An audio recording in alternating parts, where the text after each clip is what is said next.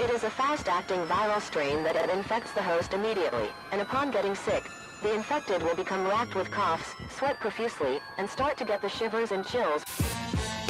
There he is, the legend. The man, the myth, the legend. Yeah. You can't literally run a promotion just for the AEW, what do they call them, sickos? Thank you very much, TikTok and AEW. See you tonight. Tony Khan started telling people there's no such thing as long-term booking anymore. It's week to week. The best guys, Tony Khan. We just secured the bag. It's not like I tried to be a character. It was just sort of happened naturally. But it was never something I intended. It was just something that happened because the wrestlers asked me to do things in matches, and I do them.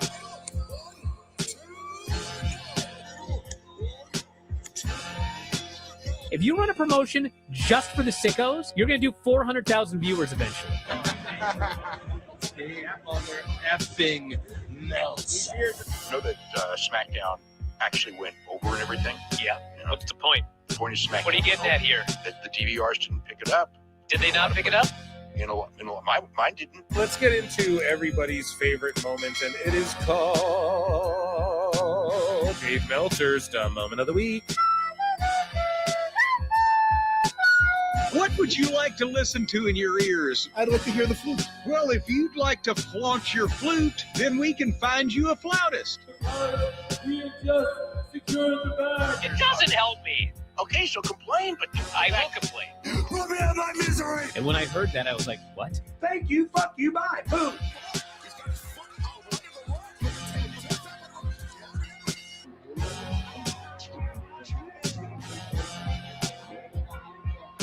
You got to run a promotion for everybody. The sickos can be the ones that buy tickets first and spend the most money on the merchandise. Because we just secured the bag. But, like, you got to promote for everybody. Then you'll have a lot of viewers. I think we proved a lot of so-called experts. We made them look like idiots. We're not going anywhere. Tony Khan's not going anywhere. You'll also be there on TNT. You'll be in 2 places at once. You'll be like my favorite movie. Lifetime. It's so great, Pittsburgh. It's not like I tried to be a character. It sort of happened naturally. the best guys, Tony Khan. To keep themselves safe.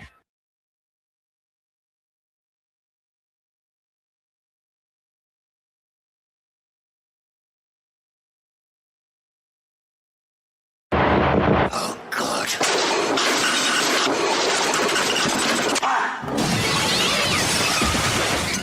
You realize what you did to me? You realize how to me? Have any idea the matter? You put me, Vincent Kennedy, McMee in a man. How could you do this? Snatch. If you would just calm down. Calm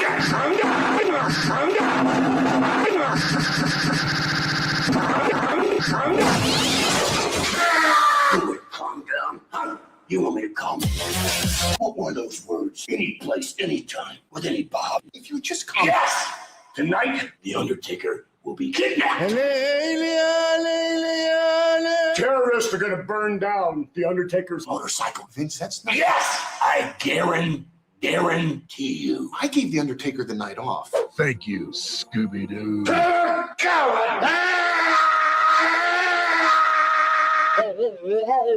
This is what's going to happen. You see these hands? Yeah, I see them. Choke the life right out of you. God. Yes!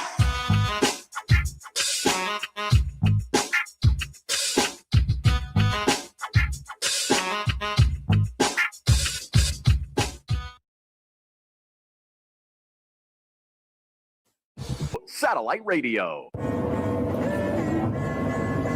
Popping bottles in the club, like Zack Ryder. When we drink, we do it right. Ain't all-nighter, sipping protein in my ride. Like metrics, now I'm feeling so zacked like a Z6. I'm not afraid, way to get real tan, get real tan. Everybody knows I'm the man, knows I'm the man. Woo, woo, woo, woo, woo. Just riding rough. Woo, woo, woo, woo, woo. Riding rough. If you want Long Island icy, baby, there's a price to pay. I'm a broski in a bottle. You gotta rub me the right way. So I pop my collar up, they're playing my song. I'm Zach that ain't alive. Pumping my fist like woo, blowing a kiss like woo. I pop my collar up, they're playing my song. Look at my sick try. Woo, woo, woo, you know it. It's a party in the L.I. Woo, woo, woo, you know it. It's a party in the L.I. Hey, B, no way a little dude like you is gonna change my ways. It's time you were tempted with a taste of nuts and honey. Hulk Hogan doesn't eat nuts and honey. Take this. An unbeatable part of this nutritious breakfast. That's better than a body slam. Undefeated. And still champion. It's a honey of the nut. It's honey nut Cheerios. Tonight on Down to Earth, can it be true? I am adopted. I'll buy that. Then on Safe at Home, the gang's New Year's plans are up in the air.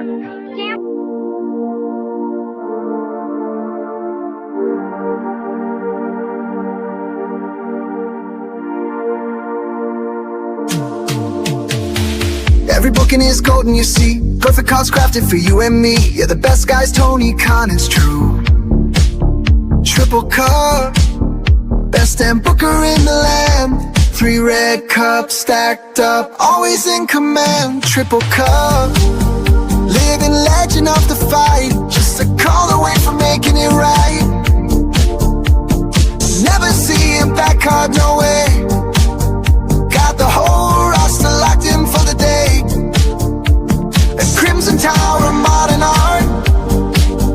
Triple cup. Every booking is golden, you see. Perfect cards crafted for you and me. Yeah, the best guys, Tony Khan, it's true. Triple cup, best damn booker in the land. 3 red cups stacked up, always in command. Triple cup, living legend of the fight. Just a call away from making it right. Never see him back hard, no way. Got the whole roster locked in for the day. A Crimson Tower, modern art. Triple cup. Triple cup. What's happening, everybody? Welcome to another eclectic edition of PWT Live Show. Saturday night's all right to fight. Yeah. I am your host, the infallible Phil Marks. That's Phil S. Marks.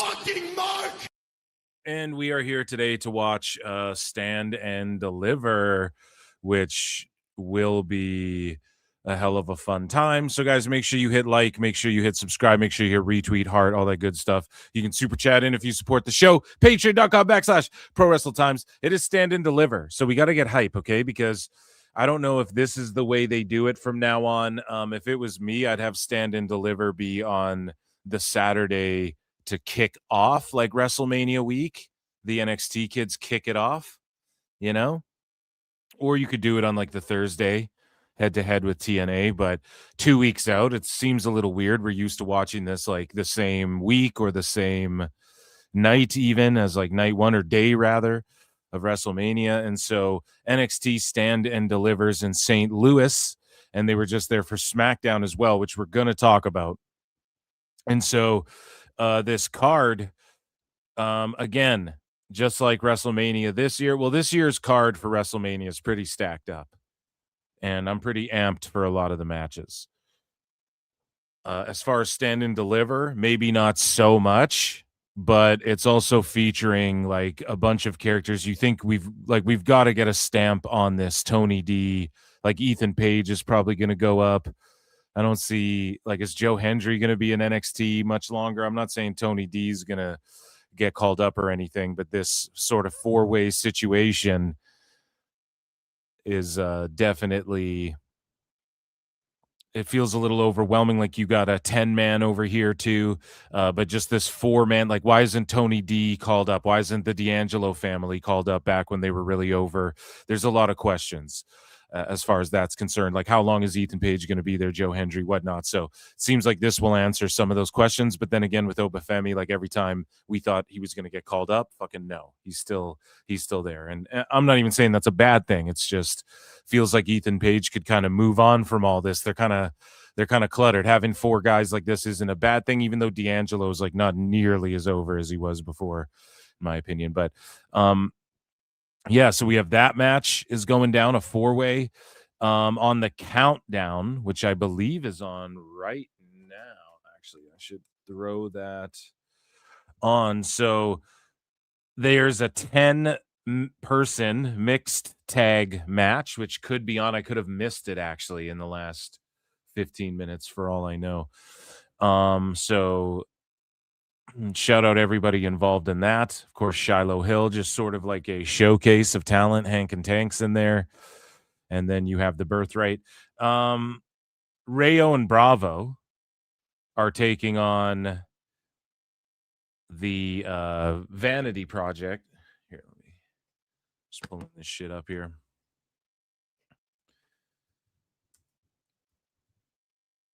And yeah, it's on right here. Nice. Right on YouTube, just suggesting what I want to see.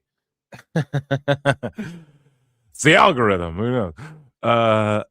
Stable. Okay. So, yeah, the Vanity Project. Pardon me. Sorry, guys. And then you have Zarya and Sol Ruka, which, of course, I think has a good amount of heat on it, and they've done a pretty good job of building it up. And it was a feud that I thought would be over the women's title eventually, but I mean, it doesn't hurt when you have these 2 gals who are just over, like especially with that crowd, right? Not main roster over, even though Sol Ruka I think would be right away. She got lots of pops like at the Rumbles and whatnot, but I think she was in a couple Rumbles already now, no? Or just the one?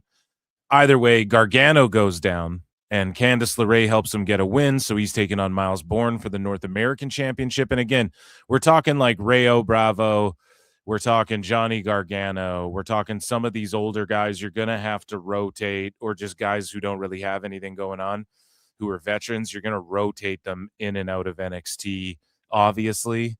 And I think they could be obviously doing that because it's like Stand and Deliver. This is supposed to be our big show. But if Gargano wins that title, let's say, or he just puts Bourne over, which is what I want to see. But let's say he sticks around for a bit, then again, maybe that's to help. Like if they call Ethan Page up, how does that really hurt the ratings? Like I called it, man. Javon, Oba, Trick, these guys leaving. We've seen the NXT ratings. They're not as strong. People want to talk about like Nielsen is inflated over here and not over here. Okay, fine. That could absolutely be true. I'm not dismissing that, but let's just take it at face value. Okay. The ratings haven't been as strong.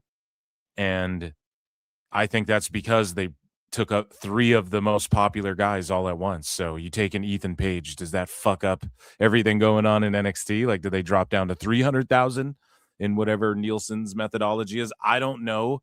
But if you just keep a healthy streamline of like vets going down there and kind of being able to float between the two, I think that's obviously a good move ratings wise. But it, yeah, I don't know. I don't know if it gives the perception of like you're getting Ridge Holland though. You're getting Ridge Holland to Obliviacry, bro, because it's like I'm like Ciampa left. Is Gargano? Do you guys see Gargano ever leaving? I don't know. Like I didn't really think Ciampa would ever go anywhere. I thought he's at a stage in his career. He's comfy. He's just chilling in the WWE doing his thing. Does Gargano, is this like a sign he might be leaving and maybe Candice is leaving? I don't really fucking know. But Tone McCon would love to put DIY together in AEW. So JC Jane with Lola Vice and Kendall Gray, and Dave Meltzer gave Lola Vice and Kendall Gray, I think, like 4.5 stars or some shit like that for their match, which, I mean, it was a great match. So yeah, I guess 4.5 star. I don't really know. I don't know. He just like picks someone. He goes, Kendall Gray's really awesome. And then he just starts rating her shit high until she says one thing he doesn't like Nathan Frazier. That's the best example, because Dave was just glazing him so hard, rating his shit so high, like starting to talk about how fast he is and how great he is. And, oh, in AEW, he'd make so much money and shit. And he said that about Kendall Gray, I think, in Javon, like, oh, you could come get 10 times the money in AEW, Brian. And so he's just picked her as like the girl that he likes. There's the girl that I like. Do, do, do, do, do, do. But she's over there in the Worldwide Wrestling Federation. So, yeah, there you have it with Stand and Deliver. I'm pretty excited. It should help get us in the WrestleMania mood. I mean, let's see if they can take it back to the days of like TakeOver, Black and Gold. You know, it's hard to really compare anything to that run of takeovers in that era. And that's why when people give Triple H shit for his booking, it's like, dude, he's capable of doing really good shit. You know, but some of the sports entertainment-iness of the build to WrestleMania, I think, is pissing some people off. So we're going to dive into all of that. Let me check in with chat. I don't think I did any plugs or anything. Maybe. Patreon, guys. Check out the Patreon. Check out, just become a member, whatever. Super chat in. So mid-range 2442 says 2 cans of tuna. Danny Lunette, Stand and Deliver. Well, she posted that graphic of like the women's tag match, I believe, right, on her Instagram. So I would be with it. How old is Danny Luna, good sir? Not that like we're ageist here at PWT, and I know that WWE will hire people that are quote unquote older. She's 27 years old, so yes, hopefully she ends up right in NXT. That's the perfect spot for her. That's a great call. That could happen tonight. Actually. So great. Be on lookout for that. Lucy Moody's been a member for 17 long months. That is absolutely incredible. We acknowledge you. Thank you guys so much. Acknowledge me. So everybody vote in the poll as well on YouTube. I put up a poll and I see some people discussing it in chat. We're going to dive right into, you know, WWE news and like SmackDown and the Pat McAfee stuff and all of that. We're just going to get right into that at the top of it. Then we'll just go through some like random whatever else is going on in WWE type news. And so I put a poll in the chat and it reads, do you think Pat McAfee joining Randy Orton was the right move? And I put some options in there. It rules, it's mid, it stinks. I don't watch WWE. So guys, go in there, vote, put your votes in. I'll end that poll in a little bit. But so far, quite interesting to see these results that I'm seeing thus far. So, ladies and gentlemen, here, let me get some coffee in me. It feels early. Is this early? I think this is earlier than I typically stream.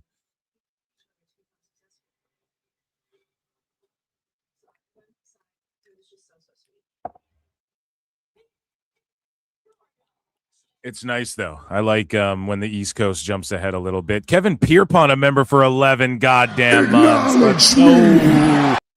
Guys, memberships are 99 cents. And we just like do fun shit on Mondays. And I don't know, this Monday we'll watch Raw or just do some, I don't know. I always do something. We always do something good. It really sucks Mello isn't going to Mania. How about NWA news? Yeah, well, I talk about that in miscellaneous news. I talk about NWA. So if it's your first time here, lock in. If there's like a long ass video package or something that's boring or so, whatever, we will jump into. If there's like a State Farm commercial break that goes on too long, right? We will jump into miscellaneous. I'm sure there's some NWA action in there. I hope NXT can help excite the road to WrestleMania. Sauce, NWA's good shit. Let's go. Let's get into it, guys. Let's jump into it. We got a lot to get into here. So, ladies and gentlemen, get ready. I'm just locked into this Zaruka package here. Anyways, it is time for WWE.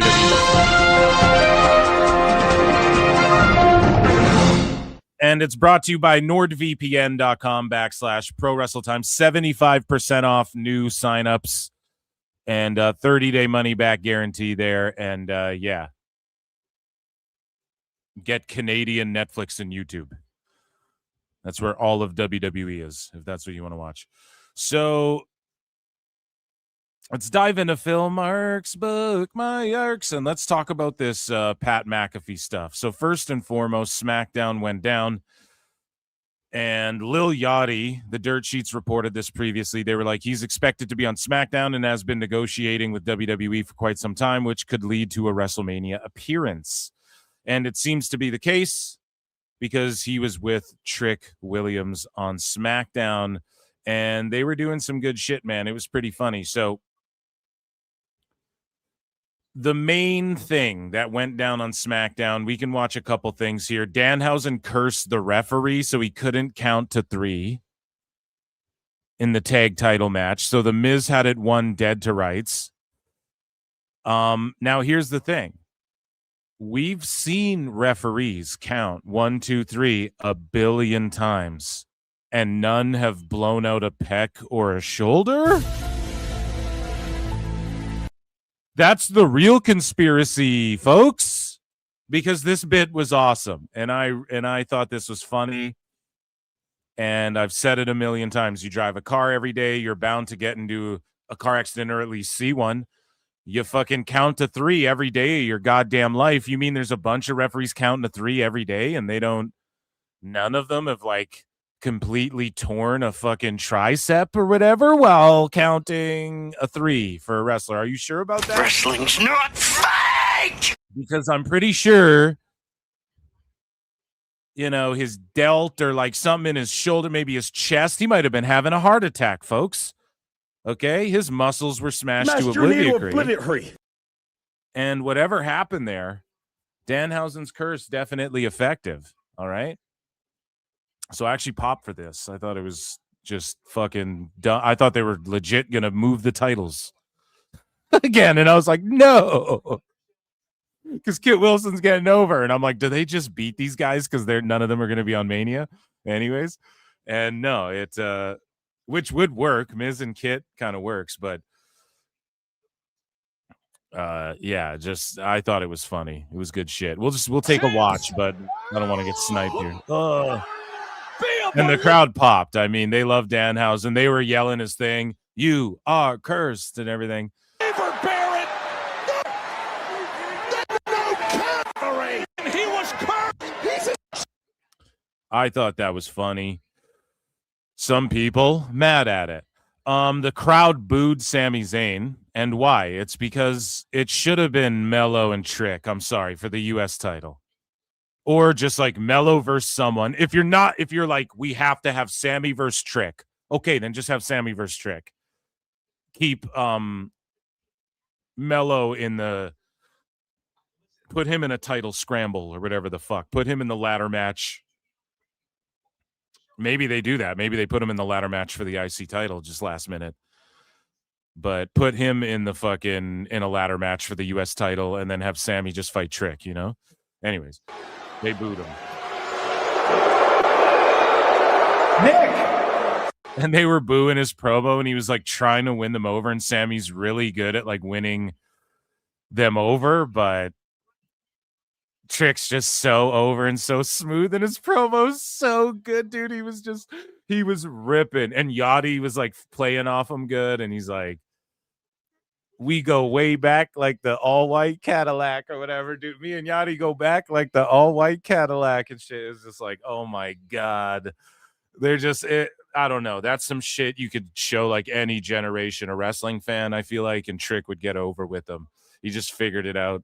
And his wrestling, dude, say what you will. If he was having the matches that he had with Rey Fenix on SmackDown, on Dynamite, people would be like, oh, Trick is cooking now that he's out the Fed. I swear to God, he can go.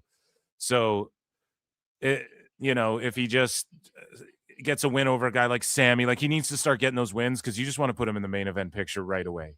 And he works either way. Like once they turn him babyface, here's the thing with Trick. He's so over as it is and people love him. It's like the OTC. Like we were booing him and shit, but we loved the OTC. Like we all understand what he was doing for WWE and how over it is as fans, right? So it's like you love to hate him, but you put your ones up and acknowledge the motherfucker, but it's like at the same time you will boo his actions and shit, right? So he naturally kind of turned babyface for a bit there. Now he's kind of tweenerish, kind of, showing his dark side again a little bit. With Trick, you just let it come naturally because everyone's going to cheer him anyways. And that's such a good problem to have. You just let him keep doing what he's doing. And then eventually the people will go, no, we're just going to cheer every single thing he does. And that's not just like a Missouri, like a St. Louis thing. That's just, he's over everywhere he fucking goes. Him and Obafemi are like two of the most over guys on the main roster who came from NXT and people just got it instantly. Boom. So they're booing Sami Zayn and I don't blame them. Right. So we move along here. And speaking of Obafemi, he wasn't even in the building. He's not even on SmackDown. You don't even go here. And, they didn't even play his music either, but everybody's just Obafemi strutting. Oh, no, they are playing his music. Pardon me. Oh, it's the strut cam. They started a whole strut cam? Holy shit.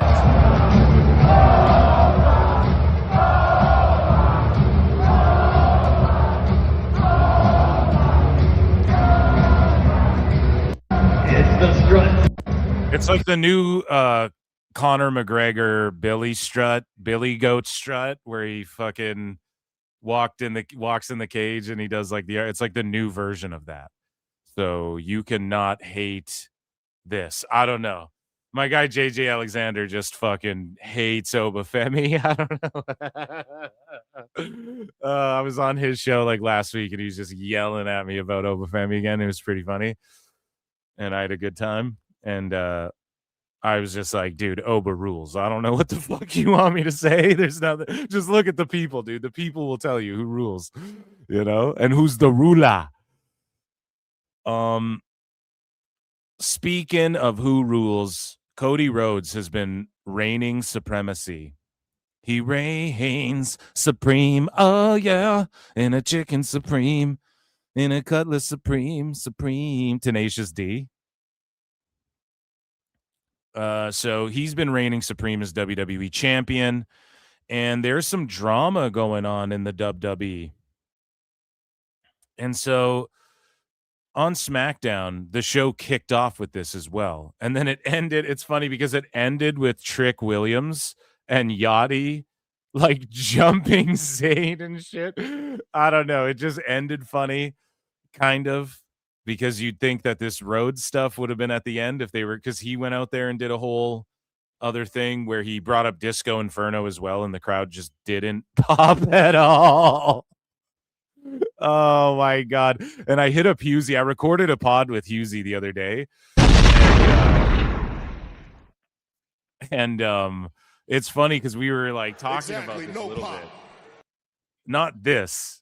Because this didn't happen yet, but it's funny that this happened after. But we're talking about how like Disco's a deep cut, man, and like I was DMing with him, and Rhodes does this big setup of like, oh, this is if like Hall and Nash instead of Hulk Hogan, they brought in Disco Inferno, and the crowd was like, They were just like, what? It's too deep cut. It's too uber smart in 2026 to fucking, he just doesn't like disco still for whatever reason. But I thought that would have maybe been in the main event. But either way, whatever. This SmackDown, by the way, I don't know what Cage Match rated it, but I was so thoroughly sports entertained. And the whole way through, because it truly felt like kind of a shit show, but in a fun way. Like you just really kind of didn't know what was going to happen. Everything just felt live. It felt live. Okay. And so I know people probably are mad at the Danhausen thing. I'm not. I thought that was funny. They're pushing it now. They're pushing it with like referee blows up. But hey, the curse works. Maybe it's really a curse. Who knows? And then just the yachty, the format, whatever the fuck they did with Sammy. He was getting booed. You kind of didn't expect that because people typically love Sammy, even if he's kind of because he's been accused of being shoved down people's throats in the past. And people embrace him. He's good in his roles. He can cut a promo and make you hate him in a second, or he can cut a promo and make you get behind him like an underdog. Becky Lynch has that ability too, where you're like, I don't really care about this feud, and then she just starts going, and then you're like, all right, I'm behind this chick, So Sammy's got that ability, but they were just like, no, fuck you. Trick is that dude, right? And so I don't know, man. The Miz almost won the title. What else was on the show? There was a few. I feel like I'm skipping some stuff. Whatever. It doesn't matter, okay? Because we're talking about this Rhodes stuff. And this felt all over the place because they opened with what you think they would have closed the show with. And then Rhodes came back out there. And it's like chaotic. It's chaos right now. And then you had Fatu and Drew doing vignettes. Black wrestled as well. Shout him out. But yeah, so Rhodes. He's doing his thing. Randy Orton comes out. Pat McAfee just walks in the ring. No fucking hoodie on. Nothing like that. Kicks Rhodes in the balls. He's was wearing an RKO shirt. And he just kicks Rhodes in the balls. And then he's like, this is who Randy's been on the phone with. Right? And here we have the segment right here. Let's play. WWE TV. This is the reason why McAfee and Orton linked up. Here's McAfee explaining it, calling out the IWC. When I turn on WWE TV, I have to watch 2 5'5" guys do a 45-minute Iron Man match. Now, like if you're talking the U.S. title division or the tag division, he's kind of right. But yeah, this criticism, I mean, people were like, this is levied towards like AEW and the indies and other companies clearly. Like Callum Newman just won the fucking New Japan World title. So I get what he's saying. He's just playing heel, and they're trying to rile up the IWC. That's exactly what they're trying to do clearly with this, right? 10 weeks straight for no rhyme or reason when Randy Orton is around. Now, I don't know, man. I think Triple H would have made everyone go, fuck, he's just trying to insert himself. And it would have made everybody go nuts. This made everybody go nuts, though, but in a different way. Well, maybe the same way. Who knows? I just think with the history, we're talking about, like, think about people Edge has a history with. It just feels, or did I say Edge? Pardon me, Randy Orton. I was going to say even Edge, like rated RKO. Imagine if they like pulled Edge back or something crazy. That would have been nuts. Shane McMahon, maybe that, but then you have to accept that's kind of an authority figure thing as well. Why would he be pulling strings? I want to take the company back, and then Hunter has to come out and face off of them, right? So if I'm talking like if you went really bold, McAfee, I just think is just underwhelming as far as like the implications. Like, what does that mean? Okay. Like, are you a shareholder in TKO? Are you a guy from a rival company? Are you Shane McMahon, who's like trying to take the company back from the people who took it from my dad? Like someone, Ted DiBiase Jr. even like, hey, Yeah, what? Maybe don't say I avoided going to jail, but like, yeah, I'm embezzling money, trying to usurp. We're buying the company back, pal. But like, seriously, I just feel like you could go deep. It feels like another celebrity insert. It was like Jelly Roll was in the middle of it a week ago. So I think that's where the vitriol's coming from. But Pat McAfee cut a hell of a promo, shocked the shit. Nobody thought it would be McAfee. He's mostly been like a fan favorite, mascot, hero type guy for the WWE thus far. And so he like ripped it up on the mic. It was awesome as far as some of the lines he dropped, but overall, the crowd was kind of dead. They weren't going nuts, like booing him out of the building. There was no like final boss level heat or like Dom Mysterio peak level heat. But I mean, Dom Mysterio is so over. Like they just announce he's on a match for Mania and everyone's like, awesome, good. I'm glad he's on there. You notice that? Like Dom's so over. Everyone's just like, oh yeah, good. I'm glad he's like, he did two things to build up his match with Dom, and then he's been with Finn, and then he's been in fucking AAA crushing it, you know? And so shout out Dom. That's just a testament to Dom, but they weren't like booing this out of the building, you know? And then Orton, it just kind of went on a little long though too. And then all the Stooges were out. This is what was dumb. The Stooges were all outside the ring, and then fucking they just all like disappeared. They all just scattered after these two held them off. Like if all six of them hit the ring, they could have got Orton to relinquish the chair or something. You know what I mean? It just, that was stupid. It was kind of AEW-ish. And then they just walked off, and then they took off, and McAfee's going to cut great promos and whatnot, but Orton can already do that. I'm not triggered about this guy calling out the IWC, and I get why they did this. And then there's rumors and innuendo going on about TKO inserting themselves again, which, I mean, I don't know. Allegedly, that shit's all true in essence. That, I mean, do we read an allegedly here? We definitely could. Allegedly. Might as well. We're bringing it up here before Stand and Deliver is on. And I will check in with chat. I'm on a roll right now. So apparently, okay, that's about AEW. Also, okay, let's see. What's going on with Rhodes? Just apparently here, I don't want to spam. I'm just fucking doom scrolling messages here. I getting lost in the sauce in the messages, so fuck all that. Listen, allegedly, like that shit's true. Allegedly. That Rhodes like went into business for himself, quote unquote, in the Roman era, and TKO fucking have inserted themselves and pissed him off a couple times personally or whatever. I don't know. Who knows if any of that's true? Leave that shit for the dirt sheets. I'm just saying the rumors around the water coolers are that's what, or I guess that's more at work. You guys get what I'm getting at, okay? There's fucking innuendo. And who knows? It could be them just leaking it out there to work everybody, though, as well, to try and drum up the interest that there was when The Rock came back and was like, oh, I'm taking over. This is my show now. And now this is like a TKO insert again. Think about it. They could just be saying that, spreading those rumors around. That's the greater point I'm trying to make with all of this, okay? I think they're working. And I think Rhodes is all good. And they just play this shit indelibly, and they obviously, or who knows, maybe they're like McAfee, get in there, but I just think Orton and Rhodes would stand up if it wasn't the right thing, and they'd be like, we're not doing that.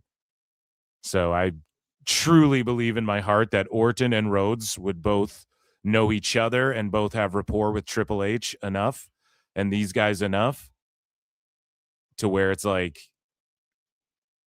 they don't just get to insert McAfee. That's not the level of guy. The Rock, I totally get it. McAfee's huge as well. But to me, it seems like they're trying to, in my opinion, drum up that excitement of like when the final boss was coming in and who really owns. And if Triple H is, think about this too, if the narrative is Triple H has such a big ego, so he didn't put himself in this, but this is a way where Triple H could get fan favor again. And let's say that you guys are all right and he's so fucking egotistical and a mark for himself that he wants to be beloved by the audience, then he could be the guy who's like, fuck you guys, right? So, yeah, that would fit in with that as well. So it just makes sense and aligns, I think, perfectly. And this was, I thought it was good, but just other than all the stooges running out, they should have just let the beatdown happen and have everyone go, why did no one run out? There's security for everyone else. And who knows? They could just be like, we didn't expect Pat McAfee to do that. We didn't have security on hand. They were dealing with whatever the fuck backstage. So, I don't know. It was what it was. But let's tap in with Pat McAfee himself and what the streets are saying, I guess. So, what they're saying per PW Insider, there's a belief within WWE, there's a belief, Brian, that the initiative to insert Pat McAfee into the Randy Orton and Cody Rhodes storyline came from TKO, not the WWE creative team. One source indicates the directive may even come from Ari Emanuel, CEO of TKO, although that is not confirmed. The idea reportedly stems from the agreement with ESPN following the deal to broadcast the first hour of each night of WrestleMania on linear channels. So what would that have to do with anything? They're already getting all the promotion on ESPN. They already get all the promotion. They already get McAfee talking about it. They already get people talking about if McAfee's going to be there in some capacity, whether he's babyface or heel. Whether McAfee shows up as a heel or a babyface, it doesn't change how many people would tune in for McAfee explicitly. In my opinion, again, this is all opinion based. So to me, it's like if they do Brock versus Oba first, that makes sense because then Brock can hop a plane and get the fuck out of there relatively quickly before the show's even over. And then a bunch of people tune in on ESPN and see that for free and are like, holy fuck, I got to watch WrestleMania. But is Pat McAfee and Orton versus Rhodes going to go down on ESPN?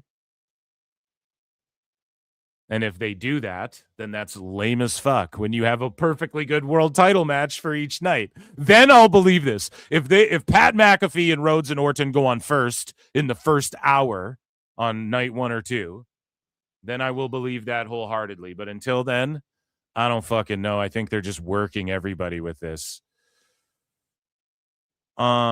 We move along here. Oh yeah, and Pat McAfee had this to say. So he dropped a video from in his vehicle or in a field. He was yeah, it looks like he's smoking weed out of like a pop can pipe. You know, he's got like an apple pipe that he fucking constructed and he's out hiding away in an alley somewhere taking tokes. How about that, Marks? Or no, he's in a vehicle, I think, yeah. Never back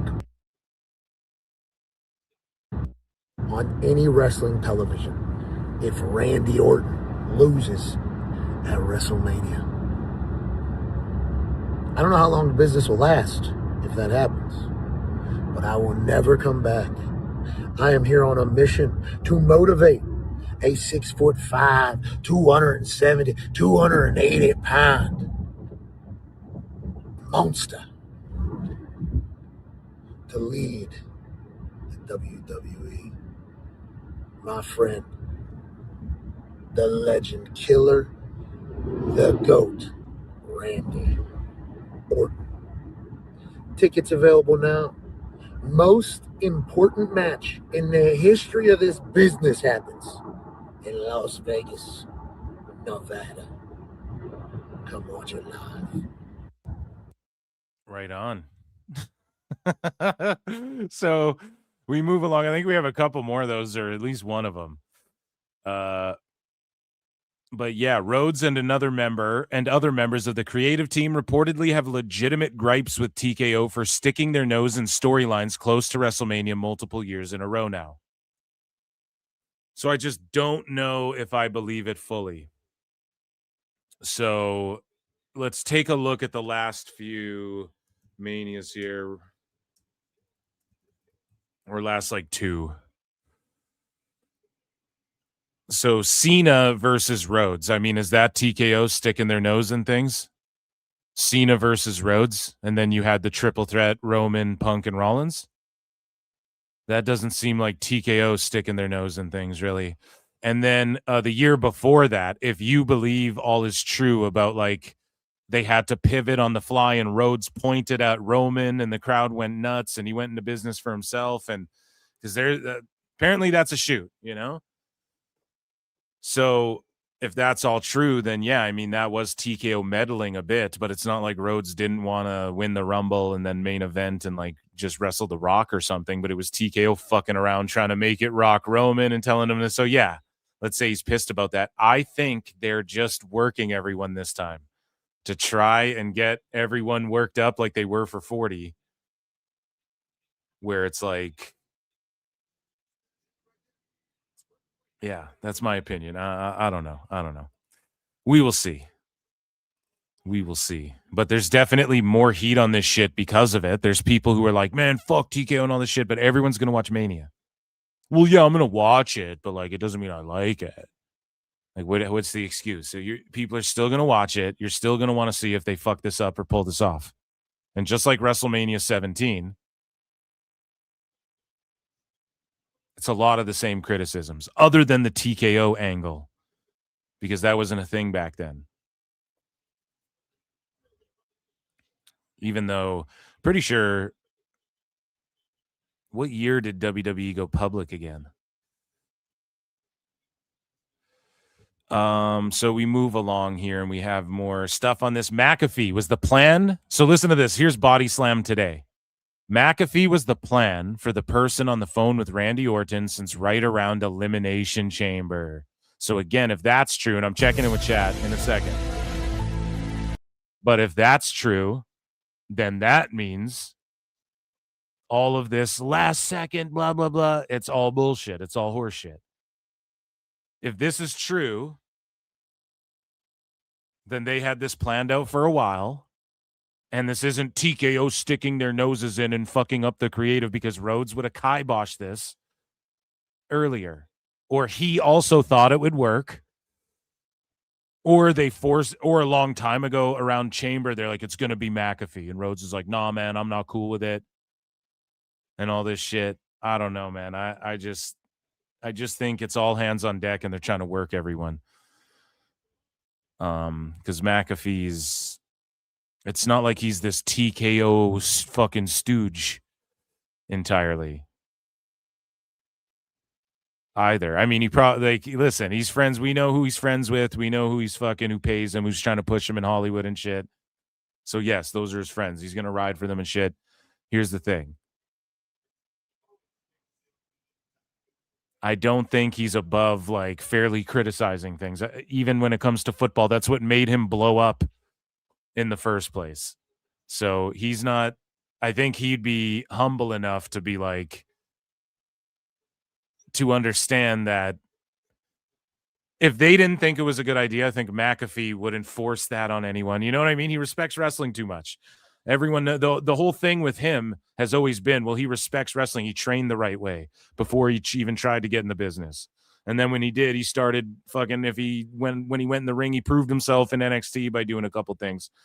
McMahon, everybody saw shit in him. McMahon stunnered him and all this shit. Like, the thing with him was like, we love him because he respects wrestling and he's just like himself and he's charismatic and he keeps it real about shit and he just kind of has no filter. And so now they brought him in, and I just think they're like, okay, we got to do another shock heel thing, which is me in a way. This isn't me just defending WWE. This is me kind of burying WWE, because it's kind of, they're just going back to like, we need another shock heel. It's kind of hack. And then you have Yachty's in there and he's just beating people up with Trick. And it's like, okay, so every fucking celebrity's like, I'm the bad guy. I'm the bad guy. Bam, bam, bam, bam, bam, bam, bam, bam, bam, bam. Right? So it's not me even trying to defend them. It's just me criticizing them, I guess, in a different way for a different thing. But I don't know, man. Here's McAfee talking more shit here today. He dropped this video. Let's take a listen. Good morning, wrestling fans. Have you thanked Randy Orton for what he's going to do at WrestleMania? You should. Okay. Saving the business. Cody Rhodes had a tough one last night. Tough one there, bud. It's a tough one. A fucking tough one, dude. And so this video, WWE's upload revealing Pat McAfee. So this video on their YouTube channel, as Randy Orton's mystery caller, has over 63,000 plus dislikes on YouTube in the first 12 hours. It's already the second most disliked WWE video of the year. And there's theories that when the Rhodes video was super disliked, that was a narrative that WWE leaked out there. There was people saying that shit. So again, so many theories, so little time. Austin theories. So someone photoshopped this. Die TKO, die in the 90s. Man. So full segment, Pat McAfee answers call for Randy Orton to take out Cody Rhodes SmackDown highlights. 12 hours, look at that shit. Tons of dislikes. And here's the thing, like, if somebody does something heel in a YouTube video, do you want everyone to like it? Man, I love what they did so much. I like it. Or is it better that it just got a billion dislikes? You know what I'm saying? Like, especially in the pro wrestling business, it's probably just better that it got a bunch of fucking dislikes, because then they let them know that it's really pissing people off. And people go, oh, they're just going to shut the show off. Nope. It's not what the attendances or anything are showing. And some people just don't tune in to week wrestling, and they just don't. Less and less people are tuning in week to week wrestling than ever. They just upload everything. If you miss SmackDown in 2 seconds, it is on YouTube, or you use a VPN and just watch it internationally on Netflix, or you just fucking use one of these 10 billion sites everybody knows about. Like, it's just how it is, man. You got to just make this shit accessible to everyone for free on fucking Netflix or some shit, essentially. Well, then it's not for free because you're paying for it, but you guys get what I'm saying. Because anyways, people are going to come and dislike this shit regardless. Doesn't matter. And it's just going to trend in the algorithm and shit anyways. Why do you think, the Justin Bieber song, Baby, Baby, is the most disliked video in YouTube history? Okay, every human being ever knows that song. So does that really matter at the end of the day, right? And then he went on to make hits. So, yeah, that was my SmackDown breakdown, and that was me yapping about the Pat McAfee situation. Overall, I really enjoy SmackDowns that feel like unpredictable, off the cuff, live wire, fucking some funny shit, some good wrestling. There was a title match. I don't know. It wasn't like the wrestling was like, oh, it's spectacular, 5 stars. But overall, I just didn't really see any of that shit coming. And then it was cool seeing like Yachty with Trick. Like, Trick knocked it out of the park, by the way. No shaky at all. And yeah, that was WWE news for now. We have a couple other things to get into. I'm going to check in with chat.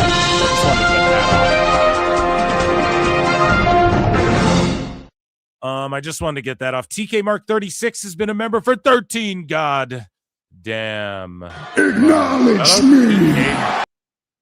TK Mark, you fucking rule. Same with Rabid Wolverine. LC Killer 17 has been a member for 20 months. My goodness, children have been born and raised in that amount of time. My God. Round of applause for the PWT universe. We have some more news to get into. So, did you guys enjoy that 10-person tag? Ren Sinclair was looking great, and Hank and Tank and them, they got the fucking dub. And the Robert Stone's out here. This guy in the green jacket, if you guys are watching the pre-show, he's one of these guys that like mouth, you know, those people you talk to and they mouth what you're saying to you, or you know what I mean? They like mouth what you're saying as you're saying it. It's like a weird tick people have. I don't know. He's one of those guys. And I don't know who he is, but they're hyping it up, and they have one of those AEW ramps to the ring that just goes straight to the ring, which looks cool. They're trying to hype this up. I don't know how much hype is on this Stand and Deliver overall, guys, but we are here for it. Just a few minutes until it is on. I'm going to switch over to Netflix here. He's a mouther. Skank and Spank. Phil does great impressions. Thank you, sir. It's all just impressions that matter anyways. Let's see here. Russo read off a super chat and agreeing with whoever it was that if he wrote for AEW, they would obliterate WWE. Yeah, they would obliterate them fucking selves. It's happened a billion times, man. Like, are we going to repeat history where Russo just shows up and do it? Do it. But he won't do it. Again, I got to fucking I'm going to drop this pod with Dose. I have one with Dose and then one with Husey that are coming out. And Husey pointed out as well that the fuck did he say? Tony Khan would have to admit that he creatively isn't this guy that he thinks he is if he brought Russo in. So that just won't happen for that reason. Not that he beefs with Russo or anything like that, but he just won't do that because then it's admitting he has to bring someone else in creatively.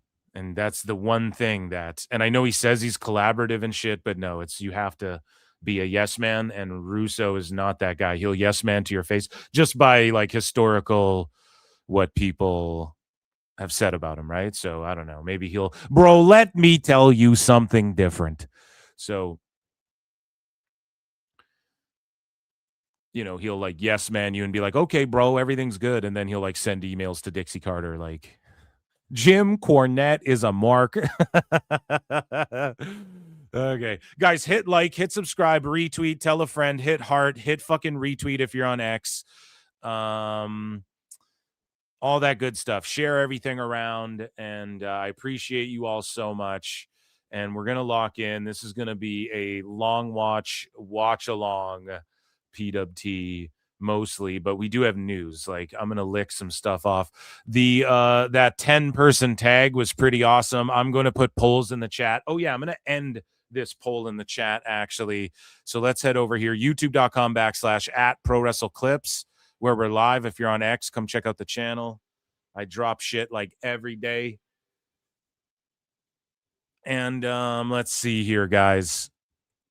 The poll says, do you think Pat McAfee joining Randy Orton was the right move? So 22% of you guys said it rules. 35% of you said it's mid. 39% of you said it stinks. 4% say you don't watch WWE. Shout out the PWT universe. Round of applause for voting. I'll say this. It rules 22%. I honestly think that's higher than I anticipated. It's mid and it stinks being so close is kind of where I thought it would be, but that's fairly close. And then I don't watch WWE. I'm surprised it's even at 4%. Thank you if you're just like a PWT fan who or listener, right? It stinks. It's mid. It rules. I don't watch WWE. So 39% to 35%. So I think it's just, for me, it's mid. It's not that it stinks. It's not bad. They did good. But it's just not like The Rock level or like, oh my God, I said Edge.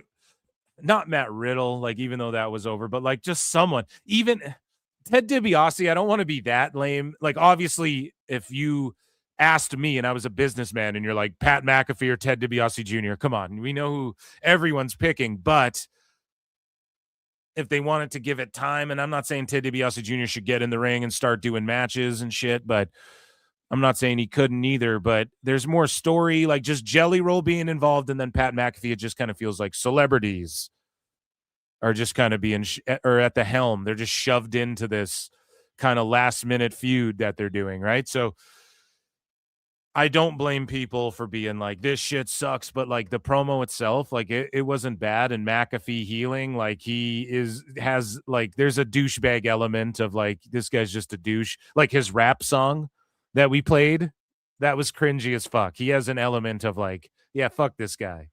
So we kick things off. HBK is in the building. They go wild. I got the move. So chat me up. We're going to listen to HBK.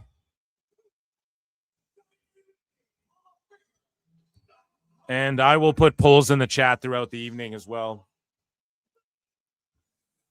Stand and Deliver.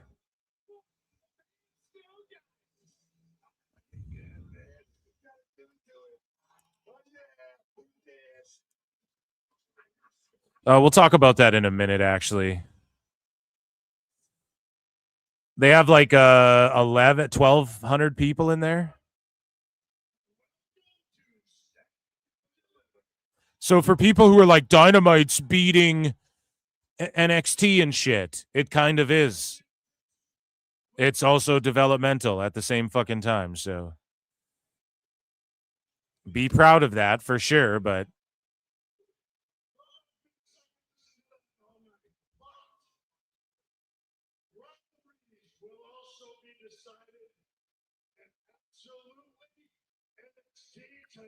is going to take this place to a whole new level.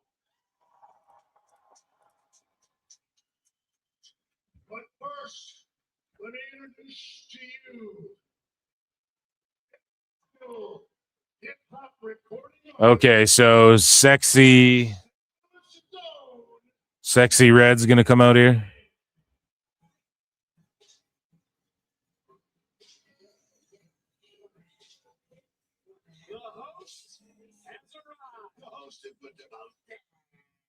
It's funny because recently she posted a video of her doing this remix of Michael Jackson's Beat It, but it was Eat It, which, by the way, is biting Weird Al Yankovic, right? But it was called Eat It, about like eating her coochie or whatever. And then Michael Jackson's estate was like, we did not clear this. We won't clear this fucking atrocity of a song.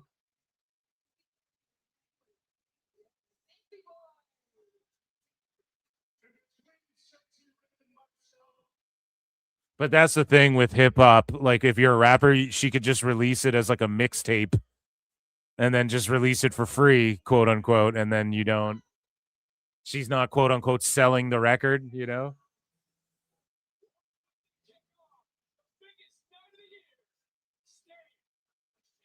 So I don't know. They were like, don't twerk as much as last time. I mean, that was what it was. Was that necessary?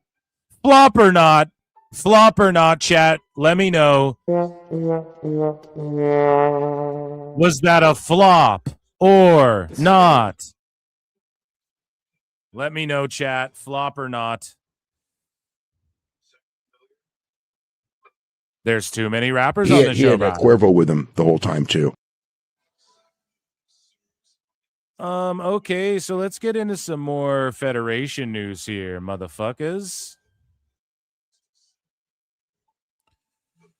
So, guys, Stand and Deliver, St. Louis, Missouri. They have, oh, pardon me, I said 1,200. They're way above that. They're at around, if they sold this thing out for this quote-unquote setup, they're at about 1,800 people. So that rules. Some people are saying NXT's fallen off again. This isn't as, there's not a ton of heat behind the Stand and Deliver. Let's be perfectly clear about that, but it's not like it's complete and utter garbage either. Like, that 10-man was good as well for a 10-man mixed person match. You know, they got all their shit in. Wasn't bad. People are over. Speaking of the NXT universe, NXT superstars, 8 Carolina Reapers. Don't fear the Reaper. Why is it so big? How to eat this? Okay. Why is it so big? That's what she said. Oh. How to eat this? Okay. Talking about my dig. Oh, go.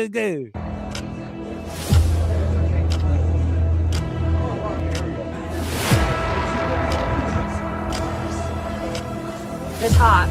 It's very hot. Oh, it's horrible. Oh, it's horrible. It gets worse. What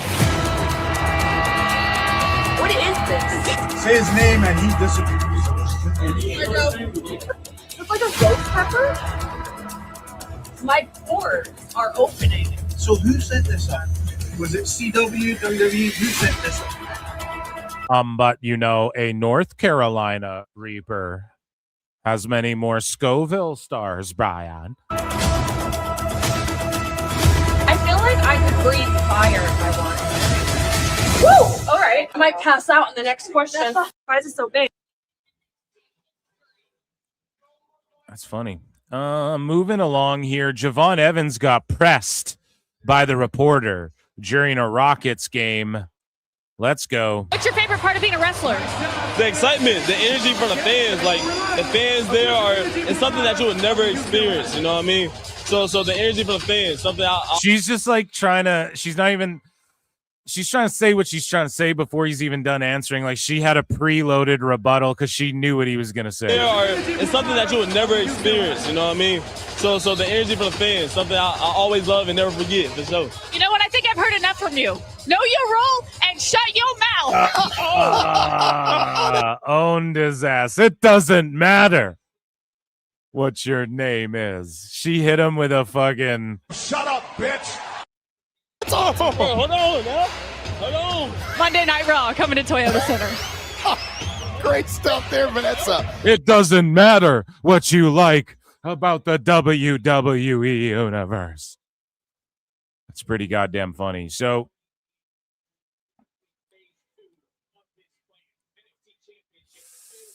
in other NXT news, the viewership was down slightly from last week, while the 18 to 49 rating stayed even.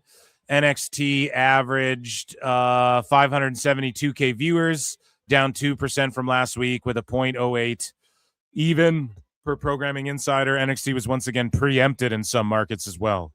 So people saying it fell off, it was also preempted. Whatever the fuck. So year over year, it's down 12% in total viewers. The rating was down 47% in the 18 to 49. So hopefully NXT just figures it out and turns it. Who fucking knows? If Nielsen's changing their whole way their system works and all this shit, I mean, I don't know, man. I don't know what to tell you. It's also developmental. It also means that TNA is edging closer to NXT if you want to play that game. So for me, this is all good shit. And also, they called up 3 of the most popular guys. I only fear this will get worse if they bring up Ethan Page and shit like that, too. So we're going to see how WWE reacts to all this and if they can build other stars in NXT or if they can maintain or if they do a shift where they have more veterans like Gargano go down and whatnot beyond Stand and Deliver. Are they going to do a draft after Mania again or whatever the fuck? Who knows? But also budget cuts are coming in May. April, May. Yeah, and like May, there'll be budget cuts. So we'll see what the fuck happens. And yeah, that was some more WWE news. Before we get into this next match here.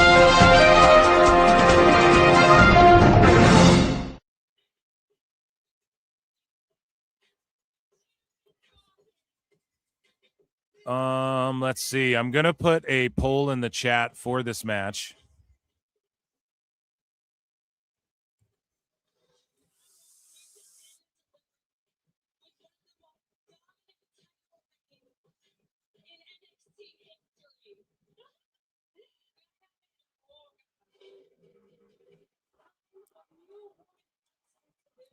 Let's check things out, guys. Let me see. So this is just straight up triple threat, no ladders or nothing involved last minute. Yeah, they got like a 4.5 star match here, Kendall Gray and Lola Vice. I think Meltzer went off about it.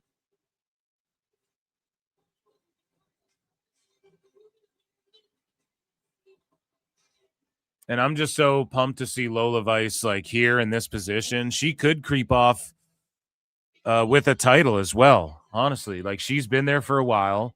Go back to early PWT, Valerie Lareda. I've been following her since she was fighting MMA.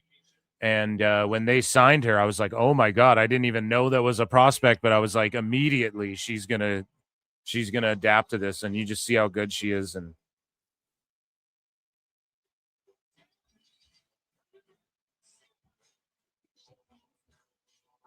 so let's get this poll in the chat here. Who do you think wins?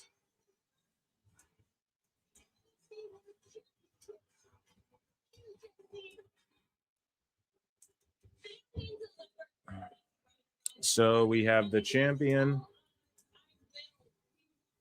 JC Jane,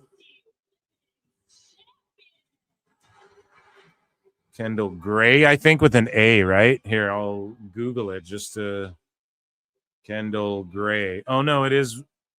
Hold on.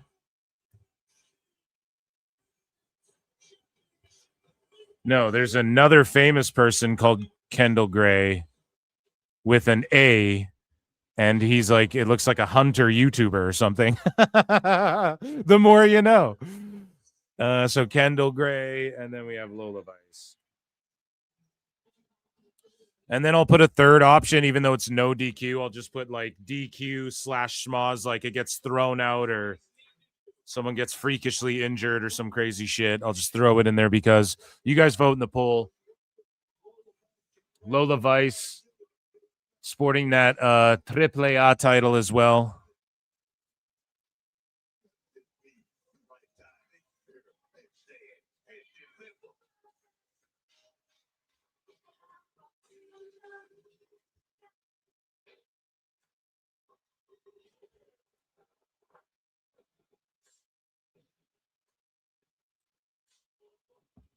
Great opener.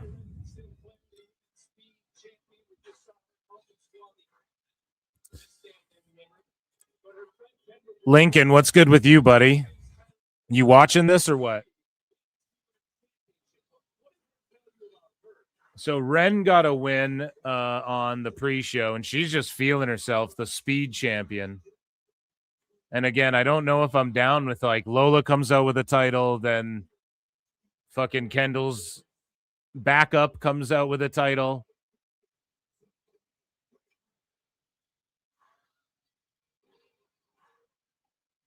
And then you have the champ comes out with a title. Yeah, Ren Sinclair, Maddie Renkowski's been my favorite since AEW.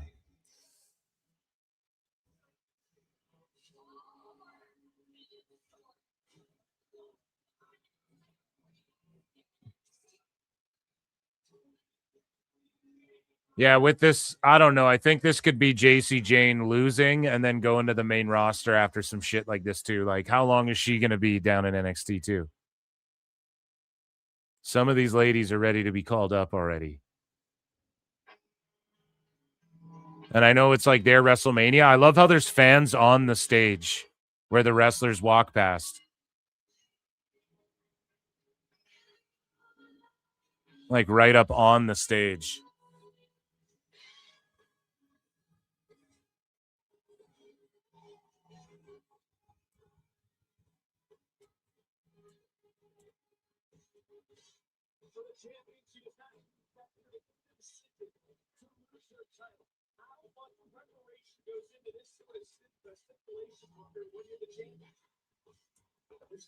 Is Stand and Deliver even trending?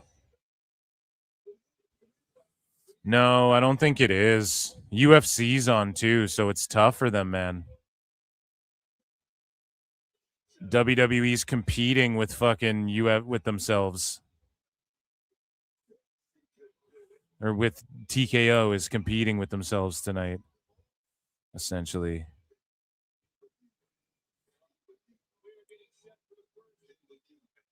Stand and Delivers number 9, and then UFC Vegas is number 8 trending. Damn.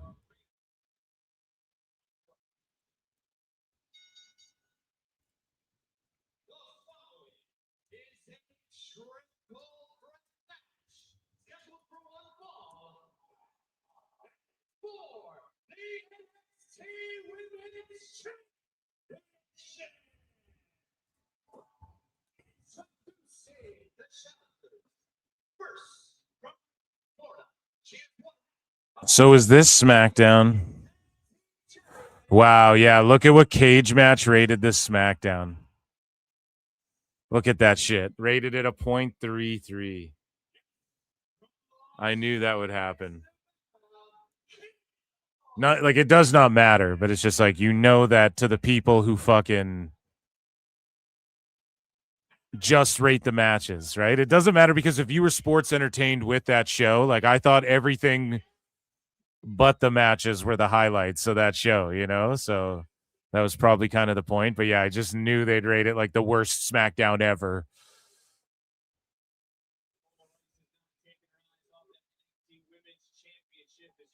Only 105K watching the show. That's not really good.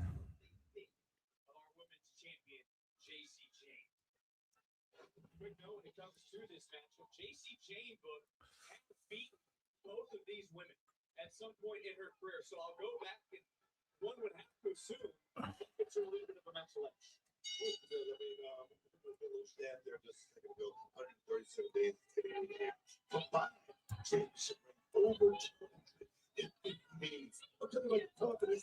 Let's see what these ladies can do.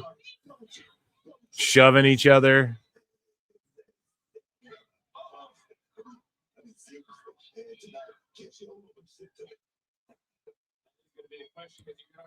Okay, so they kick JC Jane's ass out of there. I don't know. The St. Louis crowd, they weren't like too hot on SmackDown. They were okay. And then for this, they don't seem like they're going that crazy for shit.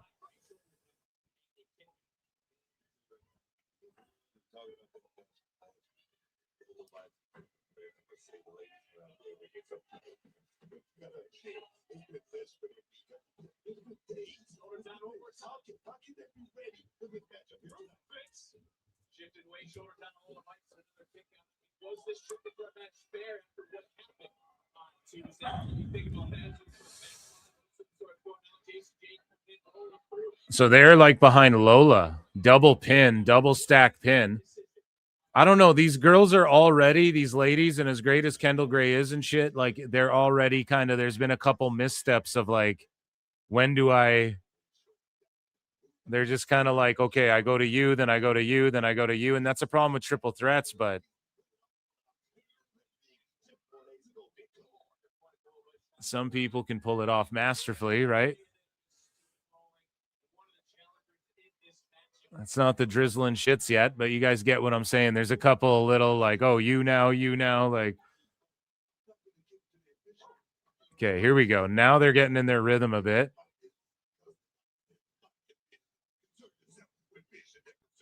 Double drop kick, okay. You know Dave's just creaming his pants. Because it's Kendall Gray. He just, that's his chosen one. He did that shit with Frazier, and then Frazier was like rare Dave Meltzer W or something one time. And then Dave never glazed him again. Dave gave one of his matches like a 4.5 stars or something. And then he was like, rare Dave Meltzer W. And then Dave has never said anything good about Frazier again. Never brought him up being one of the best in the world and all this shit. Never. As soon as Kendall Gray does that, Dave will stop hyping her up. Oh my God. JC Jane just.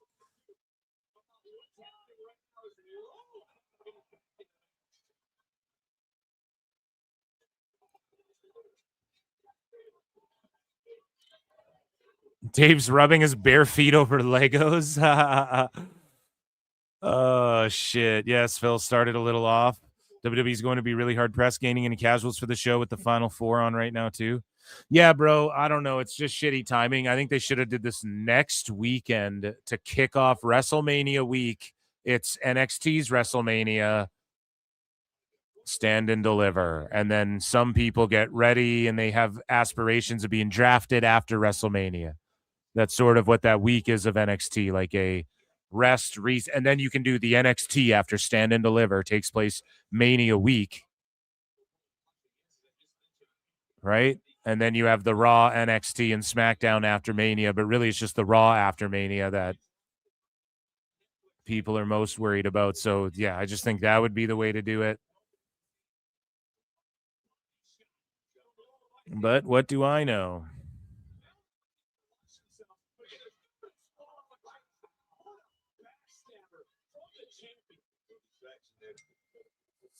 Daisy Jane's been in this position before. She's not going for the cover. She's continuing to apply the pressure. And notice, fatal influence out here, hovering right over Kendall Gray. They're letting Daisy Jane know exactly what the fines are at. Take the senton into the cover and an ear fall. Daisy Jane did a great job. Lean, the vibe.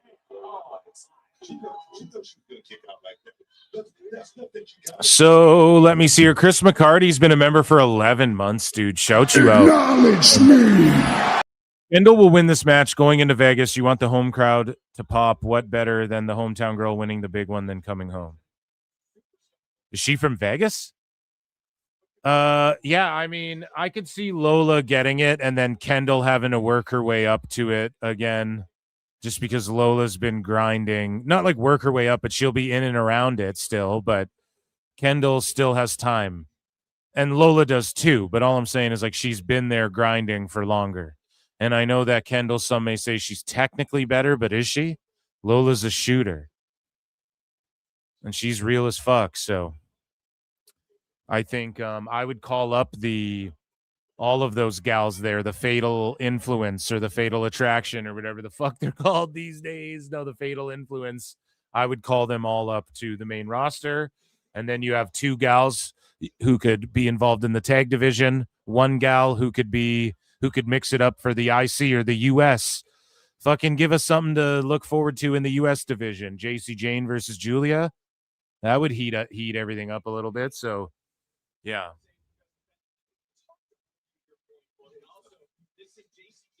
They introduced Kendall from Vegas going into this match. Yeah, there you go.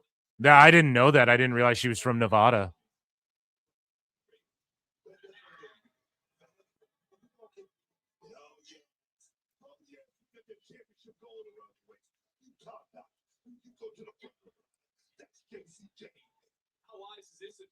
Oh, super kick.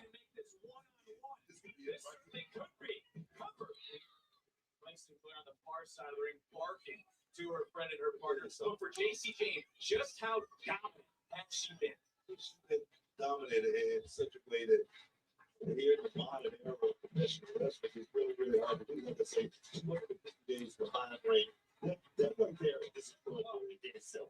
Yeah, JC Jane's been so good for so long already. Scoop slam.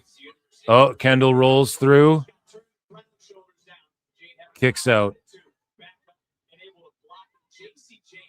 Block the clothesline, knee lariat, cover.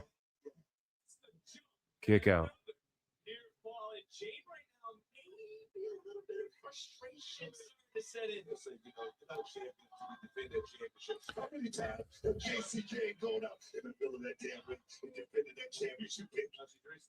Lola getting, oh, now these girls, but it's like no DQ, so why don't those two just run in and do a fucking 3 versus 2 fucking handicap match, essentially, and get JC the win?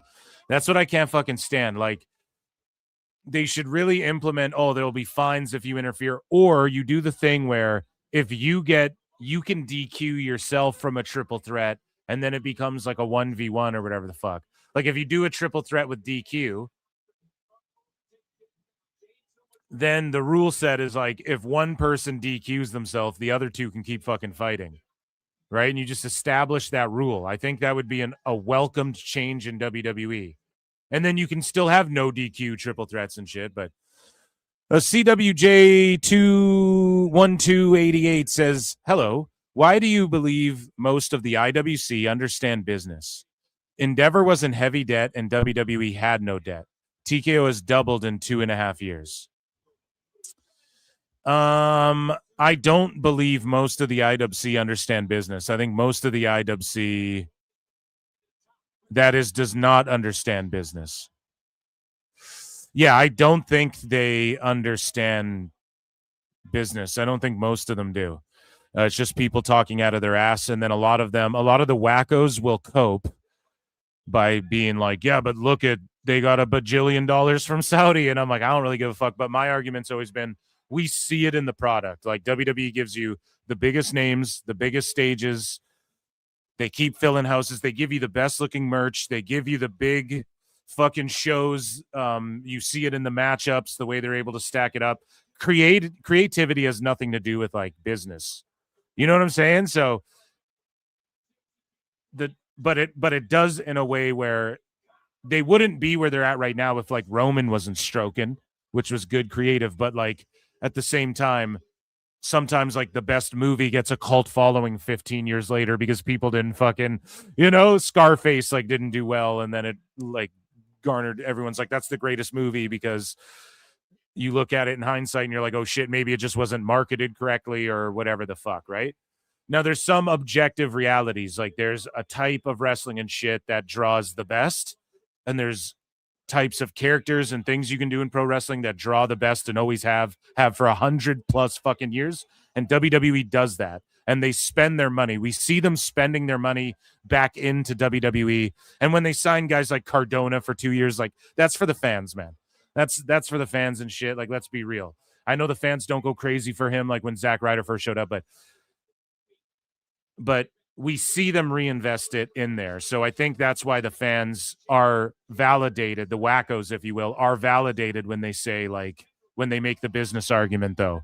Because, like, if they're doing these deals, like, if Dave Meltzer wants to call out numbers and Tony Khan making $3.6 million, like, Dave doesn't understand the business either. You know what I'm saying? Like, nobody fucking does. The business people are accused of not understanding the business. TKO right now is being accused of not understanding their fucking own business and inserting celebrities, right? So the point I'm getting at is I don't think any of them do. So that's the first part of your thing. The second part of your thing, Endeavor was in heavy debt. Now, here's the thing. This is why people don't understand business. Because their debt is like invisible money. Now, I can't explain this shit. Conrad Thompson. Go listen to 83 Weeks, and he'll explain how, like, their debt is there purposefully because that allows them to bring more money in overall and pay less taxes on it and shit. To just sum it up for layman's terms, in dumb guy terms, right? For people who don't understand business for dummies. Yeah. Okay. Listen to a guy like Conrad, or like a Nicolo Piccolo could break it down for you expertly. A Conrad Thompson knows what he's talking about in that regard. So when people are like, oh, TKO's in debt, don't worry about it. You know, they bring in so much fucking money, and these are guys who know it's like a purposeful thing. And again, I can't explain exactly why, but I'm sure Raj Geary or one of these guys will explain to you how and why. They've done it on 83 Weeks. That's why I'm talking so confidently about this. So TKO has doubled in 2.5 years. WWE had no debt, and they're bringing in like billions and shit, you know. And thank you for this. This is a great thank you for this great super chat. I appreciate that. And again, that's a question you could probably ask someone way smarter than me. They'll explain it better, but you guys get what I'm getting at. These guys know what the fuck they're doing. They're landing these $1 billion deals and all this shit. And like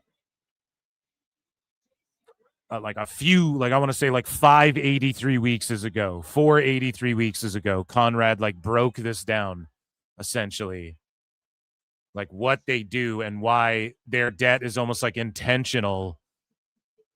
Whoa. So did the screen black out for everyone else? Okay, that was weird. Netflix just blacked out. It's blacking out again. I was like, did the lights go out in the building? Danhausen.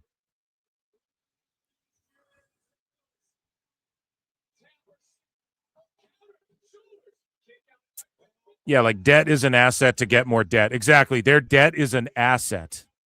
Yes. What's with the black screens, wardrobe malfunction? That's what I'm saying, dude. What the fuck is going on? Who is Fallon if she goes solo? Yeah, you got to keep him in the group to start. Ethan Page, Joe Hendry, Tony D. Hell yeah.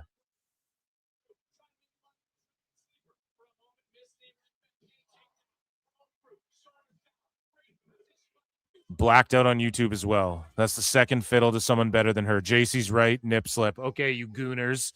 Gooners in the chat. Say yeah. You fucking gooners. Get out of here. Life, you gotta be a hoe. Oh, damn. And then Lola went violently into the fucking bottom rope.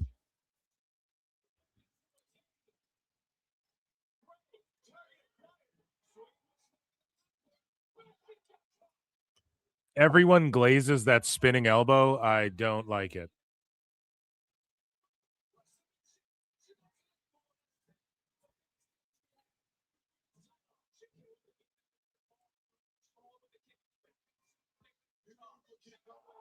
Back fist. Boom. Now the back fist from Lola. Love it. You want to know why? Because she really knows how to throw that shit and work it. So it's just like a centimeter. Oh, no DQ, but rope break, I guess. And it blacked out again for a split second.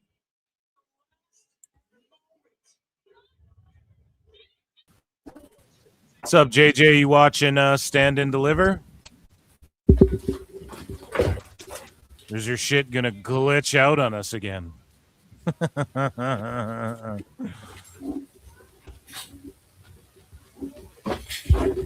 Can you hear me? Yeah, buddy. Okay, yeah, my headphone jack came out the second I logged in. So nice. How you doing, man? Hanging in there. It's been a day. You watching Stand and Deliver? Yeah, it's on the screen next to me. I'm watching this clusterfuck of a women's match. Yeah, it's not going as great as like Dave Meltzer sure hoped it would. Because he just loves Kendall Gray. Yeah, triple threats are, I don't know. They're either like really good or I'm typically like, whatever. We didn't need that. Unless it's like cruiserweights and shit. But yeah, here we go. Yeah. Okay, the jumping flatliner or whatever you want to call that. Oh, the RNC. Oh, the roll, though. The roll through. Oh, I'm behind you. They're RNC. still outside the ring right now. The RNC, and she's got her hooks in. Oh, there's the jumping flatliner. Okay. Yeah, I'm like 30 seconds ahead. There's into the rope, guillotined her. Oh, the punch through the thing. Chat. Oh, yes, I called it. I told you guys, Lola, we won for one tonight. Hell yeah. Fuck they're yeah. done Shout out punishing Lola. Yeah, shout out Lola, dude. That's what's up, man. It was too early to put it. You think Kendall Gray's got more time? Yeah, she's got more time. It's too early to put it on her. Let her build. Lola earned that shit. I mean, Lola should have had the title put on her months ago if she hadn't screwed up. Right, but I just see like JC getting called up sooner or later. Lola has been in there longer, and Kendall Gray still has more time. Like she just got to NXT essentially, like, and she's been climbing the ranks rapidly, so she has more time. They can do a Kendall Lola rematch down the line, stick them in a ladder match or something. JC is going to crash and burn on the main roster. Why? Because she's terrible and she's one-dimensional and she's going to get lost in the sauce with so many actual stars on the main roster. JC Jane is not a star. I think she'll be like with the Fatal Influence or whatever, and they'll do some shit. I think they'll be good in like the U.S. division. Like JC Jane can go after the U.S. or the IC, and then those other two girls can mix it up in the tag division. No. She's going to get Ivy Niled real fast. Ivy Nile. Do you think she gets cut come May or what? Possibly. Probably. You son of a bitch. I see nothing in JC Jane. I never did. She was a second banana to Mandy Rose, who was horrible. And it was just Sean like, I didn't get to finish my Mandy Rose story, so I'm going to keep doing this and just make a Temu Toxic Attraction. That's all that shit was. Hey, look, actual stars. Vanity Project. JC Jane's a bigger name than the Vanity Project. No? Nah, I guess bro. you said star. Nah. They're future stars, except for Ricky Smokes is going to have to change that name, buddy. Maybe. So let's get into some more Worldwide Wrestling Federation news. NordVPN.com/Pro Wrestle Times. So we are on the road to WrestleMania. Let me hit this drop. We are on the road to WrestleMania. And yeah, WrestleMania took over Las Vegas. They're on all the billboards. It's fucking Stand and Deliver, and I'm getting a "We'll be right back" graphic for 2 minutes with random shitty music that's like do do do do do.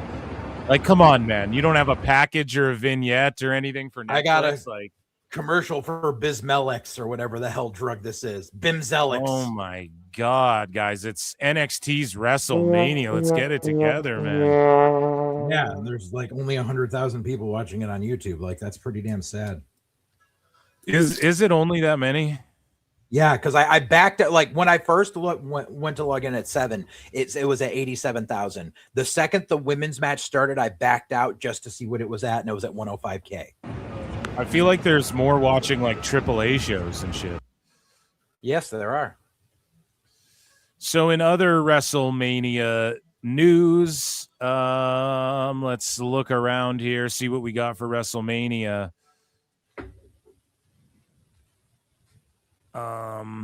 Let's see. Nothing really. No updates on Mania. So we're just talking main roster shit.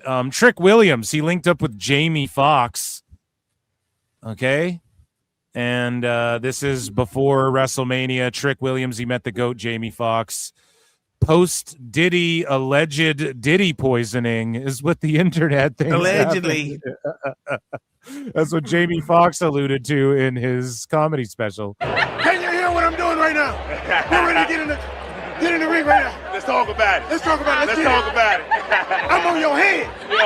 Yeah. Wrap this belt around my bicep. Straight up. Because I'm too big for the world. Really beaming. Why does Jamie Foxx have a women's tag belt? Because he doesn't know what the fuck it is, dude. He's just putting these guys over and... Oh, it's because Lash was there, so it was her. Yeah, Lash is there, and she's the women's tag champ, and so he's just putting them over. I watched that movie, Him. Mm-hmm.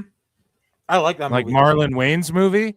It was okay. It was okay. It's kind of based how it's just like, well, I don't want to spoil it for anyone who hasn't seen it, but it was check Devil's it out. Advocate with football.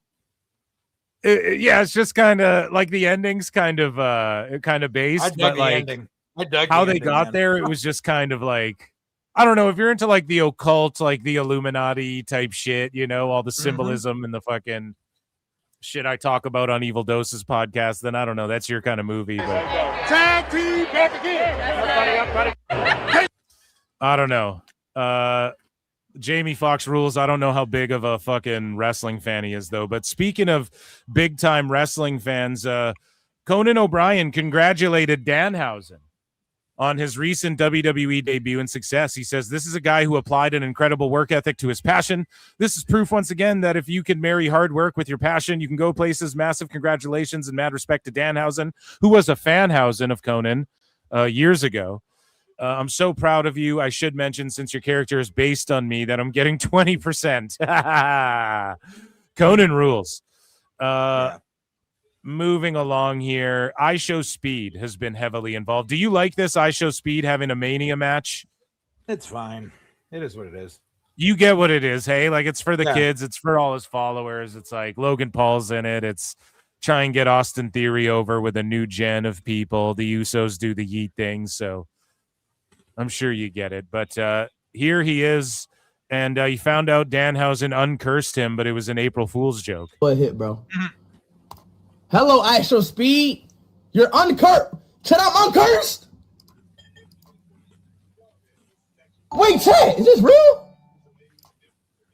At Hutch Love Is this Riz? donated $4.99. Hello, IShowSpeed. You're uncursed. Pete, are you going anywhere today? You're April, really, bro? April Fools?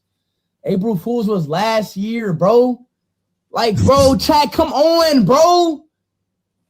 We still doing April Fool's jokes every year. So, LA Knight crashed IShowSpeed's stream. Dummy. Yeah. Dummy time. He had to go there and dummy him up. Okay, dummy, JJ. Yeah. And so here is make me laugh, Speed. LA Knight. How'd you get in my house? You got the little brass knucks. You got excited about him, and what you do, you hit me with them. I'm sorry. You hit me. No. It's okay. Too late for sorry. Okay, what It's I gotta too late for sorry. what do I gotta do? Hold on. What do I gotta do? I'll tell you what. Let's What do I talk have in to do? chat. What do you think? Is he involved? I think you're going to see a whole lot of people say, "Yeah, he's involved." Yeah. I'm sorry though. I'm sorry. I didn't mean to punch you. No. The whole And like, I don't want to get involved, and chat knows this. I don't want to get involved. I'm not a bad person. The whole thing with the nuts and all that. I'm just going to need a receipt for that.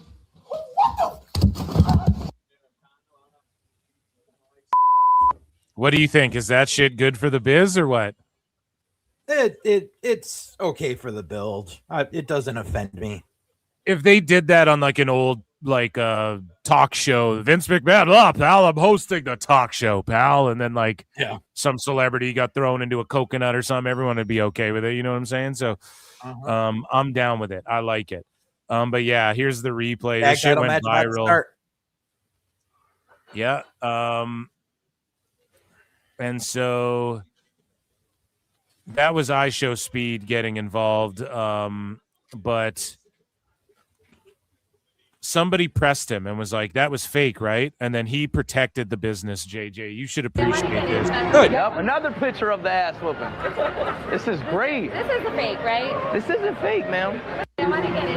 Yep, another picture of the ass whooping. This isn't fake, ma'am. Did you hear that? This isn't fake, right? This isn't fake, ma'am. Do you like that? He's protecting the biz more than like some of these fucking guys running to the dirt sheets and shit. You know what I'm saying? Ma'am, this is a Wendy's.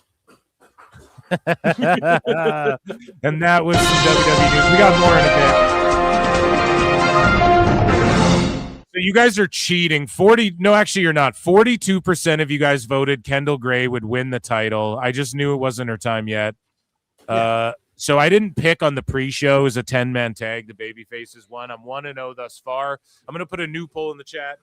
Who do you think wins the NXT Tag Team Championships? Now, JJ, the fucking Tag Team Championships in NXT, just the division in general looks a little different. Like you have Vanity Project on top with the titles out of nowhere. Then they bring Rayo and Bravo down here, right? To have a match with them. And it's like, and I'm all for it. Like, hey, they're two vets, Tyler Bate, Pete Dunne, they're guys allegedly. They're guys who should be down there like coaching these dudes if they're just producing and doing whatever they're doing. But it just seems a little lackluster. It's to get El Grande on the card to try and pop the crowd a bit. It's fine. But like we know that they're going away and are going to primarily be in AAA and Raw and stuff, unless they do hang out in NXT a little longer. I'm cool with it. But just the fact that the Vanity Project went from they're evolved and then they're just on NXT and the tag champs right away. I'm not saying it's a bad thing, but it's definitely like we need some depth. We need to develop some more teams and shit beyond Hank and Tank. And well, I mean, I mean, because the good thing about Swipe Right is that they did a lot of stuff on the indies as a tag team. So they already had that cohesiveness being evolved. So they didn't, they saw them right away. My only problem with the Vanity Project is I wasn't happy when they released Bryce Donovan. Because I like that kid, and I liked him being their heavy. Okay. But apparently, they just don't want anyone that trained at freaking Create a Pro. Because that's freaking Pat Buck's place, and they don't want to deal with that shit anymore. Which kind of sucks, because Bryce is a really good kid, and he's a hell of a talent. He's got the size. He's got the attitude. And he was one of those like a bunch of ID people got released from the thing on the same time, and one of them was him. I was like, really? Of all the people, him? Imagine all the people.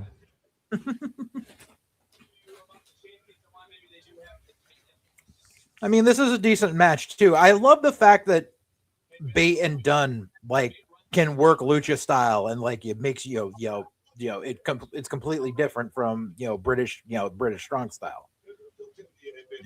It shows how how diverse they can actually work.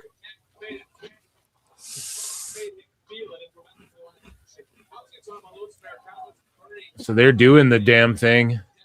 Yeah. Stomping him out in the corner here.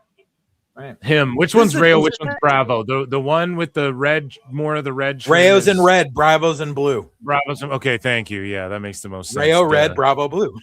Dummy. Yeah. Speaking of dummies, yeah.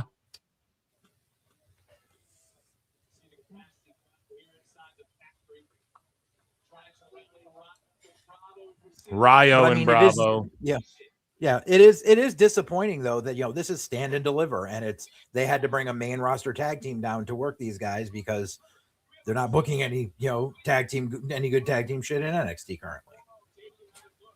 Like I always thought that Idris Enofe and Malik Blade got a shit deal, and because they were actually working well as a team, and like Sean just never used them, and then they got released. Yeah. Coming in the hard way, Ricky Smokes. So do you think Ricky Smokes going to have to change that name? I don't know. Maybe not. I mean, I think if he was going to change his name, they would have made him do it when he signed to NXT. Men's roster in NXT is depleted. There isn't any good tag team stuff in any major fed right now. It also says Rayo on his ass. Yeah. Well, hey, in fairness, when I was asking, he was in the corner and he was sitting up on he went to the middle rope there and sat up on the top buckle. So I wasn't looking at his ass. Okay. Why are you ass checking him? Pete and Tyler have tried to be more Lucha style. El Grande and Marahausen. Speaking of good tag teams on 2K26, I last night was downloading the in Community Creations, the Four Horsemen. I got Tully and Arn. It's fucking looking good, dude. Yeah. Doing Oli next when I have time to sit down and play that shit. Yeah. Hell yeah, dude. These kids are just so crisp.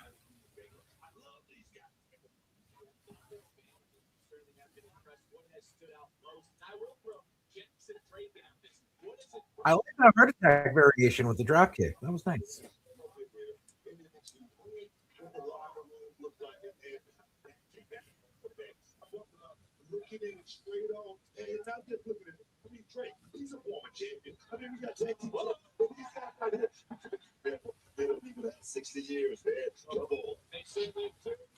I don't know. The crowd's into it. The crowd's eating this fucking match up. They're loving it. They're loving the action. Well, it's and good. I love both of these them teams. invested. Yeah, I really love both these teams, and I love the way they're filming this continuous shot from the stage.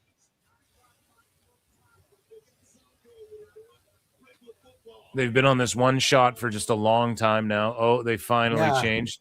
Leg kick. Oh, they shouldn't have switched back so quickly. Should have just stayed there, dude. I was feeling it. Yeah. I mean, they got good fire going. They're keeping. Oh pace. shit, dude. Oh, Bravo's a freak.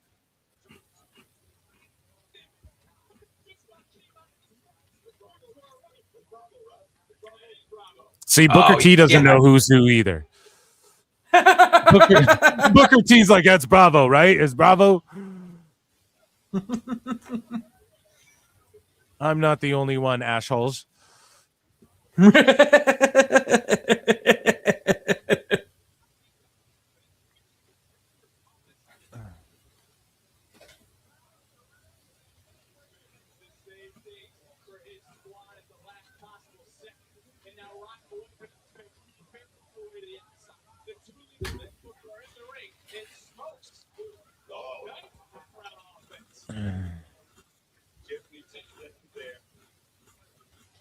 Tyler Bate, aka Tyler Bravo. Oh, that was sick, dude. The Vanity Project hit that. I don't know what that is, like the swinging sidewalk or like the swinging uranagi, but like Buddy pushes the feet to get the spin on it, and then he runs and does the dive. That's what I'm talking about, man. Right. Like I said, they do some great tandem work, man. They're a solid team. Yeah, they just look like a fucking heel team. Right. And I love it. Oh, the knee. Oh, what was that? Like a fucking X-plex or whatever you call that shit? Oh.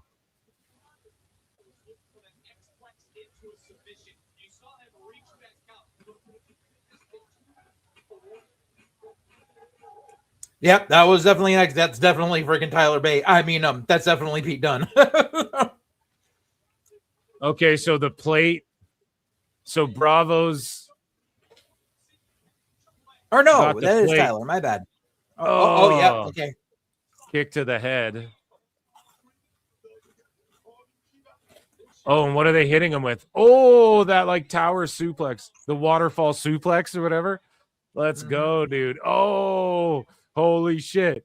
Holy shit. Holy shit. Now, chat, remember, Bravo has that plate in his head. So the flying knee, I guess, yeah, they said it was to the chin, and he's wearing a knee pad. So I guess I'll believe it didn't fuck his knee up. Right. That's also the one thing about this. The dynamic is you got a heel team versus a heel team. So, like, for them to keep the crowd invested in this it shows how good they're doing. The problem is there's like not even 2,000 people there, though, JJ. Like, what do you think? Yeah. Is like this crowd's kind of dead, too. You think they would have had something bigger in mind planned for this or something? Not that they're dead. They were just chanting, "This is awesome," but they're not like on their feet going crazy. You know, just put the plate in his junk. I know. But it's like,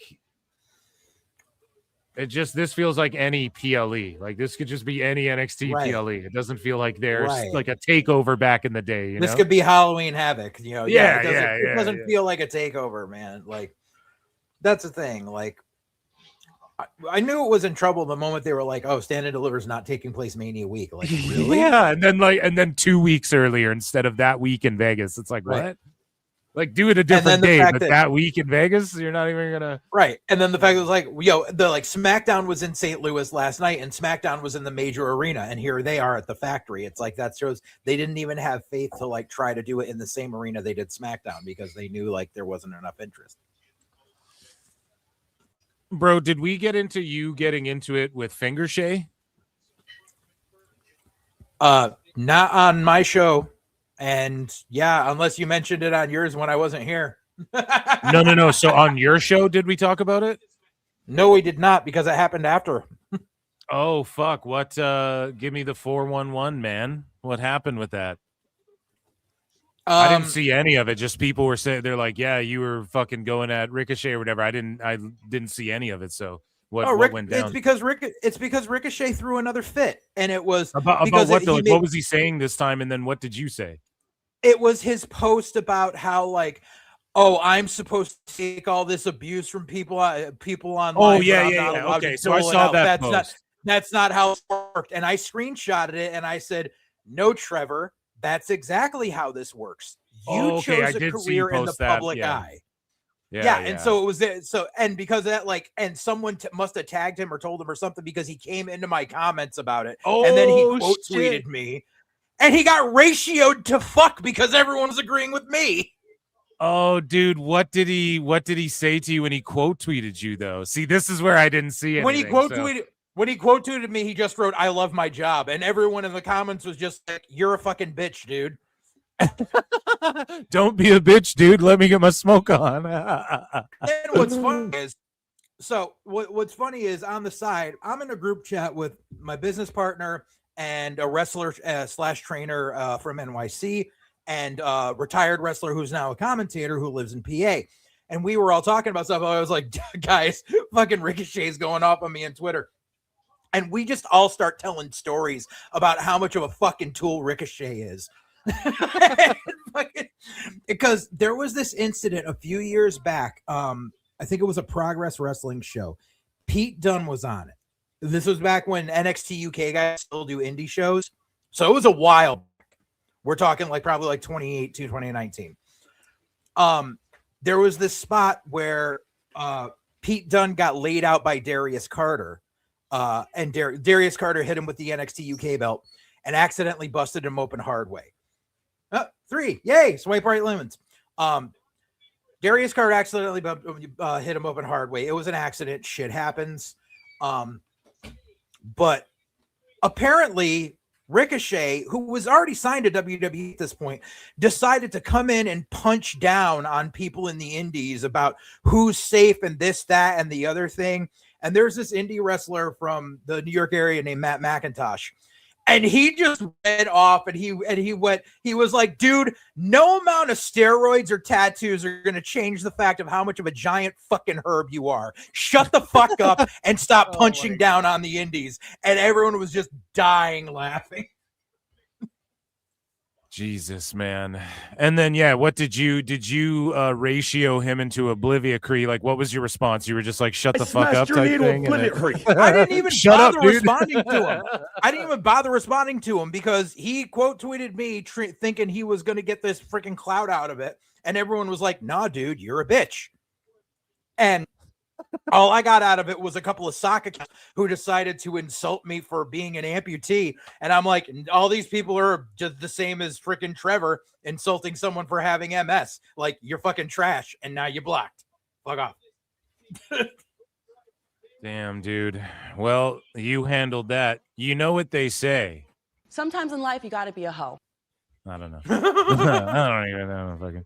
So, guys, the poll, 53% said the Vanity Project. I think we all kind of figured that was what was going to happen. I don't think so. DQ Schmaz, actually 14% of you guys voted DQ Schmaz. And Grande Americanos, 33% of you guys picked that. I'll put another poll in the chat. But, yeah, I think everybody kind of assumed that they would get a big defense here. Yeah. And, I mean, the match was pretty good. They got the crowd into it. I don't know, man. Nothing feels like it has too much heat. Yeah, that match wasn't too bad on the pre-show. Yeah, but like the Birthright are supposed to be like the new big bad, and you put him on the pre-show and you had him job out to a randomly thrown together team. I know. Like, and here's the thing. Like, Sean fucking cannot book these guys, I swear. It's like, I think because what's-his-face didn't sign with them. Finley? So what? They've got Brogan Finley. They don't need Dave Finley. I know, but I think that because Finley didn't sign with them, now this whole Birthright thing is like, who gives a shit? And I'm not saying there's gonna be heat on anybody, but if let's say Fit and Regal are pushing for this, like they were involved in this, Regal's kids in there. They might just be like, well, fuck this. And Sean's like, oh, well, you didn't get me the guy that we wanted for this group, so fuck you or something. Like, I could totally see that being the case. Sean holds grudges against people that he like, dude. Yeah, that's what I'm saying. Like, never, he might be better. Like shit for 3 years now. Him and Hunter Hearst Helmsley, right? At the end of the day, they are who they are, and like I'll never say like that pettiness has left them entirely. There's always going to be an element of that. Like, yeah, they may be way better, and they might even be great to work for and like awesome pals and shit. I'm not denying any of that. I'm just saying that there's a level of that shit that probably will never go away in them just because, you know, that's who they are. We are who we are. Right.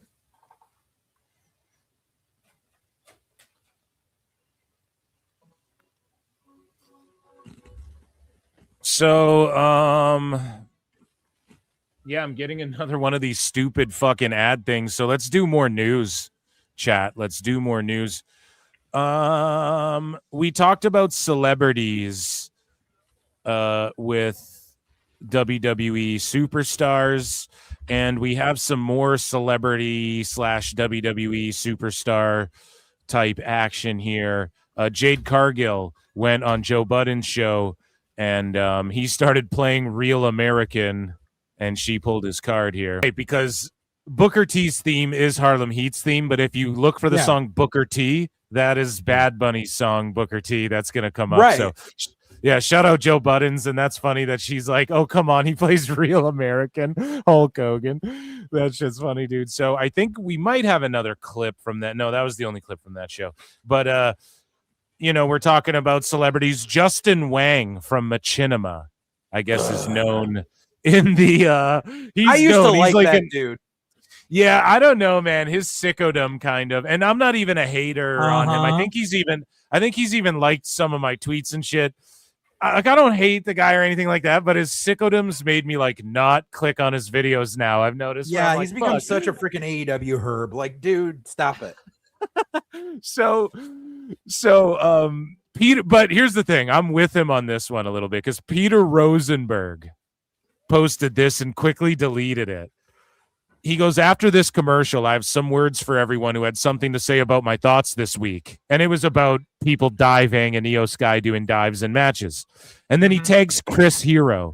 And Chris Hero has me blocked on Twitter, I discovered, which I don't know why. I was always a fan Chris of... Hero's a thin-skinned bitch.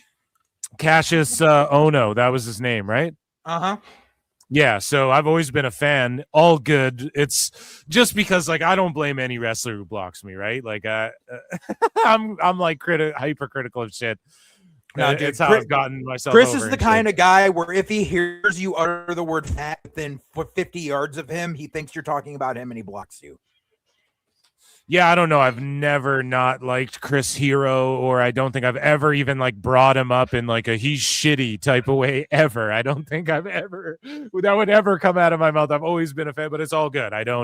It's the same thing with Goldust, Dustin Rhodes. I don't think I've ever trashed him, but he blocked me. Edge, I for surely never trashed. Danhausen too. Everyone discovered when Danhausen went to WWE, a bunch of the IWC was like, holy fuck, he blocked everyone, Like Danhausen blocked a bunch of fucking people, I guess, at some point when he was in AEW or something.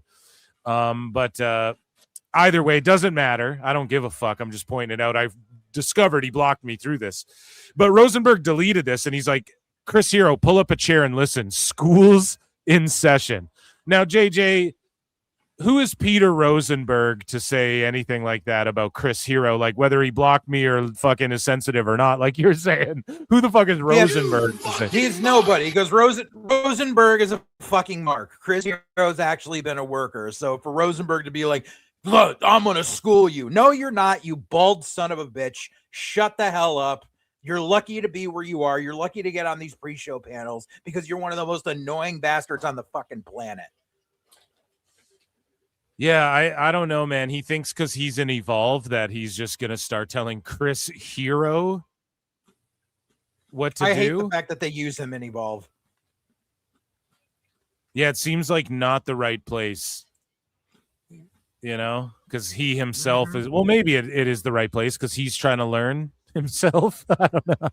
It's too late. Yeah, I'm sorry, but to try to start a commentary career when you're like 50-something, no, fuck off. So speaking of 50-something man and celebrities, John Cena was run up on by TMZ Sports, and they asked him a question if the WWE's ready for a transgender wrestler, and here was Cena's response. Do you think WWE is ready for a transgender wrestler? I'm a storyteller, my friend, and that's what we do in WWE, and it's not segregated to sex, race, creed, religion, any of that. So as long as the story is good, it belongs in WWE. That's wonderful. I appreciate that. That's very good insight. Do you think There you go, man. John Cena, very professional. He when was this from? His hair keeps changing. We saw him in that Vegas video. Now we're seeing him in this. I don't know. Is this like an old clip? His hair keeps changing. That's pretty I don't recent. know. Yeah, I think he just got his hair cut recently, and yeah, so I don't know what's going on, but they know how to like get rid of that bald spot there in Hollywood. Oh yeah. In other, I guess, controversial news, I guess, if that topic's even really controversial, but this one certainly is. New SA allegations, or I guess it would just be new sexual I'm just fucking saying it, okay? YouTube, deal with it. New sexual allegations against Vince McMahon and WWE involving Brock Lesnar and more. So let's take a look at this. Support Wrestle Talk, or don't really. No, just kidding. You guys do what you want to do. But new and more detailed SA allegations have emerged against Vince McMahon and WWE involving Brock Lesnar and more. Former employee Janelle Grant, who fired major allegations, in the lawsuit against Vince and Laurinaitis, has now filed a new declaration with more allegations. So it's just her alleging stuff. Let's see. Turned down for 2 job days apart, including an administrative role in the hospital where I actively volunteered. I broke down and told my best friend that I needed help with finding a job and starting my life over. For years, I had been full-time caregiver for my terminally ill parents, and I had lost purpose when they died. Okay, so she was going to get fired. I don't know. She's telling the story about how they like met and linked up. So Vince invited me to visit him at his apartment. Things were quickly getting out of hand with him. There's so much in here, like the XFL coming back. There's a lot of stuff. Yeah, she got the paralegal role. I'm just skimming through it because we can't possibly. She was in the legal department, and then they said she might be a liability. And at one point, she was so depressed that she said she tried to self-delete. And then she says that Vince installed Laurinaitis in my life, inducing paranoia and inciting fear. Yeah. I mean, I don't even like not believe that. You know, he did that to Jim Cornette and OVW. You know what I'm saying? Right. Like he fucking, that's not at all a shock to me. So I'm with her on that. Following the in-person encounter with Johnny, Vince aggressively monitored.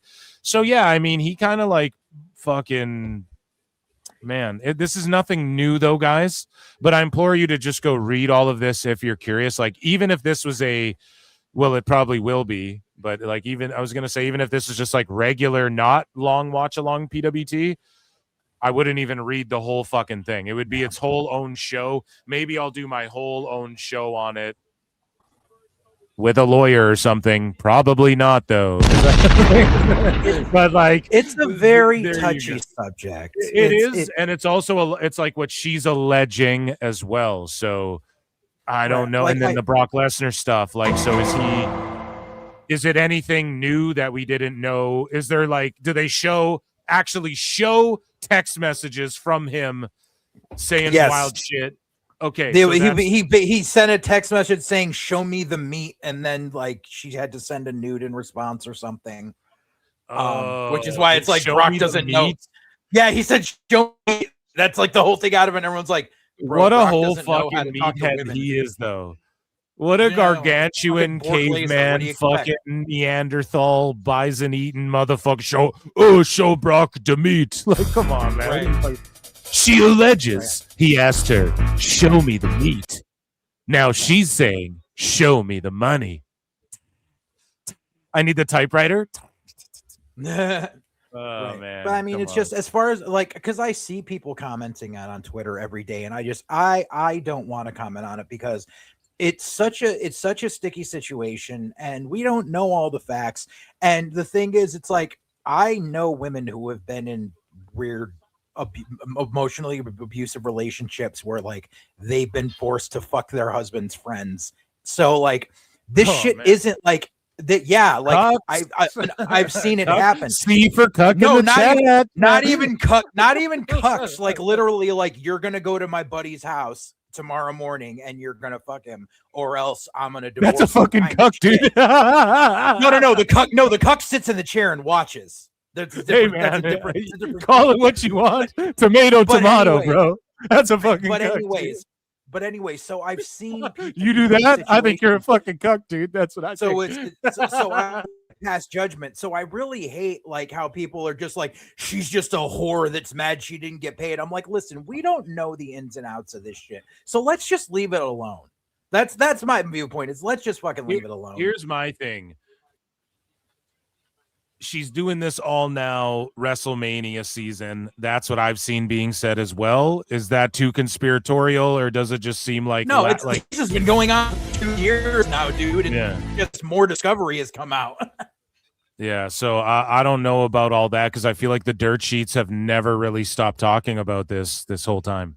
So no, they haven't, because that's like the one that's like their holy grail they want to hold on to be like, nothing's going on. Vince is a sex pest and we need to expose it. Like, there's only so many times you can talk about it, dude. Like, whether this shit happened or not, like, leave it alone right now. Just leave it alone. So, guys, I'm putting a new poll in the chat. Who do you think wins this grudge match? And we are into Solruka versus Zarya, and they're doing the thing. I will add DQ schmuzz. Yeah. Match has been good, or I would have probably I've been really locked in, or I would have went off with my Vince impression and annoy the fuck out of everybody for a few minutes straight there, but I'm just pretty locked into the wrestling. Nice jumping knee out of the corner from Zarya. And I put a poll in there. Phil Marks polls. Solruka, Zarya, Schmaz. Yeah. You guys vote. Both these girls are ready for the main roster. Absolutely. CWJ1288 for 2 says WWE is 5 times to say they're 5 times WCW champion size is bigger than AEW. It is no contest.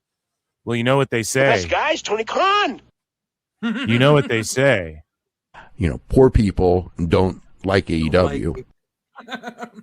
So thank you so much for the super chat and the support. Hot got her by the choker. Don't dig into the sex lives of billionaires. Nothing good is there, Lucy Breach. Listen, I mean, it's true. It's so fucking true, dude. It's so true. It's misrepresentations by Wrestle Talk and others. It's not new allegations. It's declarations being made under oath concerning the original accusations. Yeah, exactly. Dong, dong, dong, dong. Baby, let that be go. I like the way you move that thing. Dirt Sheets are still chasing the story. Ricochet gets a free pass. Listen, Ricochet didn't do anything. Listen, he just talked shit. He just said something fucked up, and people were like, that was fucked up. And then instead of being like, yeah, well, fuck you, I'm a heel, and then like really going into it, then he played victim. So it's like, okay, you're just really a piece of shit who wish bad shit on MS people or whatever the fuck you're saying. Like, you even just if like he had said fuck you, I'm a heel, like, bro, there's no payoff to this. No, The that's chick cooked. with MS isn't gonna show up on Dynamite and be like, let's go, motherfucker. So it's Right, not but, being like, a heel, let's it's say- just being an asshole. Exactly. But here's the thing. Let's say he was this whole time he's just been trying to heal, but is shitty at it, and that's the criticism. Like, he shouldn't lose his job over what he tweeted out. It's not like a canceled fuck this guy. Now people don't want to buy a ticket to see him, okay, but it's not like him saying that is this. You know, it's not like, whoa, like people have said and done. MJF says crazier shit, but it's just a matter of like. How Ricochet isn't really healing. That's what everybody's trying to say for a long time. Like, no, he's just really a turd. He's just an insecure fucking herb, and everyone knows it. So that's the fucking problem. And just the way he played it off of like, oh man, you think you can just talk shit and all of that stuff. It's like, okay, so you weren't healing. You really feel this way. Like, all right, that's cringe, and you're fucked for it's not a joke, but like making that ripping on that woman like that, you know, because if you're gonna go that low, the idea, and you're just healing, the idea is like, if you went that low in the territory days on someone's mother sitting in the crowd, then the guy her grown man son pulls out a fucking pocket knife and tries and jumps the barricade. That's what you're trying to do. Exactly. Right? Unless it's not really what you're trying to do. And he just revealed he's not really trying to do that. So then that's where, to me, it's like, all right, well, just this guy's a goofball. It's not a cancelable, like, it's not he didn't fucking Harvey Weinstein anyone or whatever. You know what I mean? It's not some shit like that. It's just he's just an idiot. You know, he's not good at what he thinks he's trying to do. Yeah. And everybody tried to say it, and then he just coped about it, and then he just proved he wasn't good at it, and then he just doubled and tripled down on I'm not good at it by playing the victim. When proven the fool, when made the fool, play the victim. That's what I say. Or that's what a fool will do, you know? Yeah. It's what a fool believes. Zarya needs the win. Yep, I hope she gets the big heel win. Oh, choke slam time.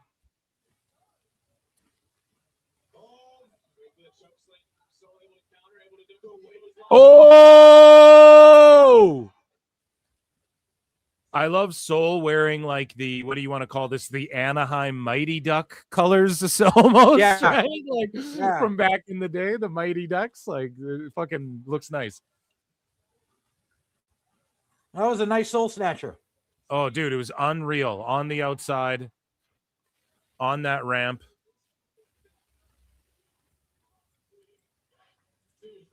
Look at the little nerd there next to the ramp. Yo, so happy he can chant "Holy shit."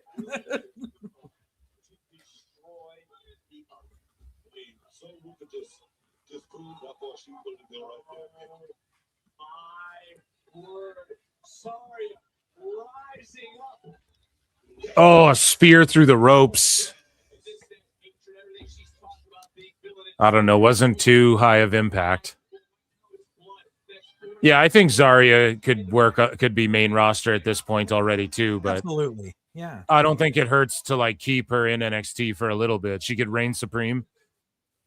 Yeah, like it kind of sucks that she hasn't had a dominant singles reign. Like, I mean, She her will. and Saul as a tag team were great, but like they brought her in with all this fanfare, and like then they kind of forgot about her and put her in a tag team.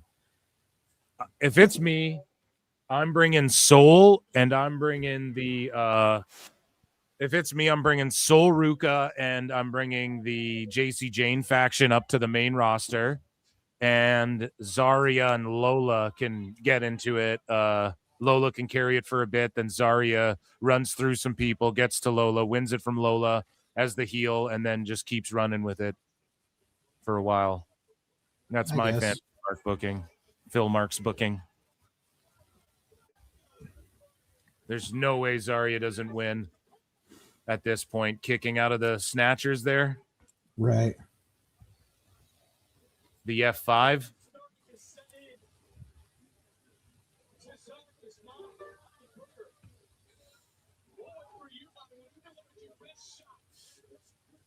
So, JJ, what did you think of Chris Jericho returning to AEW? Don't you remember that I called that long ago? I don't know. I just know that ever since like some months ago, I retweeted some old tweets of mine from like a few months ago where I was like, listen, that Dynamite. It was either me on your show or you on my show. If he ain't at the Rumble, he's on April Fool's. So I know that a lot of people kind of like people who know Jericho were kind of anticipating he'd just stay in AEW, I guess, and whatnot.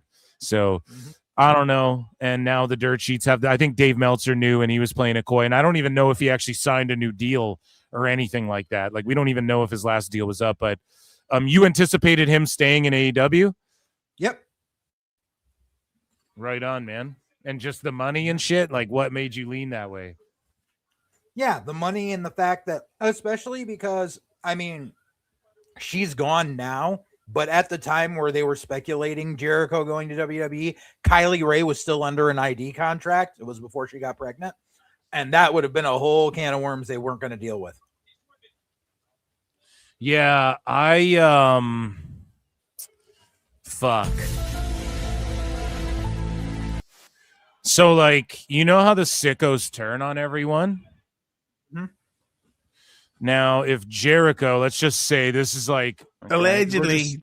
We're just saying allegedly. We live in a world where, like, imagine Jericho goes to the Fed, and he's worried that the sickos. Do you think him?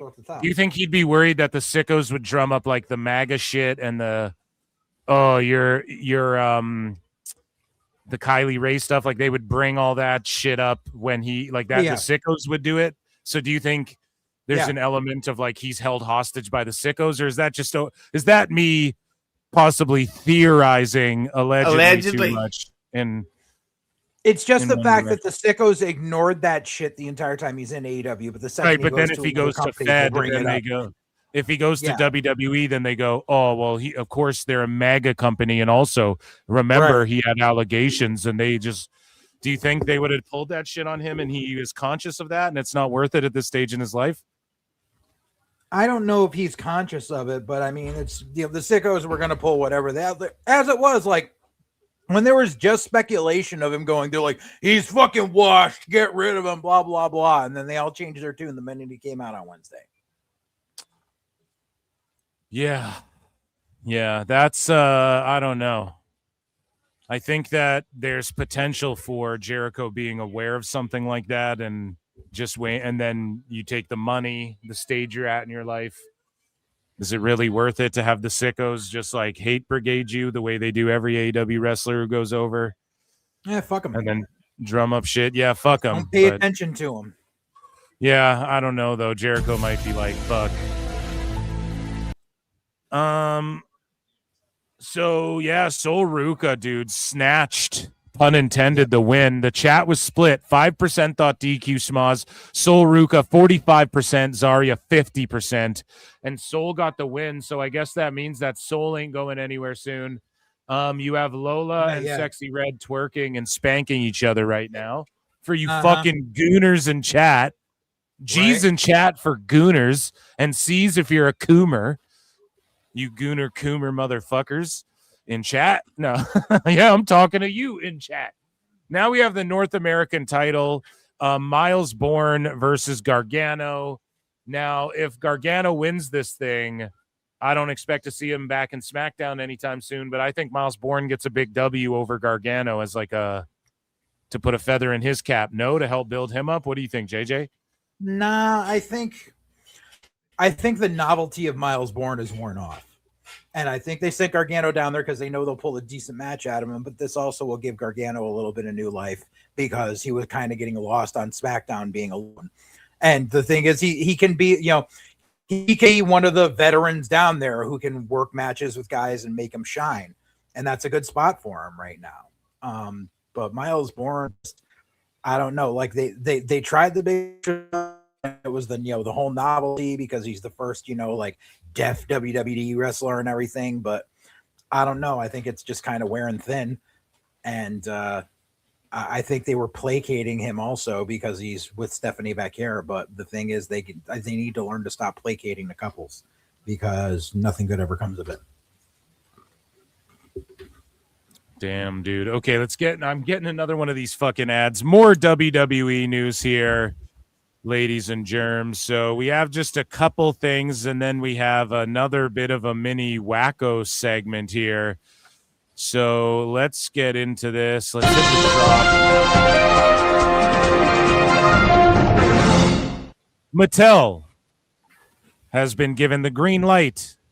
Give me the green light to produce a number of figures related to the AAA brand.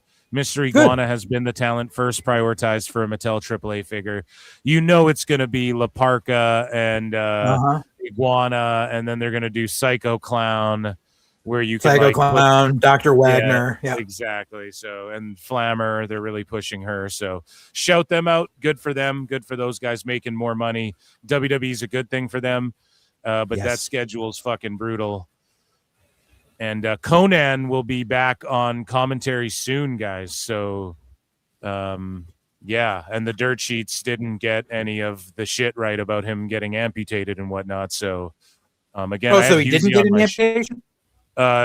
According to Husey, no, and he fucking produces their show. And I'm spoiling my pod that's coming out next week. But fuck it. I mean, that's not really. That's just what he flat out says. So. More power to him, because losing a limb sucks. Yeah, so but speaking of some legends here in AEW a little bit, I don't think we were talking about AEW, but we were with Jericho, but that did WWE want to bring MJF from AEW? Road Dogg answers yes a few times. Was there ever talk when you were in WWE with the office wanting to grab him from AEW at any time? Yes, a couple times. Yeah. What happened with that? We didn't do it. Yeah. Was it a money thing, or was it just no? Billy asked way too much money. Billy had to come with it. No, it was always at a pivotal time, and he always had something better to fall down. So yeah, I don't know. They wanted to scoop him up. That's obvious. Like any company wants MJF, Yeah, and Tony just kept throwing money at him. So, guys, it's time for nobody's favorite segment, and it is called the Wacko segment. So, man, the Wackos have been out of pocket in New York. They were going crazy, grabbing female wrestlers and shit. Did you see all this shit, JJ? I think I saw a little bit of it, yeah. Okay, so here's a couple more instances, and I wish I saved this for last. Well, I didn't even see it until now, but here are fans trying to scalp autographs from Obafemi. Obafemi, more like Ovafemi, because how over he is. Am I right, fellas? Go. I'm a fucking comedian over here.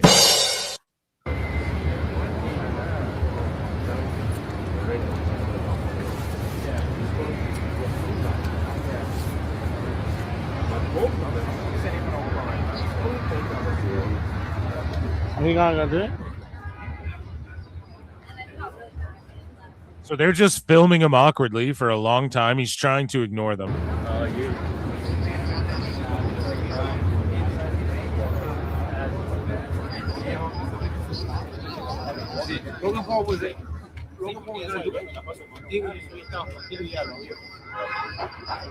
You gonna do it? Oh my God! He don't like me? Oh shit!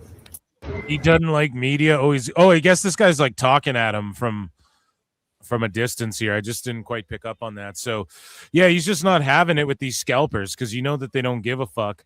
And then a fan tried to press Dominic Mysterio because he wouldn't sign or take pictures. Yeah, I saw that. Dominic, would you mind signing? Yeah, what about pictures? Can we do a picture for her?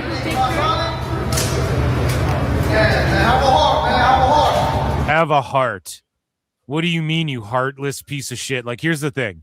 Yes, follow him around with cameras and shit. You don't know if he just got a call that like his aunt could have just died or something. You don't even know. You don't know how tired he is. He could have shit in his pants a little bit, maybe. Like, you have no idea what kind of day he's having. I'm just throwing scenarios out there. I've never cared for these marks that freaking hang out outside at the terminal at the airport or hang out outside the hotel. They're just like scum of the earth. And like, I'm sure there's times where Dominic Mysterio goes, yes, I'll sign and whatever. And then there's times where he's like, I'm just saying no to everybody right now. I got to get in my room. I haven't had sleep in 2 days or whatever. Don't forget, man, we made you. Without us, shit. So I don't know. He's probably pissed. He's like, how do the fans even know where I'm staying at or type shit? Right. You know? So the wackos have been getting out of pocket. Now, again, they're embezzling money and shit like that. The wackos have been like, they're not chaining people up in basements. They've been just like really aggro and cussing Punk out and being like, you ain't shit, dude. And in New York, especially, it seemed really fucking hostile there. New York's definitely back if they're fucking yelling at people in the streets again. No. Hell yeah. I'll let you know. I'll be in New York in 11 days. Let's go. JJ will let us know, dude, if New York is back. You mess with one of us, you mess with all of us. And that, ladies and gentlemen, was WWE news. That was also the Wacko segment. Shout out the fucking Wackos, dude. And that was WWE news for Stand.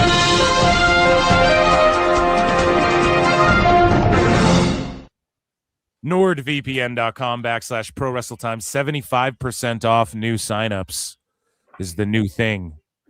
30-day money-back guarantee. And you can find out if your data's on the dark web. Ooh, there's kidneys, there's firearms, there's fucking all types of weird shit on the dark web. If you follow Shiloh Hill, he orders like robots and fucking shoes with tracking devices in them and shit, all types of scary, terrifying shit. You could be on there and not even know it. Wait, this kid's only been North American champion for a month. Yeah, dude, it hasn't been that long. Okay, Johnny Takeover, they're calling him. Hell yeah. Johnny Same Face to some out there. See, I don't know. This disagreed with that. No, go ahead. Sorry.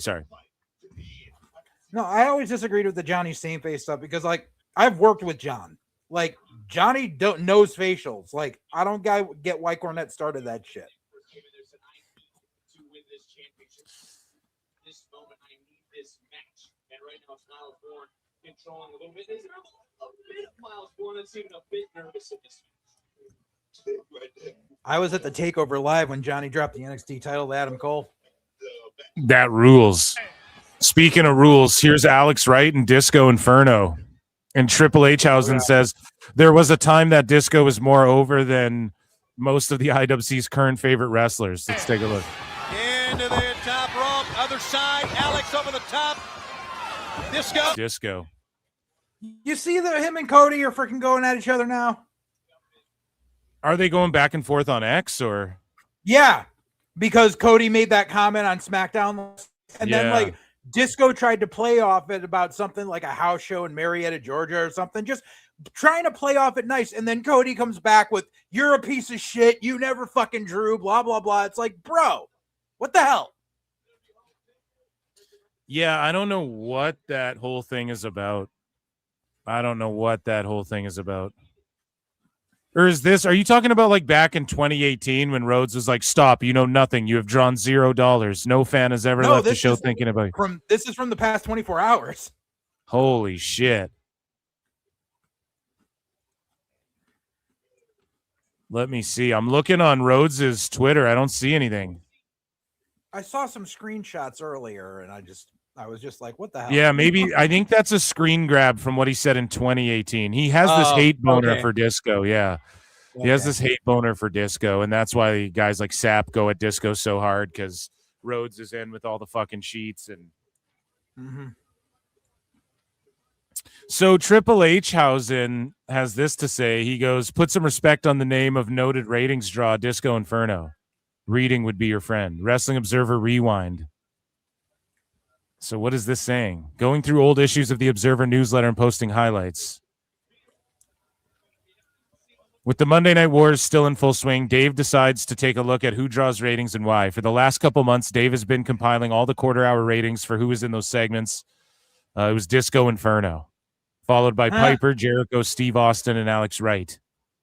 The Worst, Scott Hall, the Headbangers, Jeff Jarrett, the Steiners, Steve McMichael. So, yeah, it was fucking Disco Inferno, dude. Put some respect on his fucking name. And put your energy into him. Him and Husey are linking up in Vegas, I think, for Hackamania, which is coming up. And I'm trying to get them to do a run-in on PWT. We'll see, chat. We'll see if I can lock it in. But, yeah, Hackamania. It's April 4th after today. Remember, we got to nail down a stream with Nicola Piccolo. Yeah, dude. Yeah, for sure. He said after April 4th. So is that what he said? Yeah. Oh, okay. Right on, dude. Let's yeah, he wants to do like a live AMA with us. Okay. And then we'll let chat. They can super chat in questions or something like that. I don't know how to do it, because I don't. Yeah.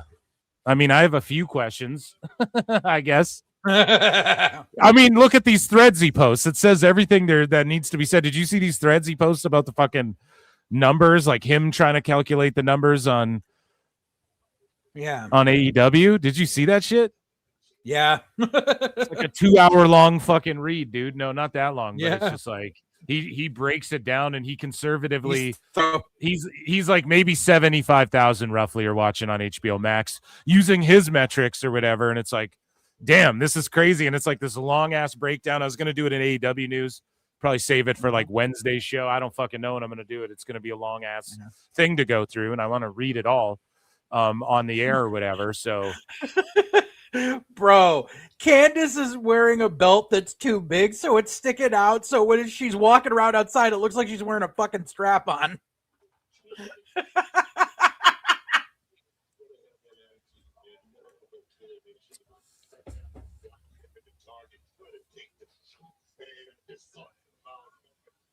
I'm more down with Candace and Gargano and NXT than I am like them on SmackDown and shit, personally.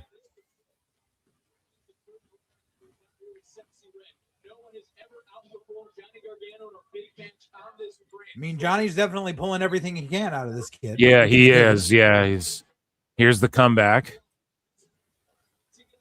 And he's selling. Like, just here's where Johnny is. You talk about like an Osprey. It's like fucking Gargano sells even in between all the quick shit. That's what Osprey's got to learn how to fucking do. It would just elevate him like so much more. The running spear through the.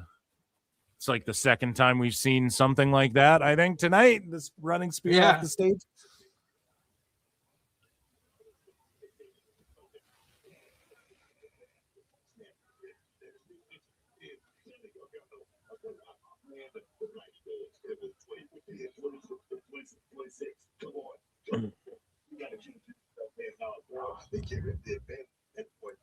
I just really love too how Johnny's still got the disheveled hair and beard look. So it's like if he wins this, then he'll get all clean shaven again. Not clean shaven, but everything will be trimmed and nice because he'll have his mojo back. Otherwise, it seems like they're gonna keep going for like homeless Gargano look. Like give him 6 weeks, he'll come out looking like fucking Wheeler Yuta.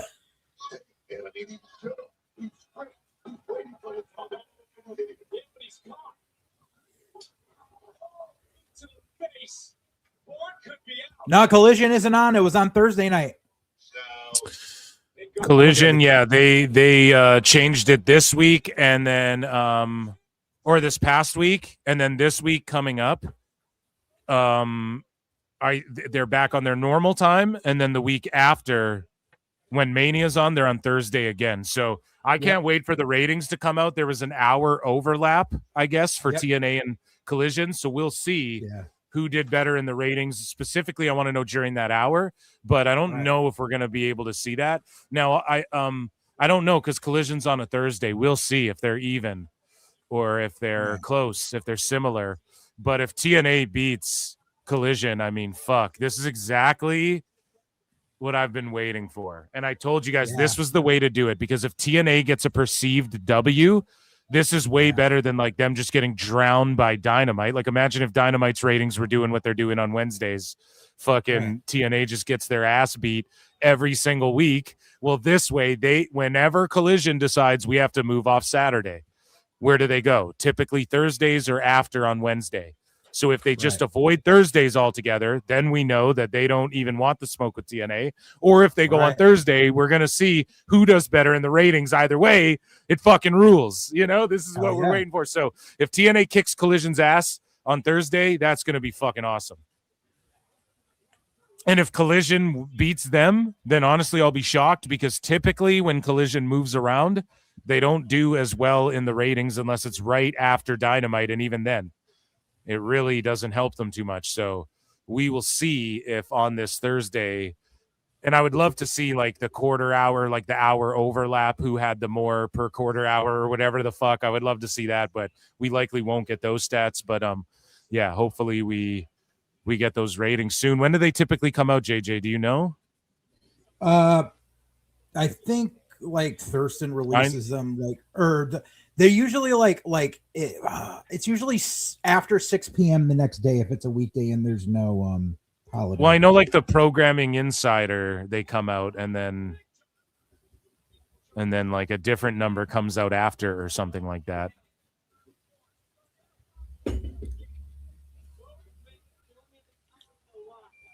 Oh my God, I just realized who Miles Bourne reminds me of.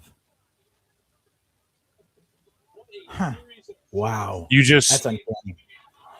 Miles Bourne, he looks like a veteran wrestler from around here who was a trainer at the New England Pro Wrestling Academy. His name's Brian Fury. I've known Brian for over 20 years, but oh my God, Miles really looks a lot like Brian. We still have 2 more championship matches to come. Yeah, dude, UFC's on tonight too. Some lady got illegally soccer kick KO'd. Fucking brutal, buddy. Oh my God, and apparently someone else texted Brian today saying the same thing. Okay, so I'm not alone. What's that, sorry? I was texting a friend of mine who talks to Brian more often than I do, and she was like, "Yeah, someone texted him earlier today to say the same thing." I was like, "Oh, so I'm not alone." Damn. Of course, in that circle, Miles Bourne is not known as Miles Bourne; he's known as Deaf Mr. Vaquer. Oh my God, dude. That's racist. No, just kidding. You are racist.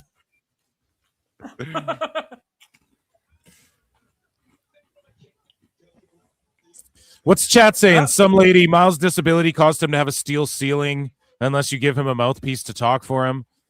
Yeah, Monday, it's gonna hurt him eventually. TNA ceiling is doing higher number than Collision. TNA isn't beating AEW, but if that hour is fairly close, that's a win for TNA.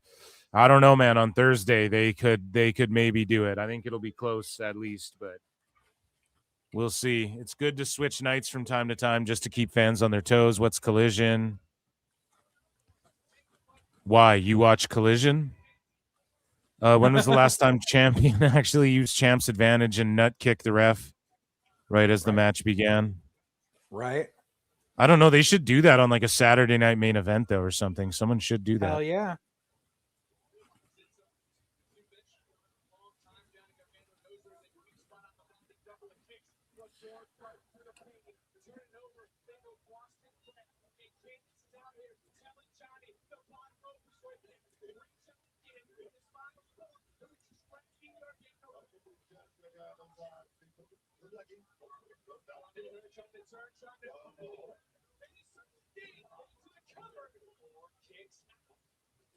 And now he's doing a Boston Crab. That was Brian's finish.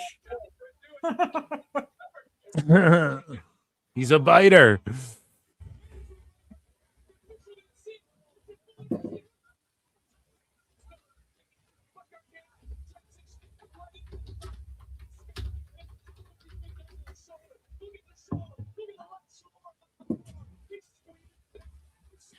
He's screaming in pain. He's writhing in pain.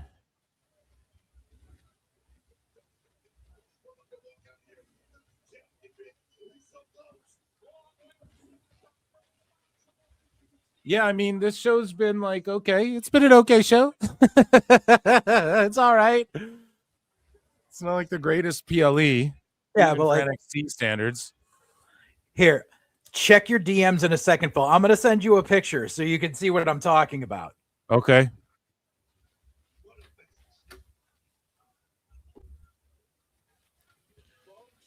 Let's see.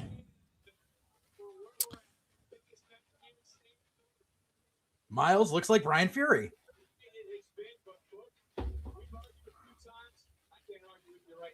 Okay, let me look.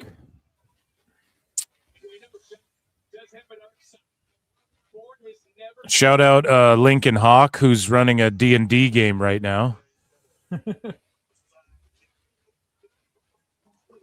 Yeah, he kind of looks like him. This dude's got a bit of a longer face, but yeah, it's close. Well, enough. that's also because of the facial hair. Yeah, if I could find an older pick of Brian without the facial hair, like.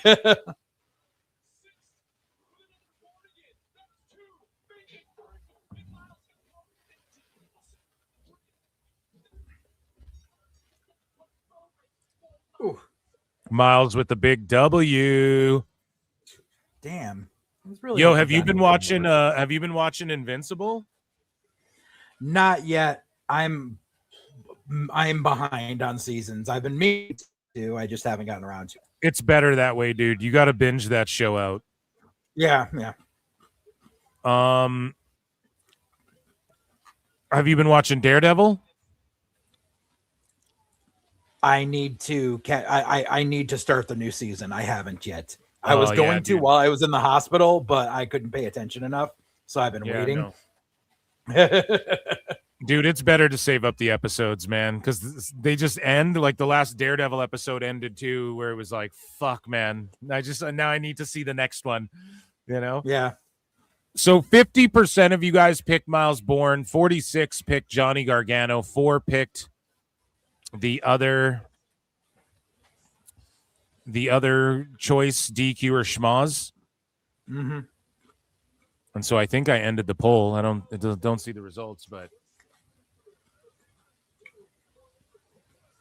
I mean, at least he at least Miles delivered his finish twice to finish off Johnny, so it wasn't like it was, Johnny put him over strong. Lennox jumping Bourne now. He's next in line.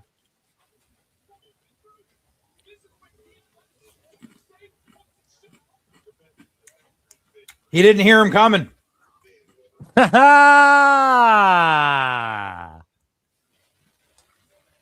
That's a funny. That's going to be the ceiling with this kid. He can get sneak attacked by anyone because he's not going to hear him coming.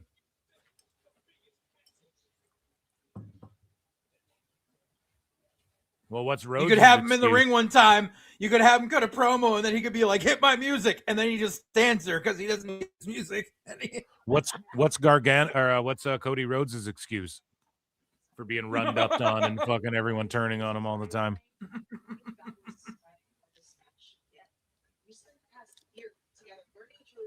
What the hell is Sarah Schreiber wearing?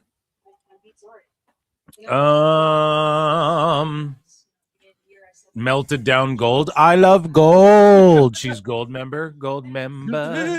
Good. Even the chat saying, "What the fuck is she wearing?" Okay, good. I'm not alone. Just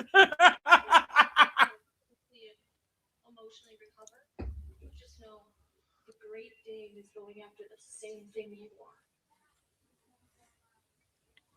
The Great Dame is so lame. Okay, Tatum, Paxley, Blake Monroe time. I think Blakey might win this, but goddamn, Tatum is my favorite. I think she might be my favorite girl in NXT right now. Yeah. And Izzy she could be on the Dame main just looks roster like Tippy tomorrow. Stratton right after the Botox now. Like when she walks out of the Botox place that day. That's what Izzy Dame looks like. Oh no. I know. So let's get to it. Who do you think wins the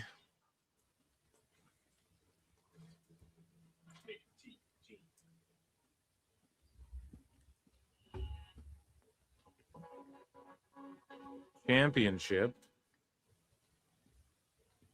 And we will put the names here: Tatum, Paxley,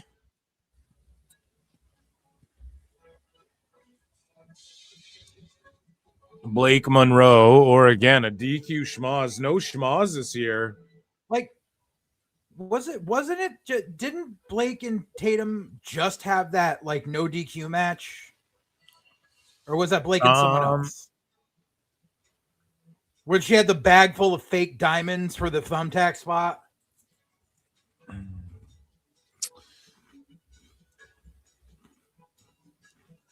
Ron Bennington has cancer. That is not good.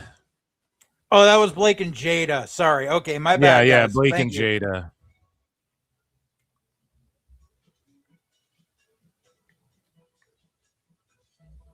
Okay, guys. Should we react to some other shit? Let me see what I got in Phil Marks bookmarks. What do we got here? Let me flip through some folders and see. Okay, ladies and gentlemen, it is time for miscellaneous news brought to you by youtube.com/@PhilMarks.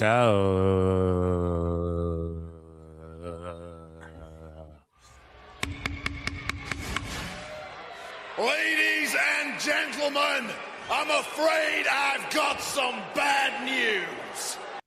So Roy Nelson posted a poster, and this doesn't even look like Jake Hager, but it's like One More Dance. And this is Big Country Roy Nelson, like UFC fighter, former UFC fighter.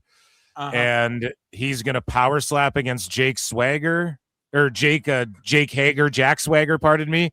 I don't know if that's true or not, or if he just posted this as a joke, but fuck me, man. That is actually crazy. Really if bad that goes AI. down. Yeah. But that's actually Roy Nelson's account that posted that. So I don't know what's going on with all of that shit. Speaking of big burly beasts, Parker Boudreaux has been training in the GLEAT dojo since 24. He's much better than his days as Harland in NXT, and he's been doing the damn thing.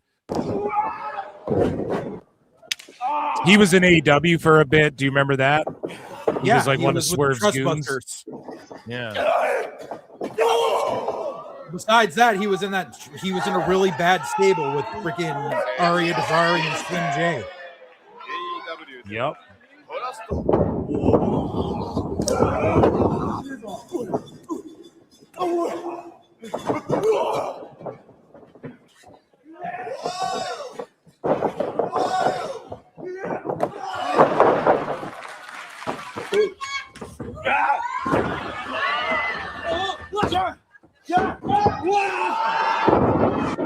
yeah, it's all starting to kind of come together for him, his pacing and timing.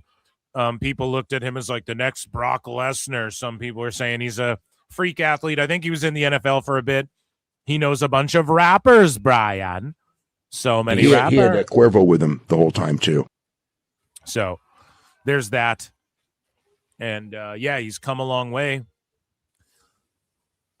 Speaking of coming a long way, it is a long way down for this dumbass mascot.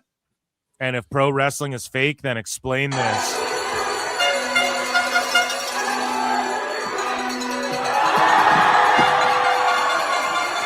What do you think of that? Does that make you mad when a mascot hits a tornado corkscrew backflip? Tornado con hero or whatever the fuck Wouldn't that make is? mad if the head came off and it revealed it was a worker that's show. Otherwise, that's kind of dumb.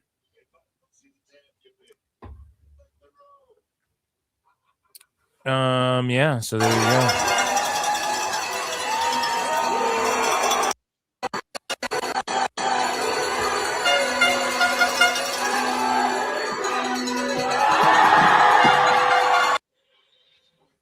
I don't know. He hit that clean as fuck. Yeah. And so since Nielsen changed their ratings methodology, this is courtesy of Raj Giri, and this is just like all the feds, so let's talk about it. Yeah.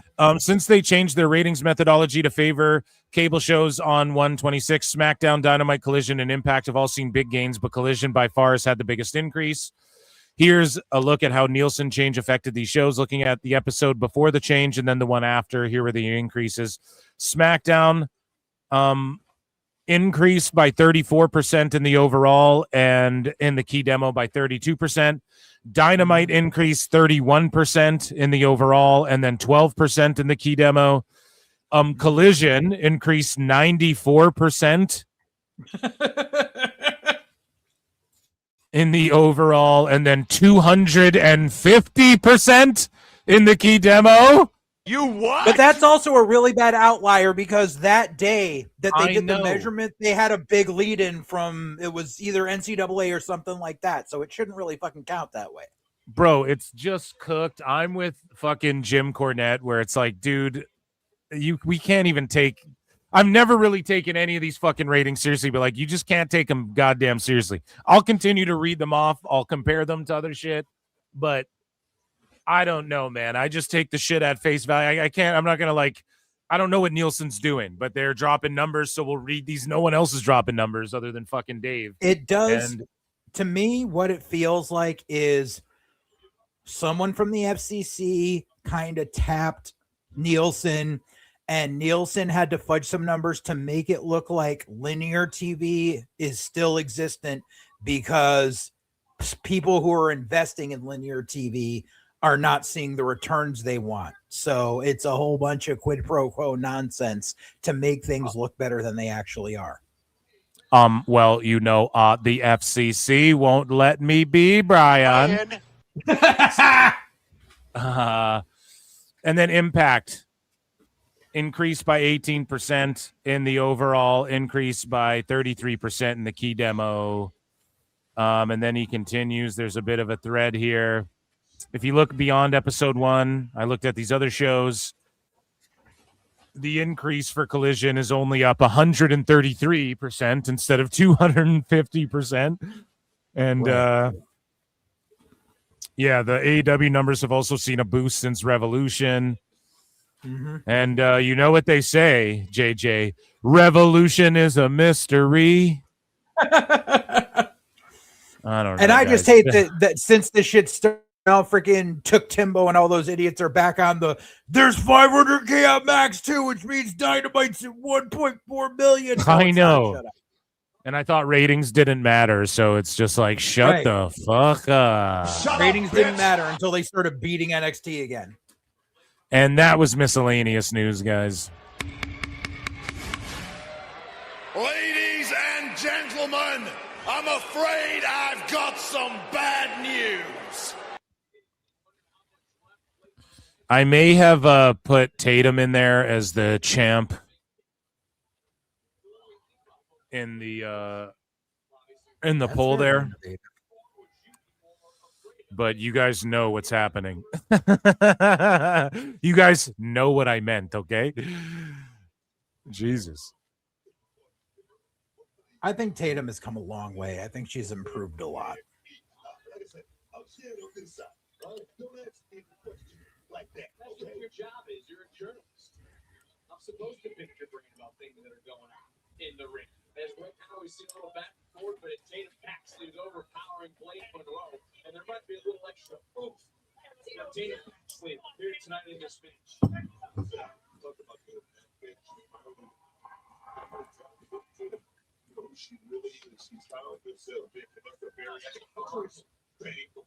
Tatum is champ. Yeah, no, I went and looked at the poll. I saw that I put it in there correct. I thought I put it in there backwards. I was like, fuck.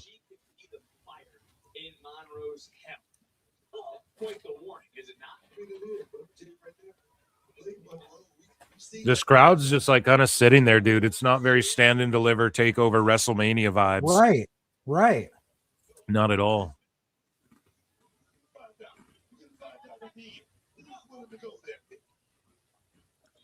And I mean, this match wasn't even announced Tuesday, so very little build. Yeah, why did they just quickly throw this in? You needed Tatum and Blake in there. She just hit her with that Trish Stratus move onto the ramp, dude.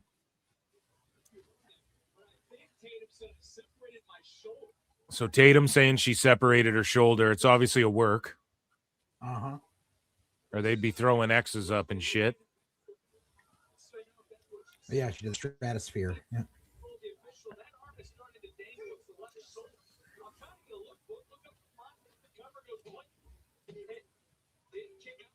This feels anything but Mania-esque. The timeless gimmick true. ran its course when Mariah left AEW. No one else could work with Tony and make it work. You're right. Why Luther has gone from it. Tony needs to come back with something new. Yeah. Mm-hmm. Yeah. It's true. It's damn true. Mm-hmm. Girl, you know it's true.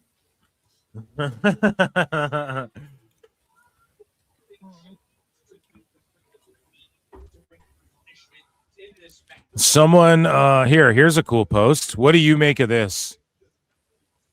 That Tatum and Shiloh are giving off Daphne Crowbar vibes. I can see that.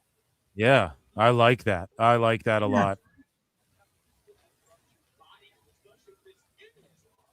Hell, I'd bring in Crowbar for a spot just because. He's still out there working. He's a great guy.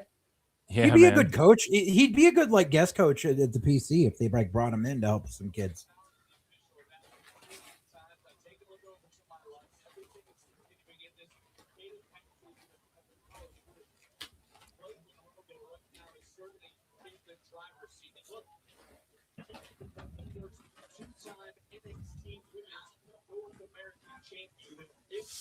Yeah, and then All In is just not moving tickets like last time. Of course they're not. at 20. They're at 20K, dude, and like people, they want to talk about the ratings boost and shit, and it's like, man, the only thing that's actually palatable, not like fake goofy numbers where they keep changing systems, not Dave Meltzer or BJ Bethel lying about shit and then being so retarded they think Tony Khan corroborated their dumbass lie that he never did because they don't understand fucking language. They don't understand what words mean. And so, Tony never corroborated that shit. And then, but the tickets for All In are way down and shit. And the tickets, like overall, they went to Winnipeg, only 4,400 people. Yeah. The novelty is worn off. Yeah, dude. So you think sickos would be more focused on that, but instead they're just fucking.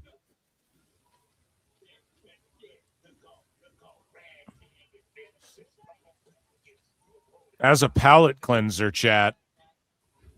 Bow, bow, bow, bow. Get it sexy. You love it. Thank you. Thank Mama. you. Take it. Oh, bow. There you guys go.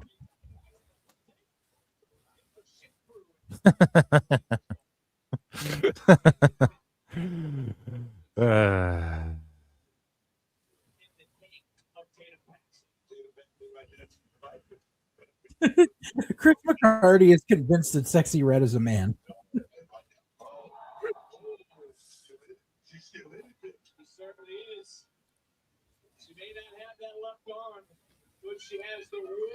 Yeah, I don't know, man. That suit she was wearing was skin tight. Maybe she's doing the old Ace Ventura tuck behind. You know what I'm saying? I don't know. But she was twerking I there, had to too. tuck it back for the garments.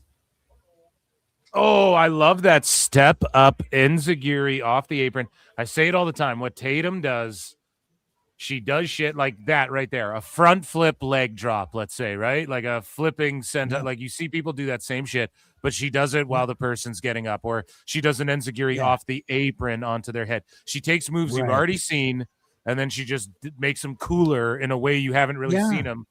And like that's tough to do in this day and age when everything's been done already. That's what I really love about Tatum. Like I said, she has really come a long way. Mm-hmm.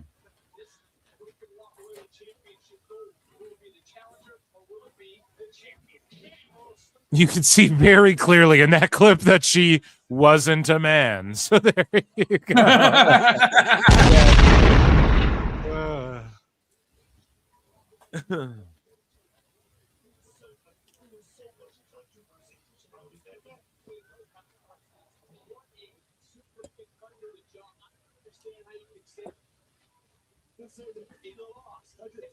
Would you fuck me? I'd fuck me. I'd fuck me so hard. Goodbye, horses.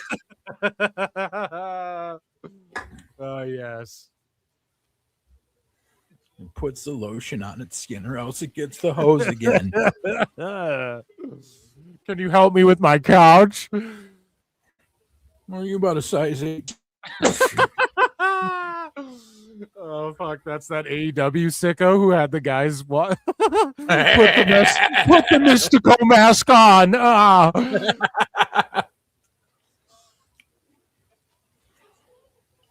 Lucy, you want to see him in an even crazier role. Look up the movie Banshee Chapter. He basically plays a version of Hunter S. Thompson in it. It's fucking amazing.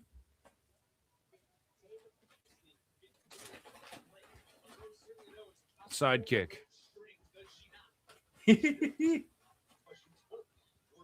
Head kick.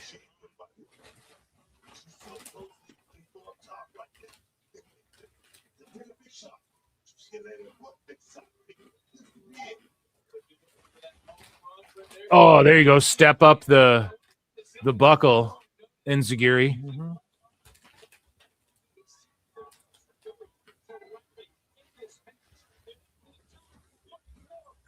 Oh.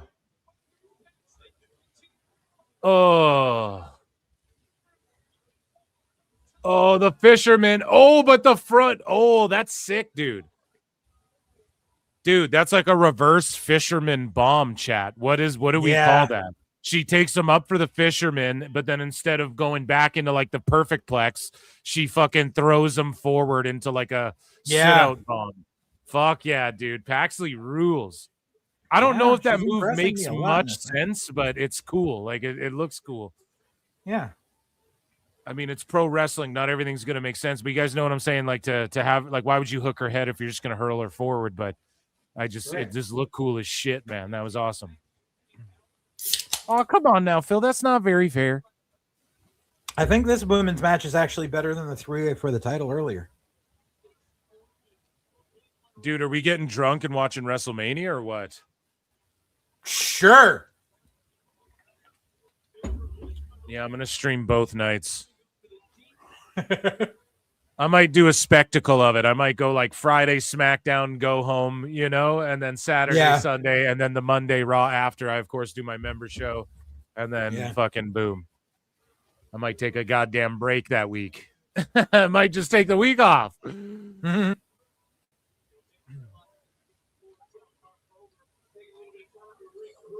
If chat likes that, one's in chat. I don't know. And then AAA's on after this too, people are saying.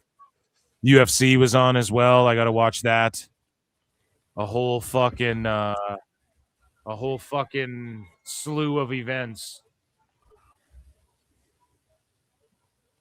that I've got to watch here.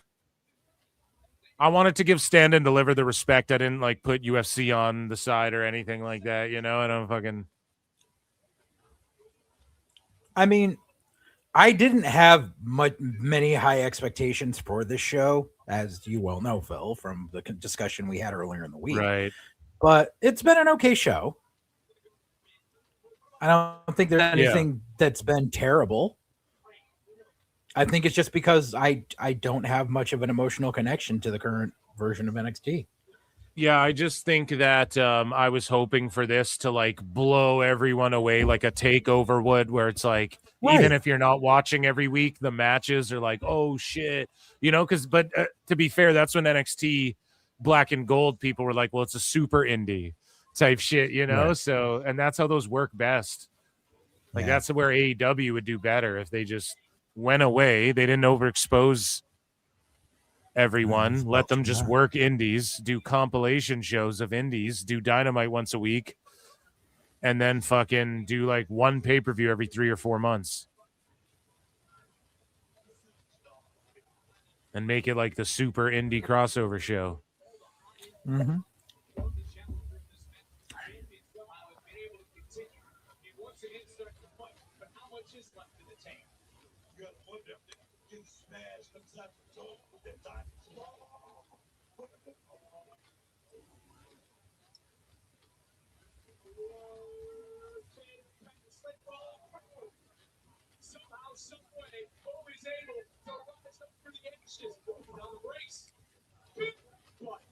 Headbutt. Crazy eyes. No, they fucked up. Oh, that finish was botched. Oh, she kicked out. Oh my god. Okay, there's the headbutt. Yeah. Paxley's defending. There's no other answer. Because look, Paxley went to hit her head on the exposed buckle, but she didn't really hit her head on it. There you go. There's the page turner, whatever it's called. She won. Wow. Let's go, Paxley. Let's fucking go, dude. Yeah, that's my favorite match of the show. But yeah, her head missed the fucking exposed buckle, though. So I was like, oh, no, that better not be the finish. Yeah. They covered it well. But yeah. I like Tatum. She's time, but I think they're ready to send Blake up. I think we're about to see Blake freaking go after, Blake put, people like Tiffy in their place. I think that'll be the story going. Yeah, she's getting fast tracked either to main roster or she'll be like going after the main title next. So one of those two things for sure. So, well, I mean, this is 2 definitive losses Blake has had in a short amount of time. He lost the street fight to Jade, and now she lost the North American belt. So there's really nothing. To try to put her in the main event scene for the women's title in NXT wouldn't really make much sense booking wise. But if you were to send her off, this is she did this on her way out. I think that's the smarter thing. The only reason I'm hesitant is because they waited so long to do Oba, to send him up, and a couple of these guys, to where I'm like, oh fuck, are they just holding off for a little while longer? Or I don't know. Call her up though. I'm with you. Definitely do that. What matches are left? It's just the main event. Just the 4-way. Yeah. So we will see. I will end this poll. Oh, Blake beat Jada. Okay, I guess that match was terrible near the end, so I must have blocked out the finish. The plastic diamonds was the dumbest shit ever. What about when she threw the pink cocaine during that cage match?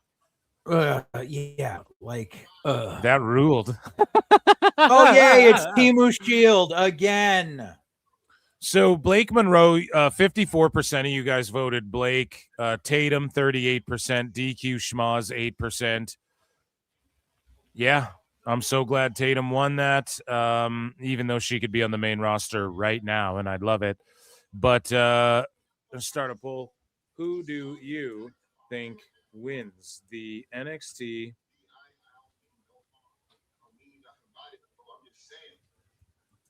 This is my problem with Dark State. They've been Go together off. for like over a year now, and they all still generic indies. Like, well, they're trying to nothing- separate they don't Dion stand Lennox. apart. Yeah. I don't know. I think that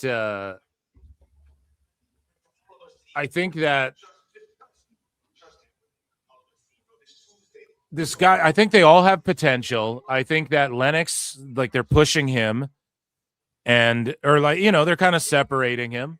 And I think they see him being like a baby face down the line, like a big baby face for them, honestly. Here's a guy now, Jasper Troy, where I'm like, I like Jasper Troy. yeah, me too. And I'm like, how is he coming along? Like, I hope that he's coming along because, yeah, I want to see him on the main roster eventually with some of these bigger bodies and the chains. It just doesn't really fit NXT's vibe, in my opinion. Jasper Troy.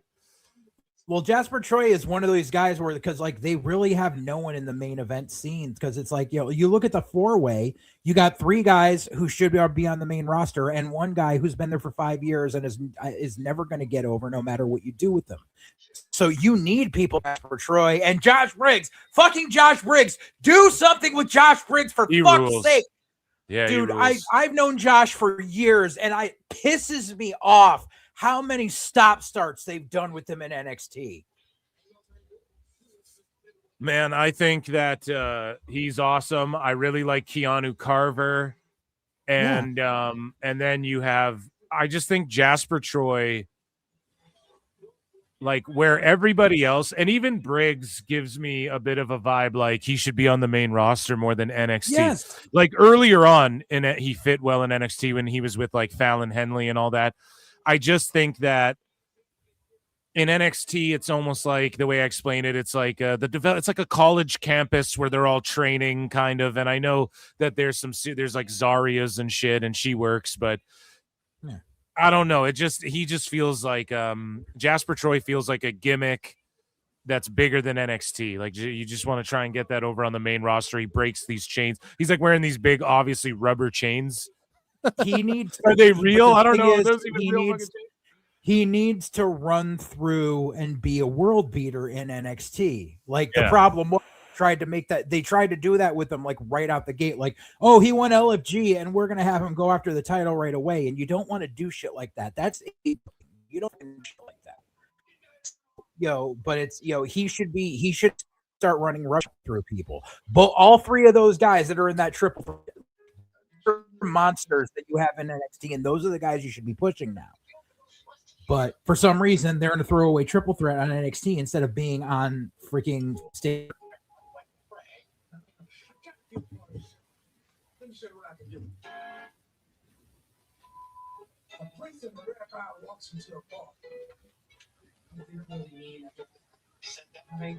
This is going to be awesome. So the Kill Tony WrestleMania Vegas, who's going? Nope. I wonder what wrestlers will be on that shit.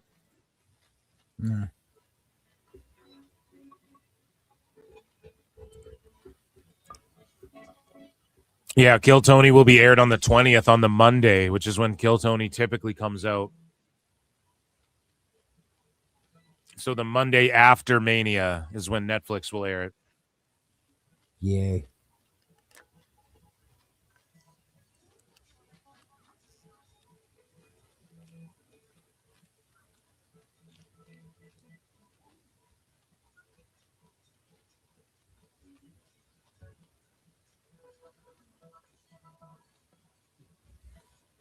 I honestly feels like Keanu and Kali are what Tyra and Jasper should have been on Netflix.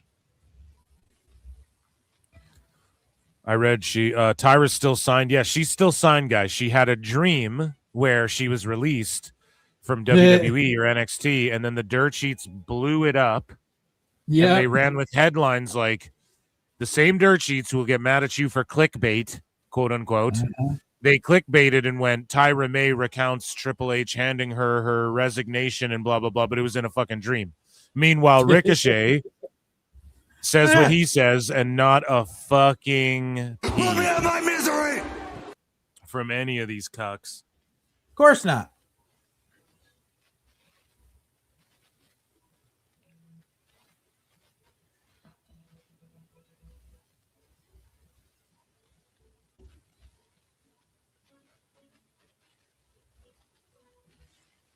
Well, let's check in with what Nikita Lyons is doing this Stand and Deliver.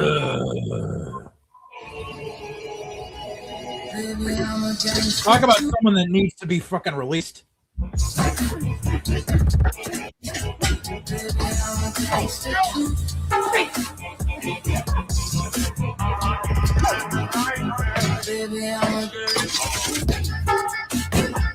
Yeah, like the way she hits pads, every video I see her hitting pads and bags, she's legit.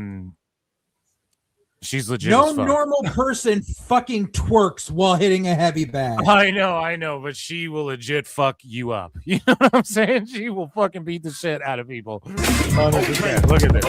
Boom. She's pretty legit. But yeah, these videos are kind of cringe. I like to watch them and laugh. Everything's about cringe. What's that? Everything about her is cringe. Baby, I'm against the two. It takes two to tango. You don't.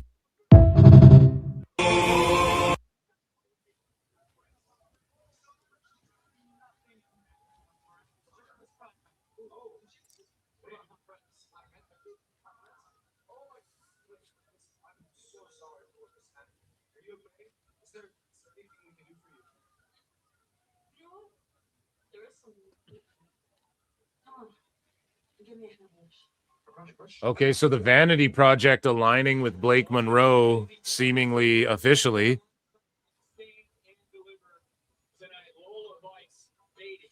That works.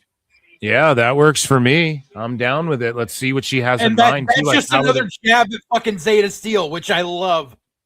Yeah, and how are they? Well, I know you love that. I like Zeta Steel, but I know you and her went back, and you're triggering all the wrestlers here, JJ. Yeah, she was yet another example of I don't have a thick enough skin to be in this fucking business. Like, people talk shit to me, I just fucking block them. I don't sit there going, oh, well, you hurt my feelings. Fuck off. Welcome to the business, bitch. Well, I know, but like, whatever. She can respond to whatever she wants to respond to. It's not a big deal. She didn't go like sicko mode on you. I didn't even fucking tag her, though. That's the thing. So she was vanity searching her own name. Like, that right there is just like, you have too much fucking time on your hands. You know why? Because you work for Tony Khan.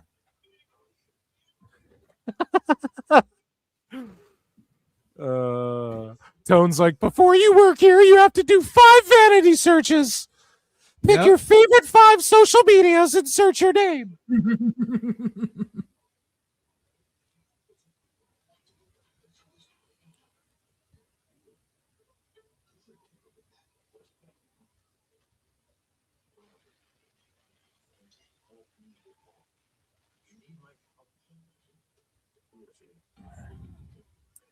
Hendry's definitely dropping the title here because he's going to the main roster. I just who though? To who? Right. I think Saints wins it. Saints wins it. Saints and Ethan. Yeah, but the thing is, like, if Saints wins it, like, they really need to start building up monster baby faces because Saints shouldn't stick in NXT for any more than a few months after that either. Like, he should be on the main roster by SummerSlam. Yeah. You know, that's the other thing is they're built like all the monsters that we saw, like they're building up heels. But in this match, you've got one baby face and 3 heels. So you're painting yourself into a corner. And this is why I hate Sean's booking, because he's not thinking clearly. Yeah. And no one wants to see heel versus heel.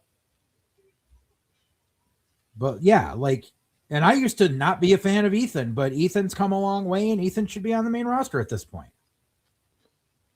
Yeah, I think all 4 of these guys could be main roster right now. And No, Tony D'Angelo's the shits, always has been the shits, always will be shits.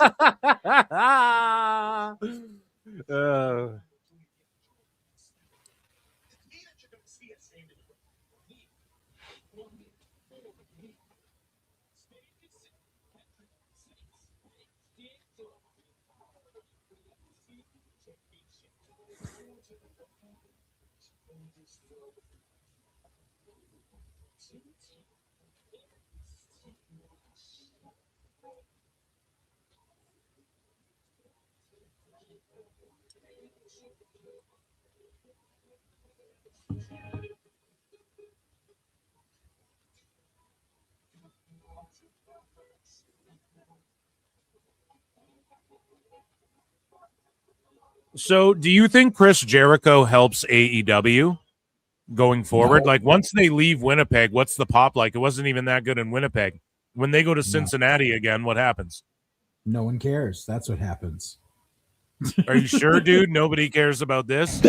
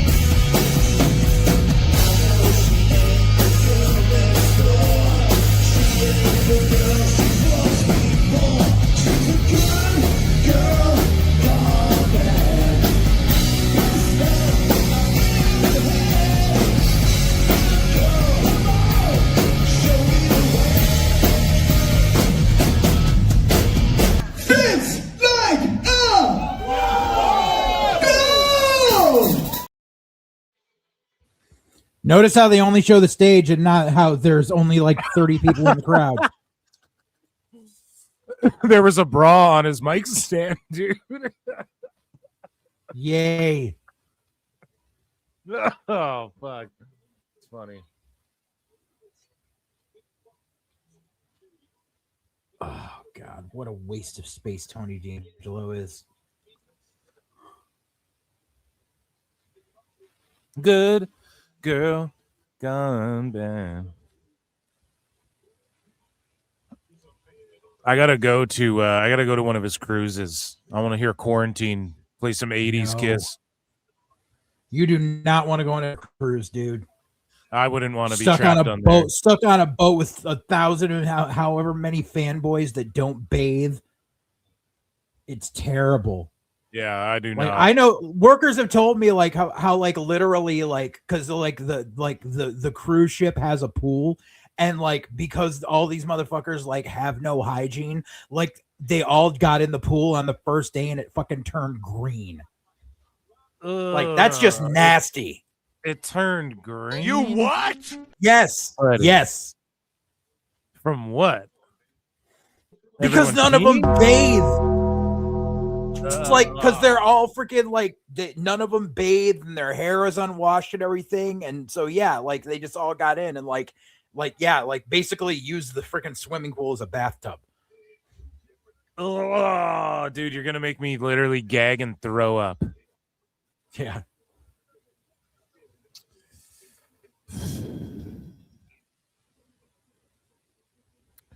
That's craziness, dude. The pool turned green. Yes.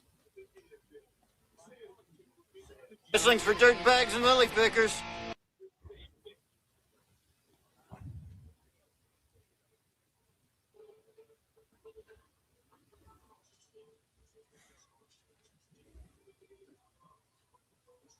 Oh, yes. Oh, Canada. Ethan Page, we love you. Let's go. Let's go.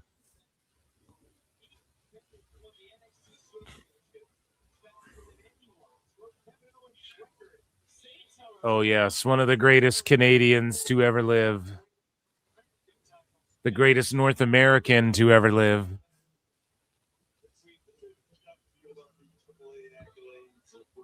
Bieber, Weekend, Jim Carrey, Ethan Page.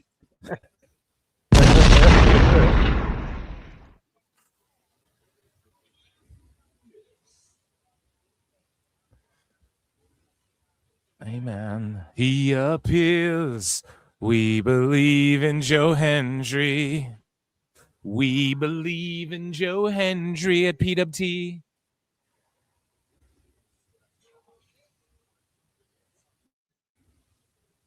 He says Canada too. We love Joe Hendry in Canada, dude. Boom, boom. Well, yeah.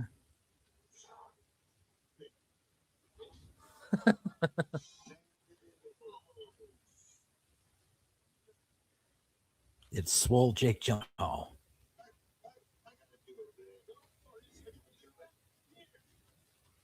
Wave your NXT title from side to side.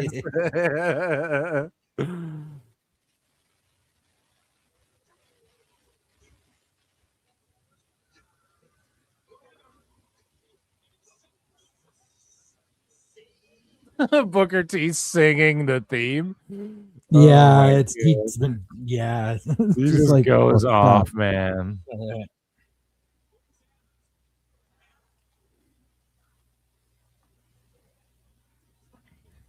I tell you, the only thing I want is for like just do it on a random episode of NXT.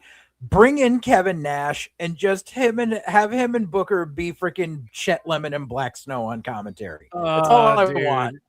Yeah, that would be good. That'd be good.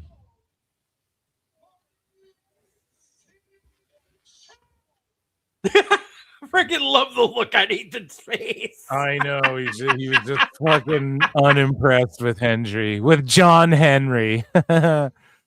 Oh wow.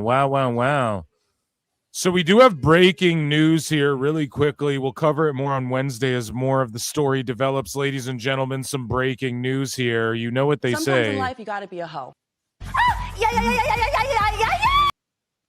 But Mercedes Monea vacates final title after a travel budget issues. So she had travel issues. I guess the indie couldn't give her, let's look into this. They couldn't accommodate her travel probably. So she vacated the last title and she is coming to win. While I was in London, I had to make a tough call. I sent the Malaysia title back. So that young lady, Phoenix, whatever the fuck or whatever Phoenix, and she was sitting in NXT. She had a WWE tryout. I'm pretty sure that's her with the Malaysian title.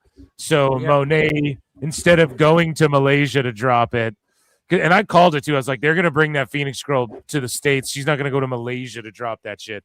And so they just vacated it. And that the other lady who had it before is possibly going to be in NXT.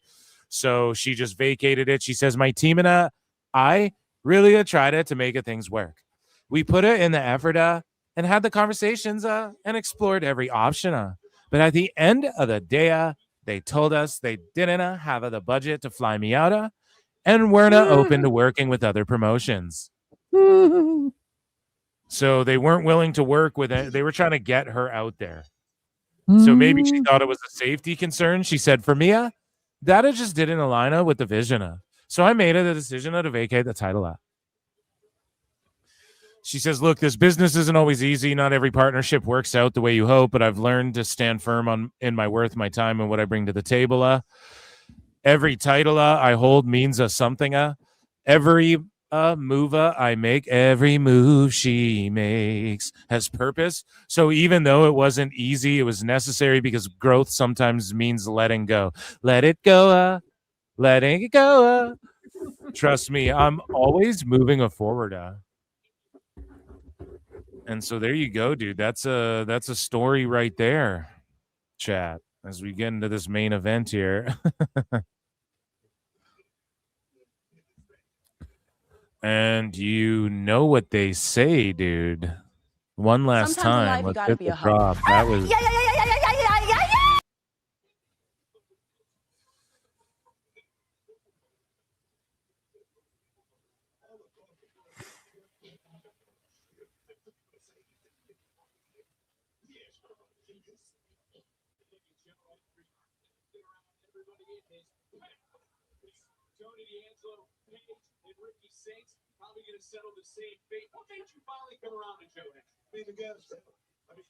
Okay.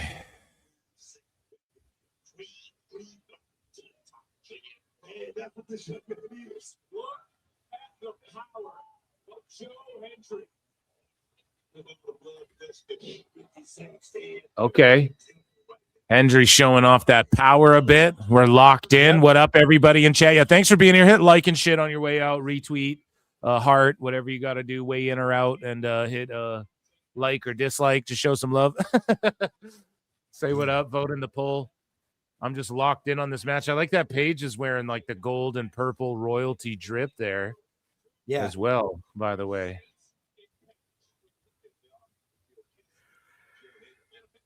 Hendry just sticks with the blue and white with the gray sometimes. And then you got Saints rocking the white and gold. They're kind of teaming up. Classic heel. Yeah. I could see these two in a faction with Cody Rhodes. No? Like his version of heel legacy. His version of legacy all these years later once he finally turns heel. No? Even though these guys are like older. Maybe Saints not so much, but I think Ethan's like 40 almost. Yeah, something like that.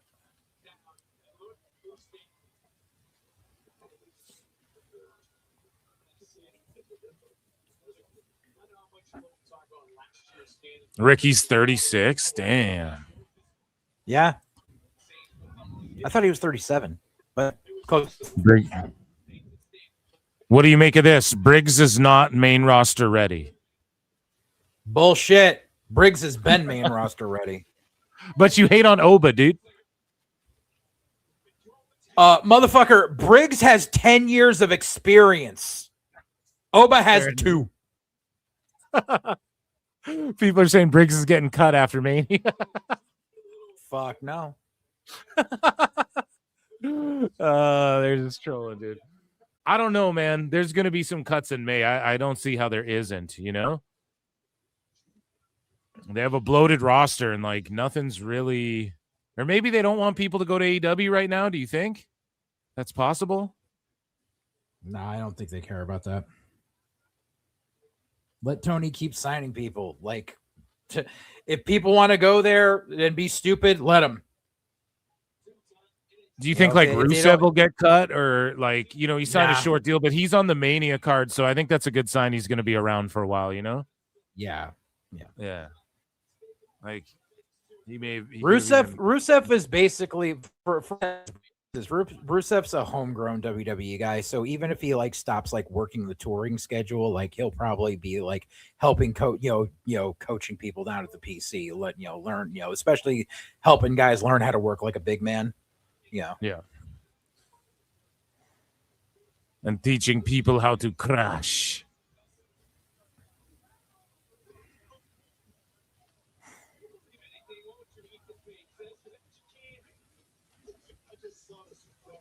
Almost TPK'd my D&D group in Strad's Castle.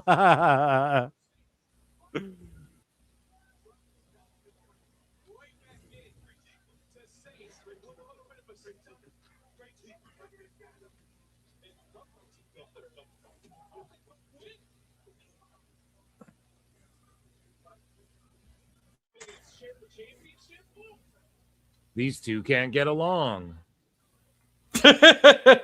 Their partners don't get along. Shove it or I'll smack you one.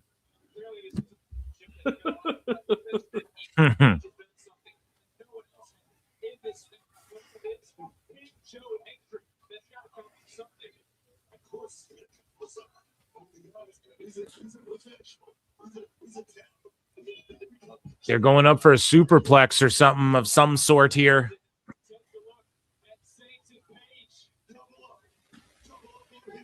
And they're just doubling up on Hendry. Oh, and then he splashes Saints. That's what you do. Mm-hmm. Ego, dude, the ego.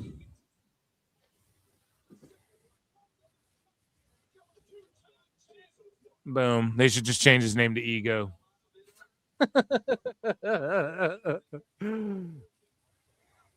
Oh, yeah, twisted. That was the Power and Glory spot, but yeah.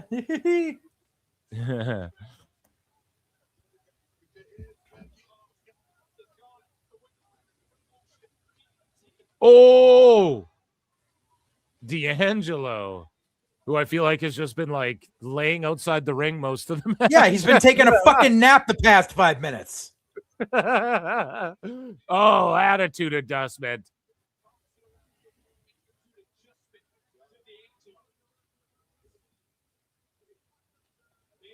NXT. Yeah, this Too one. many and, fucking people doing a spear, god damn it. I agree. There The needs to be- tag there match. needs to- No, go ahead. Go ahead. No, there needs to be a freaking what do you call what is it called? A moratorium on the spear. Like only like 3 people in the entire company should use it. And even that's so much. Think about like 3 people don't RKO motherfuckers, or maybe they do now. You know what I'm saying? Maybe Javon, Rhodes, and Randy. Yeah, damn it. Right. You know, but like the spear should be the spear should be reserved for Roman, maybe Charlotte because she was doing it for a while, possibly one other person. That's it. I agree, dude. Same with like super kicks are just done to shit, man. Like, and that's like not as egregious. It's like a strike, you know, so it's okay. But then you mix in how overdone the spear is, and it's like, god damn, man. Yeah. Okay, and now Tony D just hit a fucking AA, it looks like. So what are we just all doing the same shit now? I'm not there yet. I saw him nail the double blockbuster.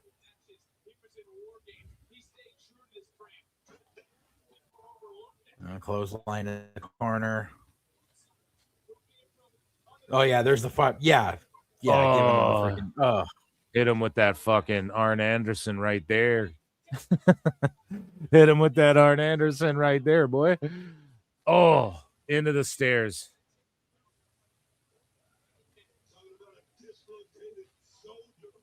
Yeah, this match and the Paxley match are my 2 favorite matches on the show, I'd say. Unless they like royally fuck this up. This one's been pretty good. Or it's just like the fun match. Yeah, it's not like the most memorable 4-way. None of this card has been like, oh my god. I liked the tag title match, I think, the most. And that one was good too. But again, if that was on just NXT, it would have been a good match. You know what I'm saying? Like, could have done that match on any. Is it like, holy shit, Stand and Deliver? No, not at all. None of it has. But like, yeah, I've liked the show. Yeah. Overall, this match is good. The tag match was good. I think my 2 favorite. Well, this one so far, I don't know. Paxley, I'm biased because I just like her so much. So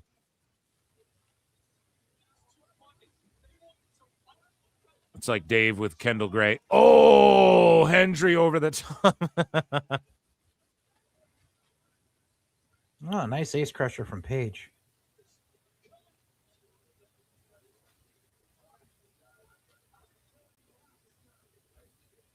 We believe. We believe. Oh, and there's a see, and that's one of the things. Like the camera work here helps it a lot because like they had the camera just focused on Paige and Saints like recollecting themselves. So when Hendry comes flying out of nowhere, it's not like AEW where you see the guy setting up in the ring and you see the 2 outside waiting for it. Like it's little things like that with production that they really need to focus on.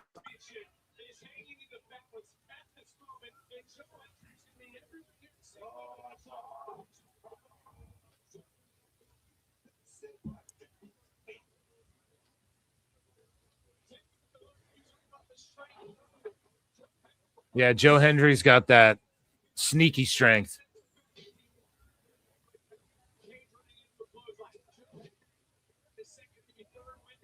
Here we go. The comeback on everybody.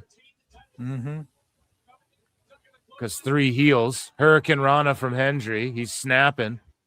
Mm-hmm. Oh. See, Hendry, look how he just tosses D'Angelo. He's got that sneaky strength. Like he doesn't. He does. He's a cockstrong son of a bitch. People just don't realize. Like for sure. Like I bet he's got like, I don't know what you call it, just freaky strength where.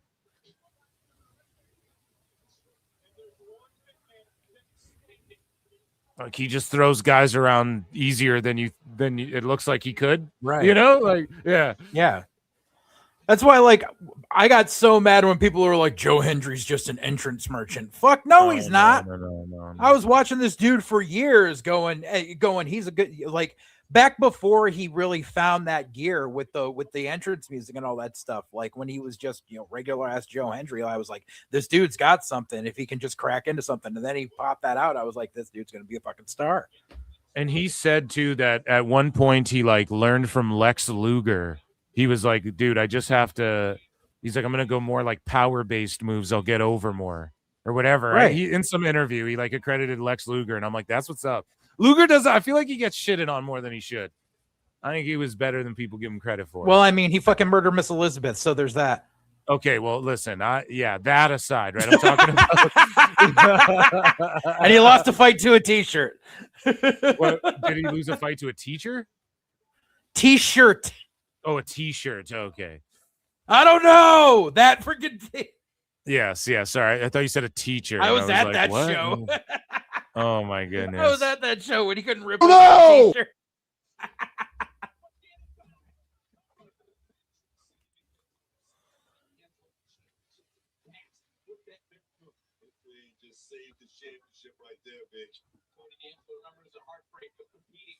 This title on this stage in the past.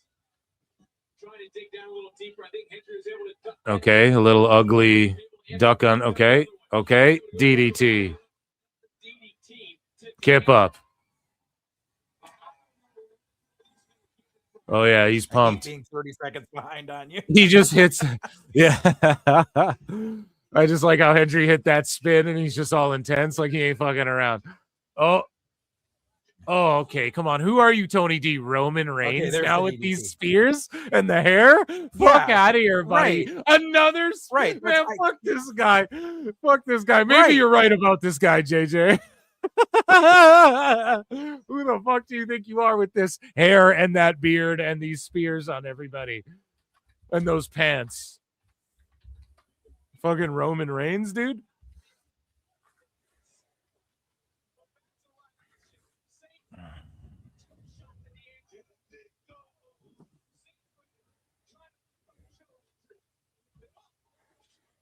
That's right, Dun Dun. It was Cyberspace Wrestling Super Brawl Saturday. I was there. Saints. Oh no!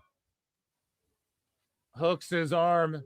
Oh, damn. I mean, at least they waited way into this match before they started introducing, weapons. Because I mean, right. I suspect an announce table will get collapsed too, or something. Probably. Yeah. DDT on the chair. Yeah. Yeah. See, there goes Saints to the outside. There's the stairs have been there too. Someone's going through. Right.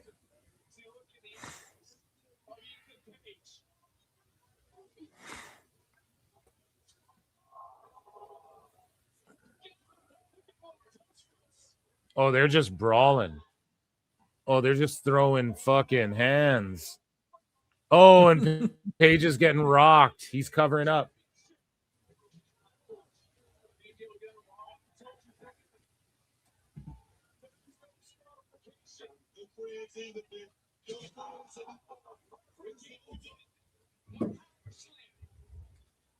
Everybody's throwing haymakers.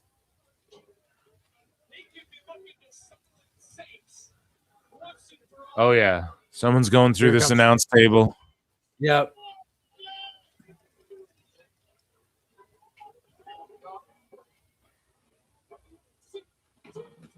Oh.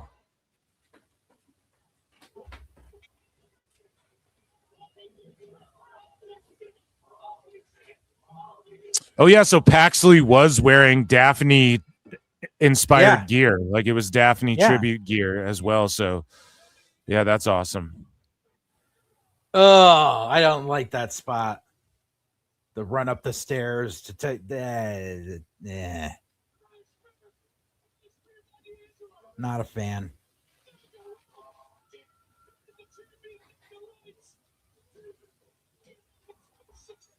Oh my God, dude. Tony fucking D.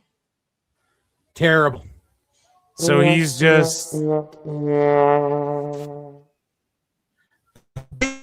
trying to make him a thing for fucking ever. They failed miserably when they had him go over Ciampa a few years ago and started the Dawn of NXT bullshit. He's never going to be over. I don't fucking understand why they keep trying to push this jackwagon. He is not worth a fucking plate of piss.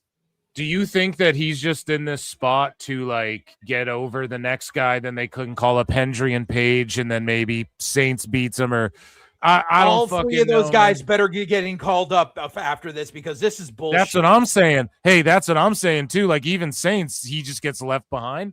You know what I'm saying? Like Tony D, to me, that's the last guy anybody expected was going to win, and that's kind of a good thing. But at the same time, it's not a good thing because that means he's a for lifer, and it's okay to be an NXT for lifer. And I think Tony D is going to be an NXT for lifer, right? Like after winning now at this stage, he wins this title. Like he's a for lifer in NXT. Do you agree? If your goal or if you're being a lifer in NXT, like that's not a good thing. That's basically being I'm not saying that's his goal. Equivalent of being a fucking 40-miler. You don't I'm know not what a saying that's 40-miler his- is, kids. Well, what's a 40-miler? A 40-miler is a term we use for indie guys that only work within a fucking half-hour drive of where they live. That's all they ever do. They'll be like, "Oh, I'm a huge veteran." Yeah, you're a 40-miler. You fucking drive the furthest you drive for a booking is a half hour. You've never done jack shit outside of 3 towns over from where you live. That's what a 40-miler is. So and Tony Dunn D being a lifer in NXT is basically being a fucking 40-miler. Dunn did in chat says Tony is only 30.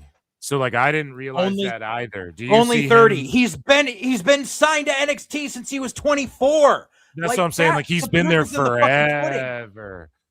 Do you think they're like, oh, when do we we're gonna call him up next week, like or next year? You know, like what do we? Right. They're never gonna call him up because he will fall flat as a motherfucker on the main roster. Nobody will care about him. I don't know about all. Like I think he could find a way to get over, but I just think that at this stage, if they're going with him. I don't like. Is he going to have the longest reign in NXT history? I don't think so. I don't know about all that. I hope not. Like unless he does something like that, what's the plan? In my opinion, it's like a transitionary thing for a little bit, unless they have some crazy storyline and it's like him versus Stax, and they try to really push Stax through all of this. Even Stax has grown past. Like Stax has grown past NXT at this point. Like he surpassed Tony D a while back. So let's take a look at chat here. Joe Hendry, 46% of y'all thought Joe Hendry would win. And then 37% of y'all thought Tony D would win, man. So PWT Universe, pretty spot on.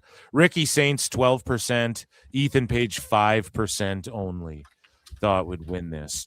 Overall, I don't know. What do you rate this show? I'm going to put a new AAA's on in 12. Chat, are we staying and watching AAA? Tonight, let's fucking do it. Let's watch AAA. Let's see. So, yeah, I don't know, man. I think Tony D'Angelo is going to be there for the next whoever they pull the trigger on. And I want to see these other 3 guys get called the fuck up, but it's very rare you see 3 people get called up at the same time. Right. Like, are people going to tune in to watch fucking Tony D and Johnny Gargano? And the problem is NXT is already losing viewers by the week. And this isn't going to do anything else because Tony D can't carry a fucking brand. If he could carry a brand, he would have gotten pushed to the top of it way the fuck sooner. Like, he's just so worthless. Worthless, like, dude. I can't get over it. Like, I'm trying to think back to a worse choice for someone to carry NXT as champion. And I can't think of one. Like, even Bo Dallas, like, made his shit work as champion. But, oh my God, like, I can't think of anyone that was a possible worse choice. I mean, besides one other person who got pushed too hard, too fast. And it was bullshit, but that was just getting shoved down our throats. That was a different story.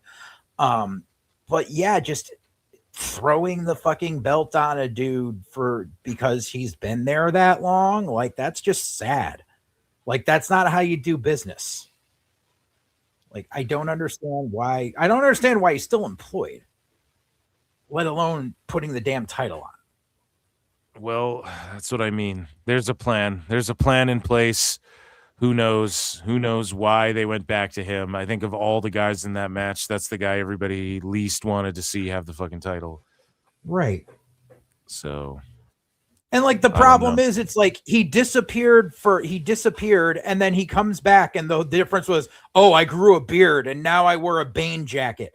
Yay! Nobody cares. A Bane jacket. So, Chad, I'm going to ask you guys, what do you rate it? A, B, C. For me, it was like a C plus show. Yeah, it's like a C. I give it like a C plus show. Some decent matches, but it didn't feel like a stand and deliver. So are we going to watch AAA, guys? I think it's on in like 5 minutes or something like that. 7 minutes. Yeah, I've got it queued up here.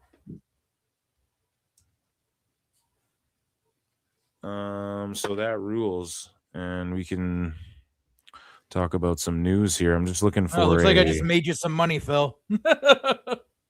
I'm going to pull the graphic up. Chris McCarty for 2 says, just despite JJ, show is perfect. 10 out of 10. Oh shit. Wrestling's not fake. But you don't really believe in that. I want my 10% of that super chat. I want my 20 cents. So do they not have here? I got to look up like AAA's Twitter, I guess, because WWE's is just flooded with it's just flooded with all of the stand and deliver stuff, which was trending behind UFC, which wasn't even trending well either. Let's see. So who do we have in? Okay, Flammer's on the show. Oh yeah, El Messias is back, dude. Who was he in Lucha Underground again? What was his name? He was Mil Muertes. Mil Muertes. Yeah, dude, he fucking rules. Mil Muertes rules. Yeah, and he was Judas Macias in TNA. He's back what do you call it? dude. His real name's Ricky Banderas. Yes, Ricky Banderas. So this is AAA on Fox, right? I've got it on YouTube, so.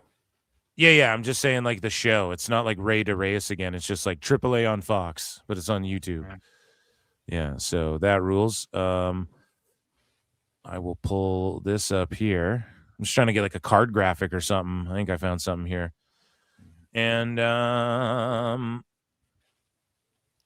I'm just going to post that we're watching this too. I didn't anticipate on it. It is Easter. Happy Easter, everybody. Tomorrow is Easter Sunday, of course.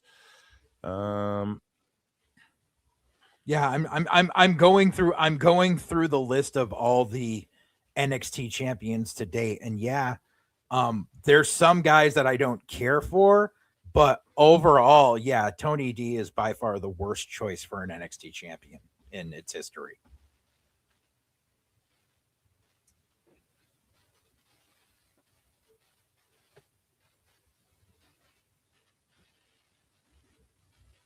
That's fair.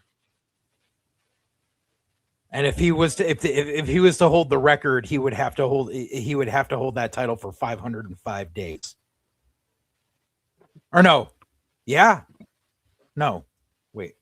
Well, I mean, I wasn't serious with that. Like when I said that, my whole thing was like, okay, if they're like, what is the plan? They're not going to give him like the lengthiest reign of all time with the title, right? So it's got to be he's there to.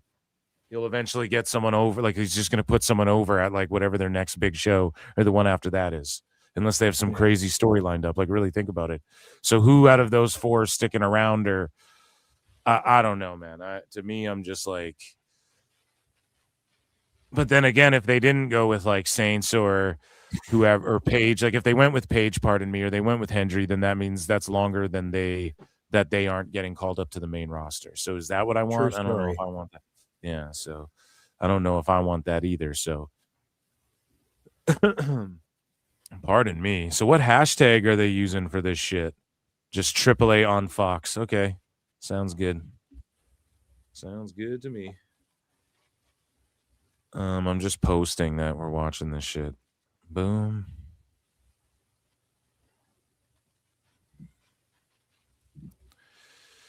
And so what do we have? I think I have a graphic here. I do.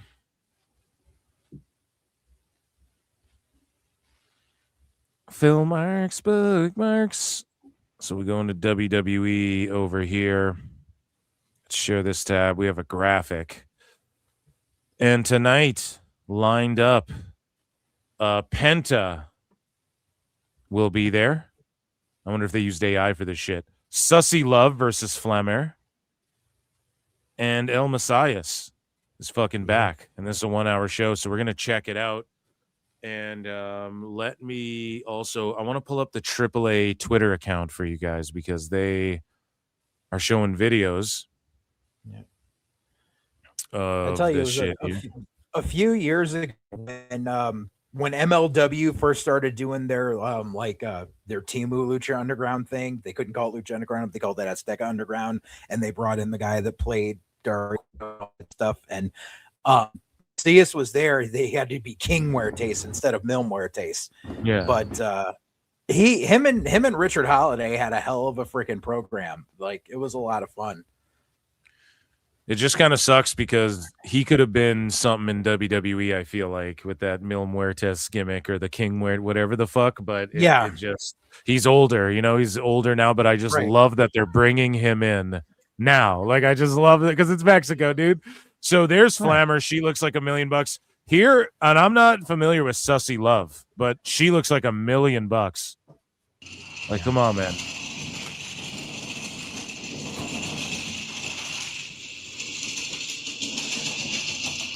Just drop dead. So they're about to throw down. Are you familiar with Sussy Love? Only a little bit. I've been trying to familiarize myself more with the women in AAA. I'm a big fan of Fabi Apache. Hell yeah. But yeah, and Flammer's got, baggage. What? How so?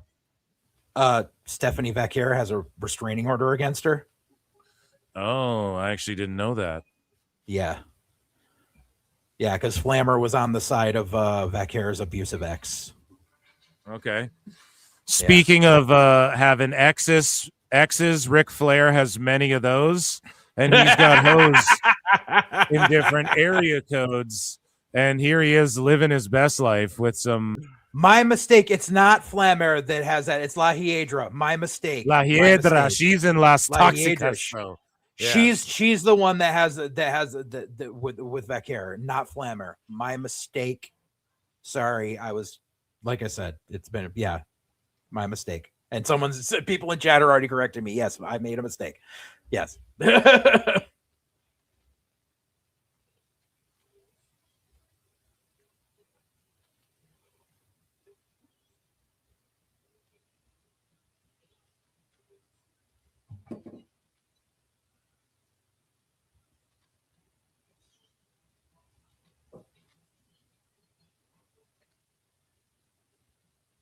Oh shit! So Psycho Clown and Pagano are like teasing a breakup. Yeah, they have been for a bit. That's awesome.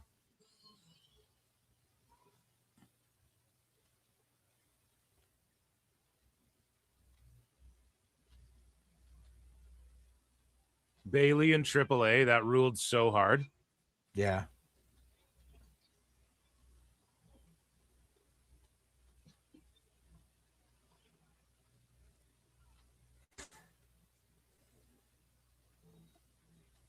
Yeah, AAA is one of my favorite shows overall now. Like, every time you tune in, I always have a great time watching it. And now whenever it's on YouTube, like, I make sure I catch everyone.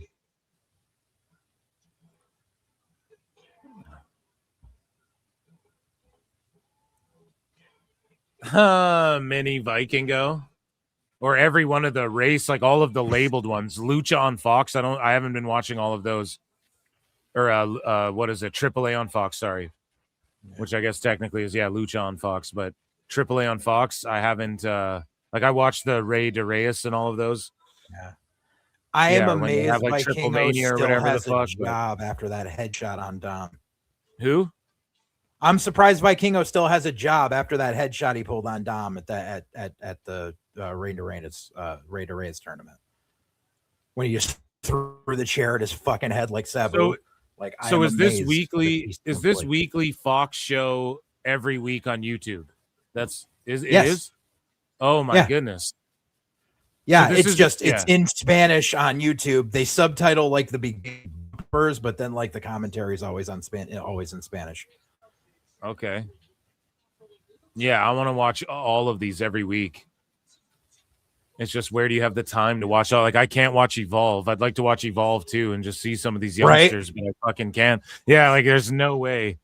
Like maybe I could throw it in, but sometimes it's like I can't. I'm not just watching wrestling until my brain rots. So.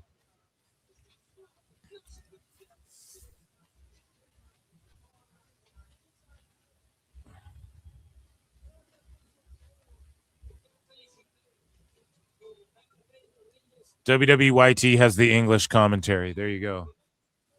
For every Fox episode 2, Sauce? What they do? Yeah, that's awesome. I did not know that. I'm digging this recap package though. Like, it's just showing me every fucking thing I need to know in case this. The recap. Yeah, the recap packages are on point.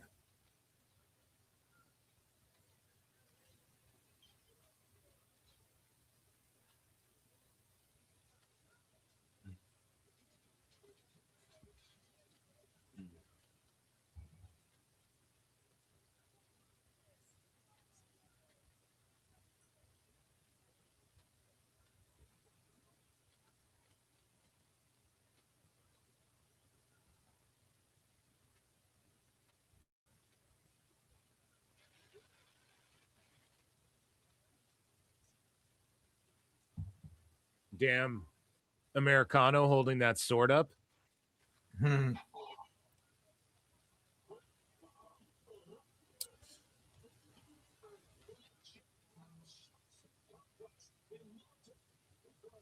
Yeah, Corey Graves is awesome. JBL is awesome with Graves, and then Rey Mysterio's been filling in on PWT Pod. Husey told me that Conan will be back soon on commentary. Good. And that he did have a health thing, but it's not what the dirt sheets were saying and shit. So yeah. Sure, I think he talks about it on K100. I don't know if it's out or whatever. Okay, a Japanese flag. Who's coming out here?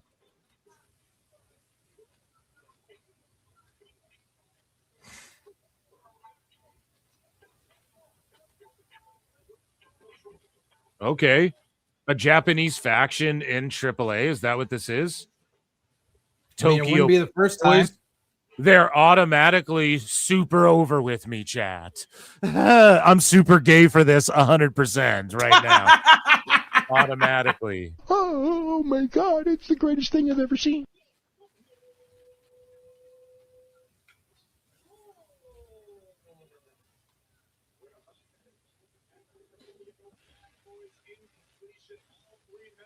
I smashed your knee to a...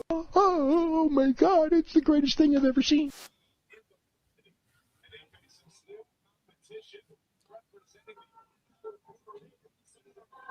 Oh, shit.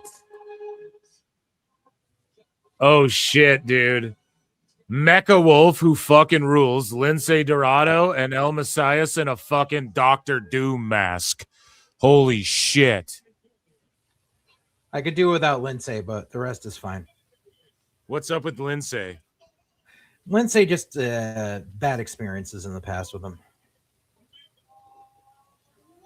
Like way before, like he even like way before Lucha House Party, like when he was still like just on the indies, like he used to big league the fuck out of promoters on how much he wanted to come in. And like, we're like, dude, like you are not worth near what you want to charge. Like We like there was a strict Lucha show that I helped book and promote it, and Lince was in the area at the time, and we contacted him, and he like said like I won't come in for anything less than $2,000. We're like, dude, shut the fuck up. You're not worth that much. Lince Dorado, come on down.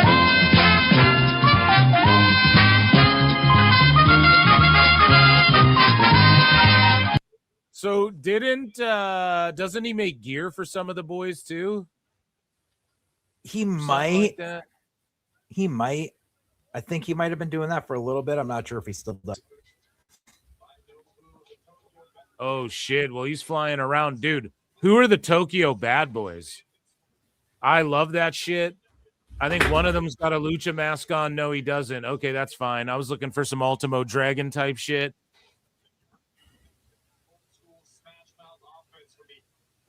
So, like, are these guys also, like, are they just 3 dudes from Japan who are like, we're in Mexico now, we're over here now? Or are they, like, working with Noah and now working with AAA? If chat can give me any information on this, that would fucking rule, too. No, they're specific to AAA. They formed in late 2024. And Takuma. Oh, dude, Mecha Wolf's going to kill you, dude. You're fucking cooked, dude. Okay.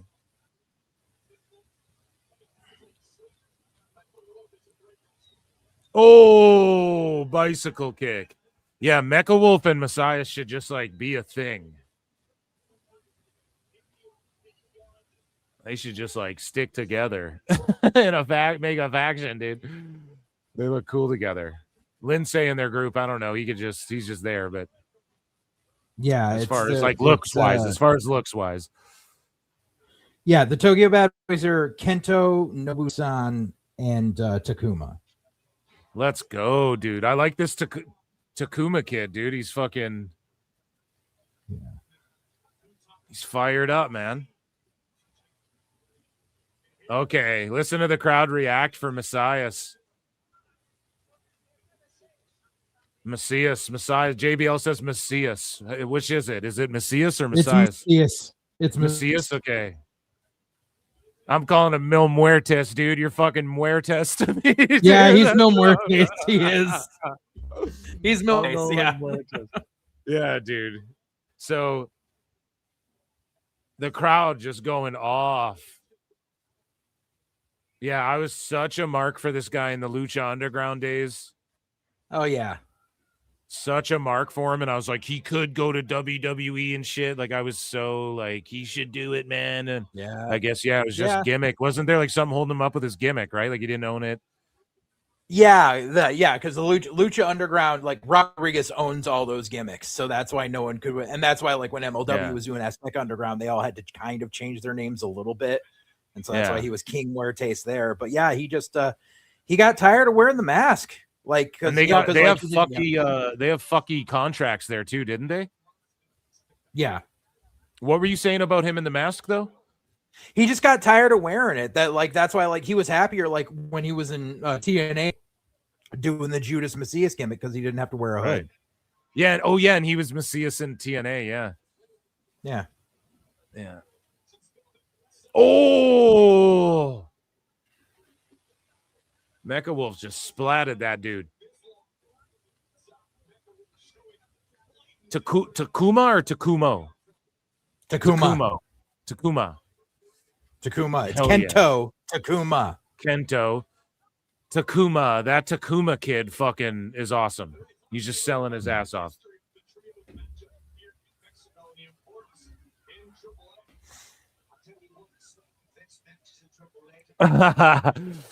Dorado's just pulling on his fucking head.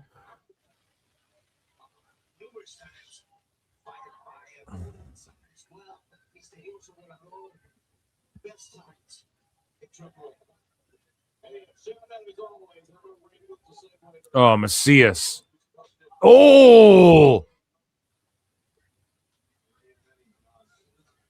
Oh, dude, he could barely even get his ass up for that power slam. Come on, Muertes. Oh, so I'm these guys, surprised. okay, so they're teamed up. They're Team Puerto Rico is what they said. So these three teamed up because they're Puerto Ricans, I suppose. Okay, there you go. That fucking rules too. That works then. Fuck that dumbass. I I'm was like, these guys are surprised kind they of haven't. Right. I'm surprised since the whole AAA merger that like they haven't brought Mecha Wolf up for a spot on SmackDown or anything. Like they could. What Wagner Jr. showed up and wrestled wrestled Carmelo. So wrestled Mello, yeah. Right. Oh, I just like that Mecha Wolf does everything with he's intense, you know? He's a cool gimmick and intense. Right.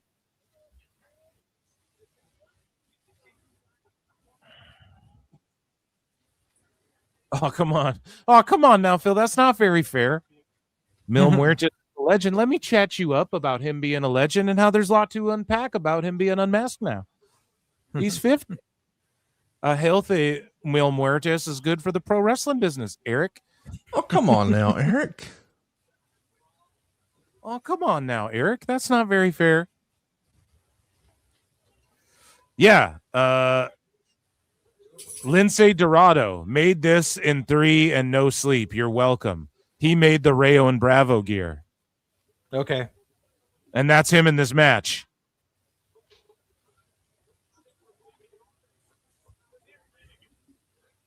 So, yeah, he does make the gear, dude. I knew that shit.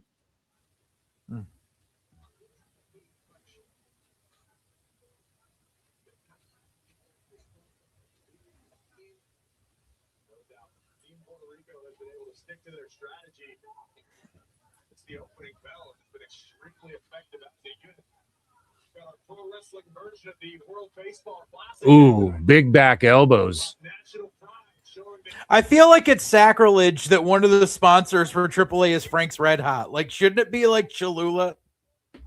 Yeah, Frank's Red Hot, the fucking white boy hot sauce. I mean, I like Frank's Red Hot, but like this is Mexico. Like, yeah, I'll put it in Mexico. shit. Frank's ain't like that.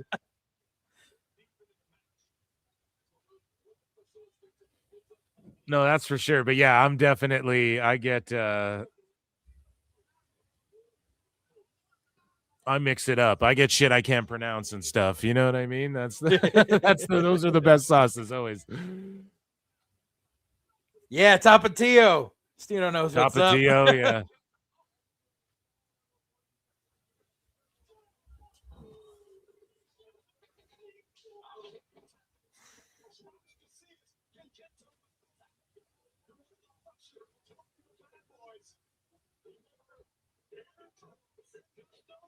Nobu. Fuck yeah, let's go, Nobu. It's just funny because Macias now looks like what Damian Priest looked like back in 2014. Oh, okay. They got Macias. Oh, Takuma fucking rules. This Nobu guy rules too. What's the third guy's name again? Kento. Kento. Nobu-san, Hell Kento, yeah. and Takuma. Yeah. Oh, Tokyo.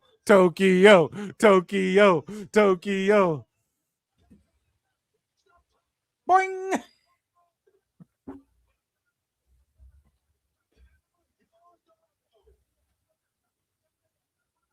Oh shit. Oh, holy shit. Oh my God. Yo. And you see, this is, when you watch Lucha, you can see that high spots can mean something as long as they're doing the correct shit. Like, it's not just high spots for the sake of high spots. They actually have a match put together. Boing!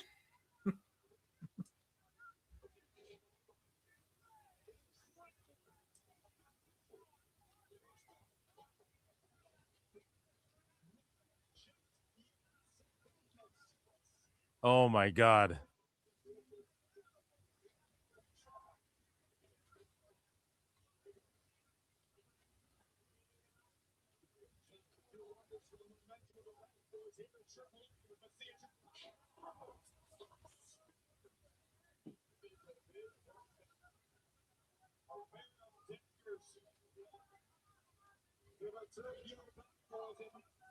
Dude, the Tokyo Bad Boys fucking rule. Yeah. I'm the biggest mark for these guys now. Big power bomb. For real, man. They're just impressive. And they just sell their fucking asses off. Oh, what was that shit? Oh, I don't know. I'm not there yet. Macias just did the double clothesline. Kento, right? Yes. Kento's awesome too. Just a chop battle. Ooh, their chests are matching their gear in the middle right now.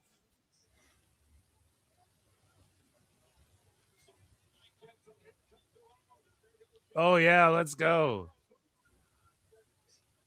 I'm cheering for the Bad Boys, dude. Oh, Dorado botches the double cutters. Oh, there's Mecha Wolf.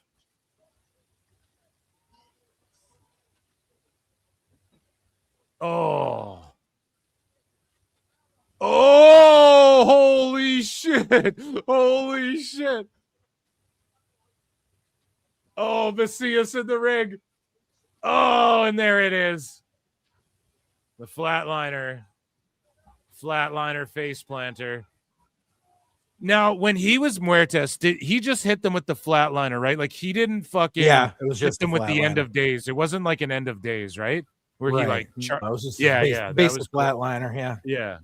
But he would catch, like, guys would come flying in on him though, and he would like hit it sometimes, and you're like, oh shit, you know. And then I think the end of days is such a cool finisher, and it's just basically like a charge up flatliner. But I always wondered, like, did Macias do that?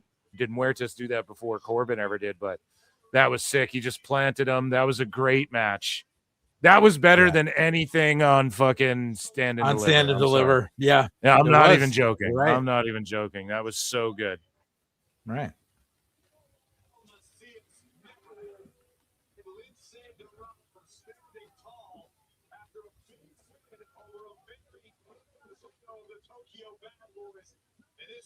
Oh my God. Look at some of these highlights too.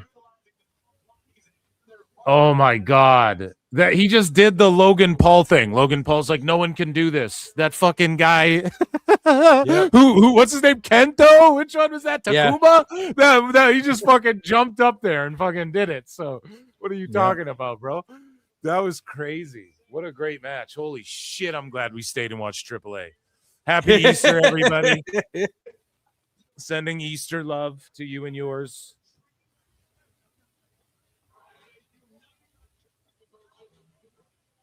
Okay.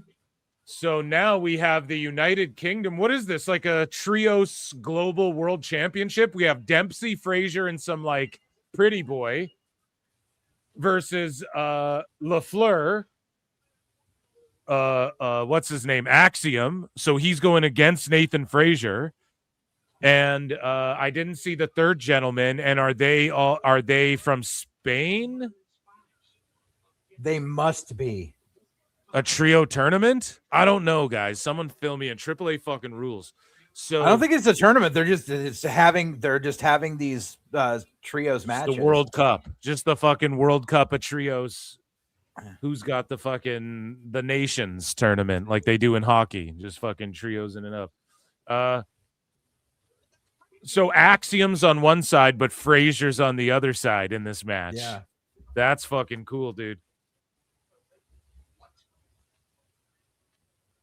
Where is Ilio LaFleur, right? That's that dude's name. So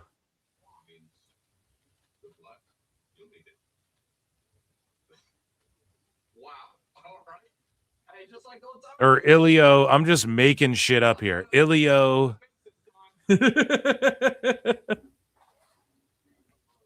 What's that guy's name? I'm just butchering his name. Eli Drake.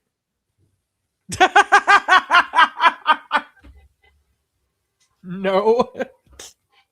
What was his name? Elio LaFleur, right? That's his name, right? Am I butchering it?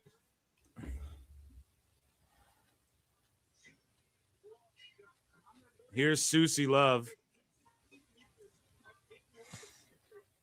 Yeah, Igel Blanc was his name. And yeah, I'm saying it right, I believe. So he's en français. So is it just like European? What is it? I wonder. Yes. It must just be Possibly, like yeah. Europe, like a Europe, like UK versus rest of Europe.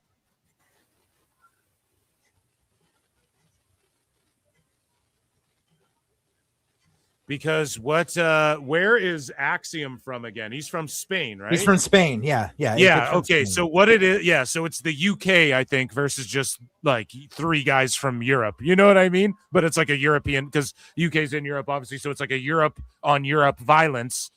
But it's like the UK versus the rest of Europe, I think. So that even elevates it another fucking level. And yeah, that elevates it on Brexit. That's what they should call themselves, dude. So, but that even elevates it further because it's like, damn, continental warfare. Let's fucking go.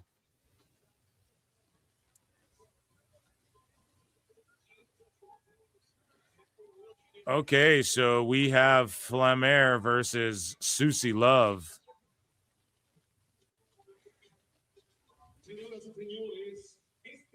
Oh, is that what Axiom said? See, I'm like talking. I'm also doing a show while they're cutting promos and shit. So yeah, I've got the volume turned down, so I couldn't really catch their conversation when it happened. I just missed him flat out saying that. I'm a dumbass. Hit the like button.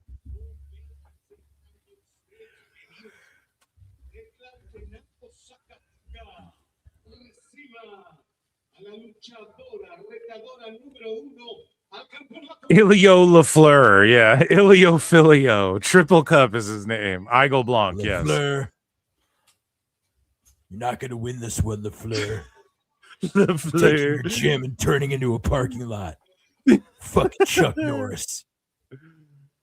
Oh, man. Touche.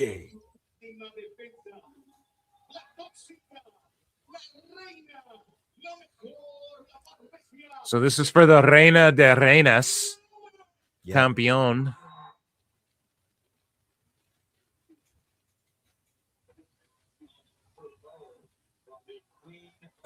Just a dude in the crowd in a Rey Fenix mask hitting the fucking Cero Miedo.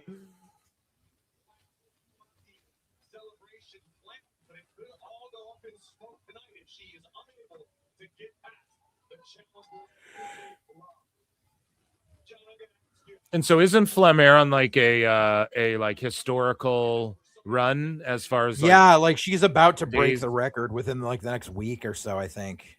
Of like all-time AAA Reina de Reinas champion or whatever? I think all the like longest champion period. Like not just Reina's Reinas, but like here chat saying if Flamer retains, she is the longest reigning champion in history. So okay, yeah. There you go. So that means she's retaining.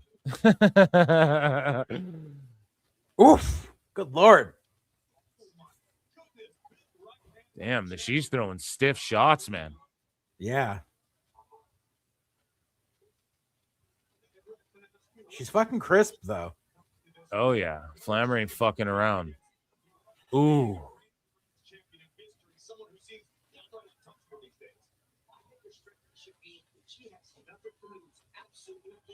Yeah, Lucy, this is just a regular ass episode of AAA. This is just their weekly TV. Oh, dive coming through the bottom row or between the second and third.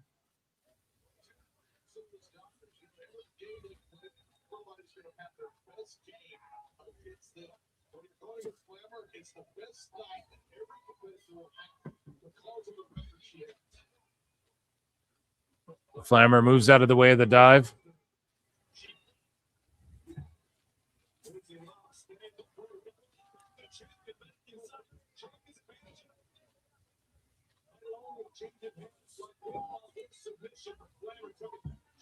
Oh, dude, just a stiff running fucking forearm shot. Holy shit. Flamer's just laying it in, man. She don't fucking play.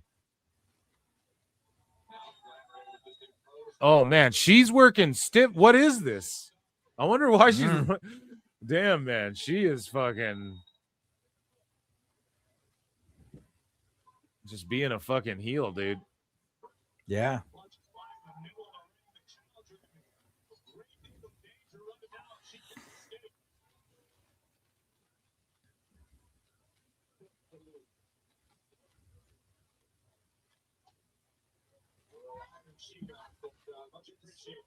Oh, kick to the fucking mush.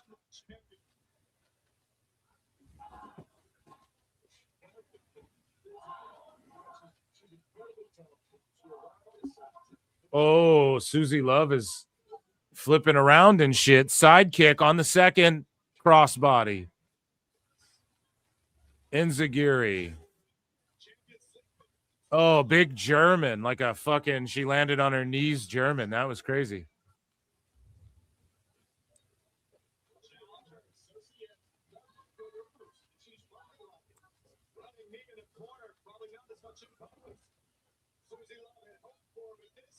Oh, knees to the bod. Hot summer bod. Shout out Becca. Oh, the ugliest second rope moonsault you've ever seen in your life. Fucking Vader's looked prettier than that. Holy shit. Oh, that sucks.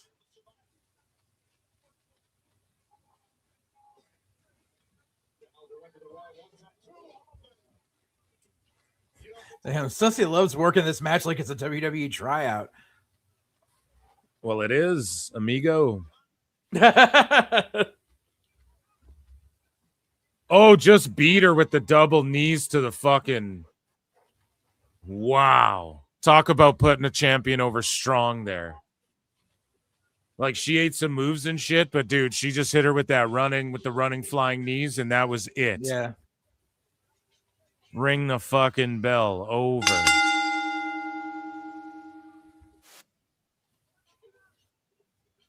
Now that's a TV title match. Yeah.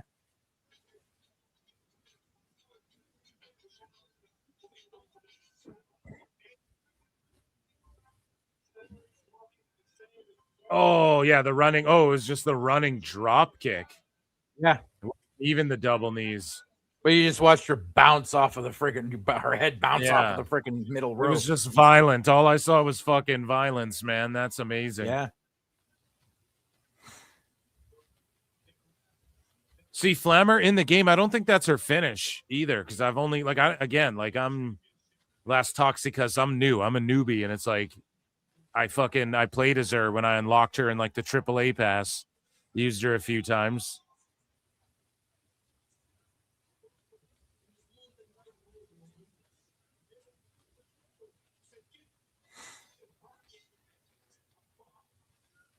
Flammer drivers or finisher in 2K. Yeah, that's what I'm saying. I thought it was like one of those fucking shoulder driver moves or whatever. You get them up on your shoulders, then drive them down or whatever. Yeah. Jeremy Borash Undertaker. Yeah, they rule. Susie loves Smasher Pass. Come on, is that even a fucking real question?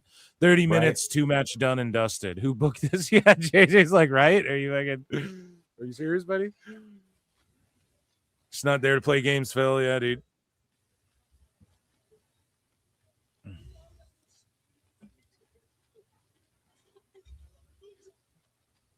Any updates on Conan? Yeah, he'll be back on commentary soon. Conan!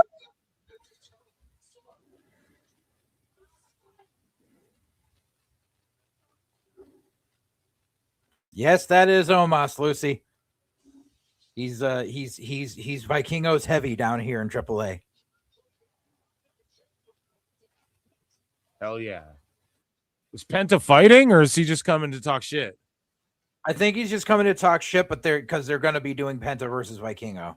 Yeah. Half an hour of this show already done. That's crazy. That just flew by. What an entertaining program this is.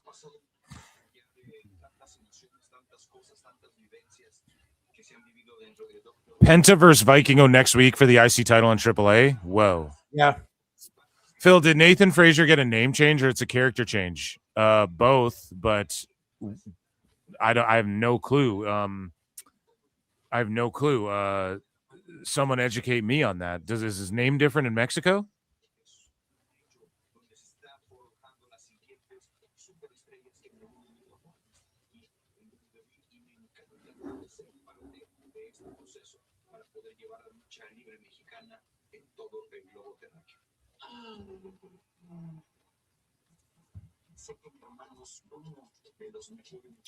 Ray Phoenix.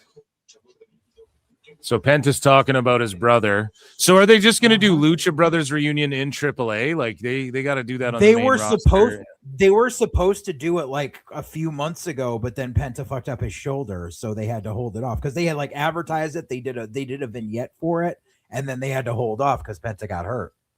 So they've been wanting to do it because AAA like really wants to see it. I hope they do them. They got a reunion. They got to do a reunion for them at like an event. Like remember when the Dudley Boys teamed up? Like when Devon hit the ring. When at like SummerSlam or whatever. When Bubba teamed up with Jeff Hardy and Spike or whatever against 3 Minute Warning and Rico. And then like the match, you think Bubba's done, and then Devon hits the ring. They 3D what's his face, and then they fucking hug. They got to have a moment like that where Phoenix just hits the ring to save Penta when all hope is lost. And he's outnumbered, and then Phoenix helps him clean house, and then everyone's like, oh my God, fucking Phoenix, and then they team up, and then they can go after the tag titles. But right now, keep pushing Penta as a singles. Like, I think he'll be world heavyweight champion. I'm not saying WWE champ, but world heavy. I could see him winning that one time. Just Penta's just describing the situation because Ray is going after Laredo Kid's belt. Yeah.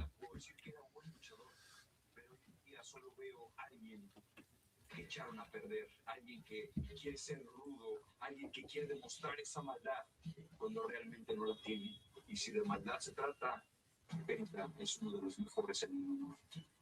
Y ahí se lo voy a demostrar este 11 de abril en el Juan de la Barrera. Okay, Juan de la Herrera.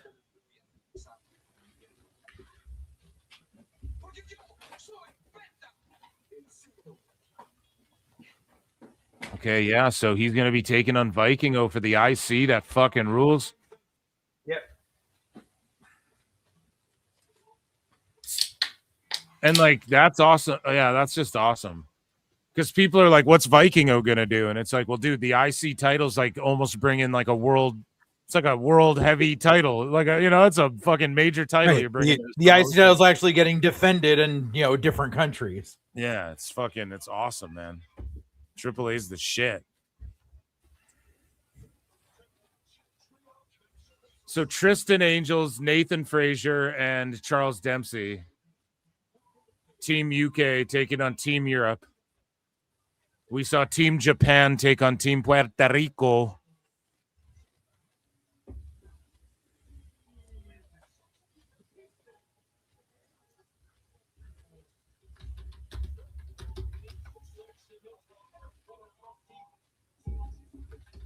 And they just come out to the Fraxium music. So what's the other team going to come out to? The Fraxium music? No.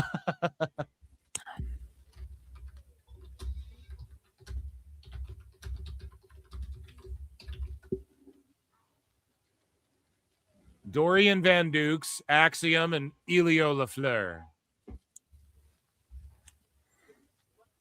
Which I'm going to be real. If Nathan Frazier and Axiom ever split up, LaFleur and Axiom, that team would fucking rule, probably. Yeah. Yeah, I'm sure they could play off each other really well. I mean, we haven't seen them team before, so I can't just say definitively, yeah, that would be awesome, but it's cool that this gives Fraxium an opportunity to stand across from each other, too. Yeah. Dorian Van Dukes.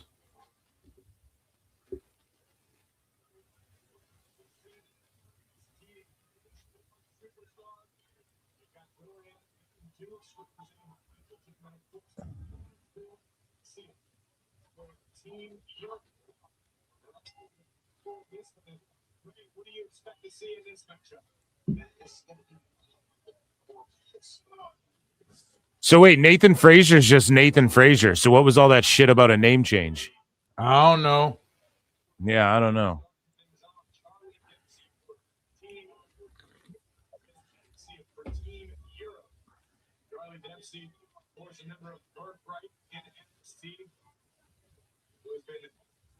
coached recently by none other than Fit Finley and William Regal, two men that you know very well, John. Incredibly well, two of the company, top of And it's so good for Dempsey getting out there to Japan and oh, that's who that is. Dorian Van Mexico Dukes is and Mike whatnot. Vecchio. Ah, He's in developmental, yeah.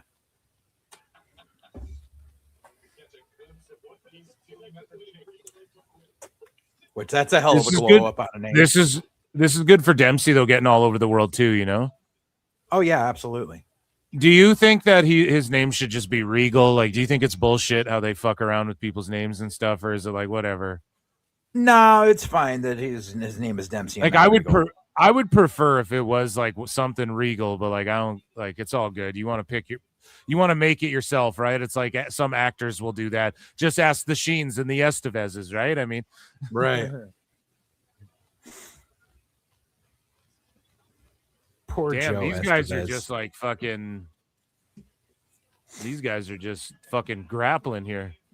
Yeah. Oh, looking for an octopus hold. Yeah. I mean, all these guys got trained in catch as catch can. So. Oof. Yeah.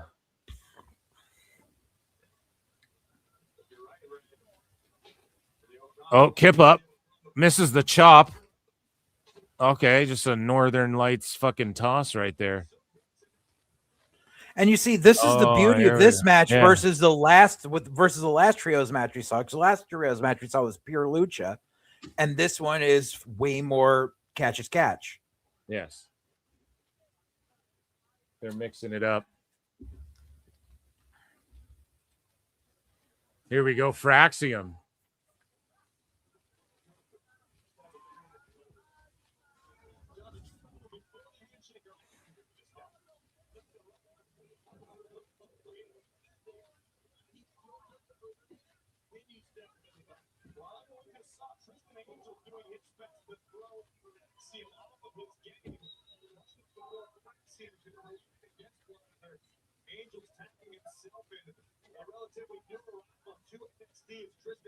Okay.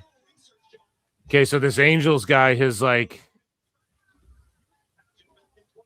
he won a Mr. England beauty pageant.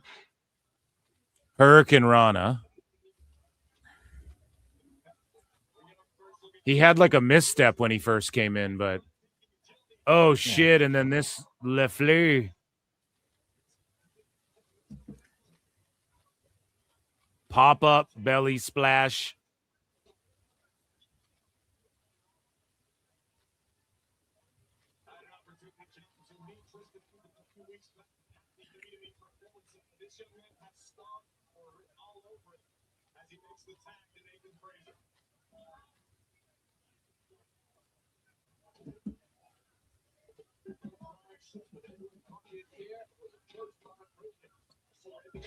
Damn, dude, LaFleur's good too. He's just flying around. Yeah, duck under headlock. Oh, unfortunately, this was taped a couple of weeks ago, and LaFleur got hurt since then. Oh no. Yeah, I don't know how serious, but I know he got hurt doing something. Oh shit! Look at you doing some capoeira shit. See, like, how is Dave? Like, you know how much he glazes CMLL. How is he watching this shit and not like, oh my god, 5 stars, Brian? Because he's not watching. He's not watching. And the thing was, Dave was glazing AAA back before when AEW was working with him. Back when AAA wasn't drawing shit and was running in awful freaking venues with crowds a quarter the size of this.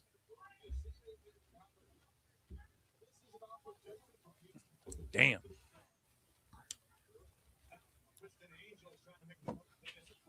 Big right hand shot.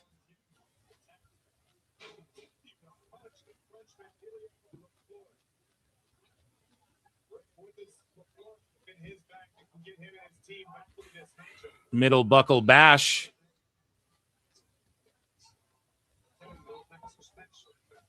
Double stomp.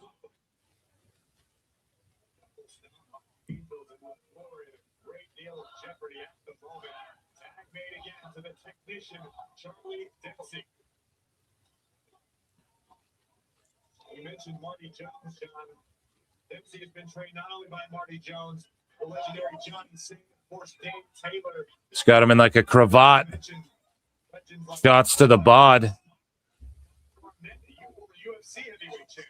Talking about Norman Smiley and Josh Barnett and shit.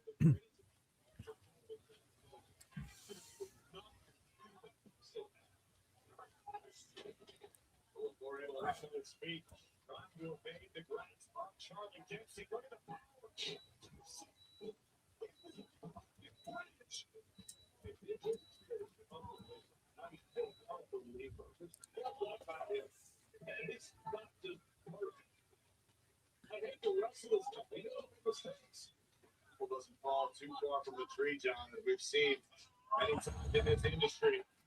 Dempsey the floor trapped. Frazier, digging the ball. Nice wheelbarrow suplex. For Team UK. They've been raised as a student of the Black and Brave Wrestling Academy, run by none other than Seth. The Black and Brave Wrestling Academy. Yep. That's Seth's school.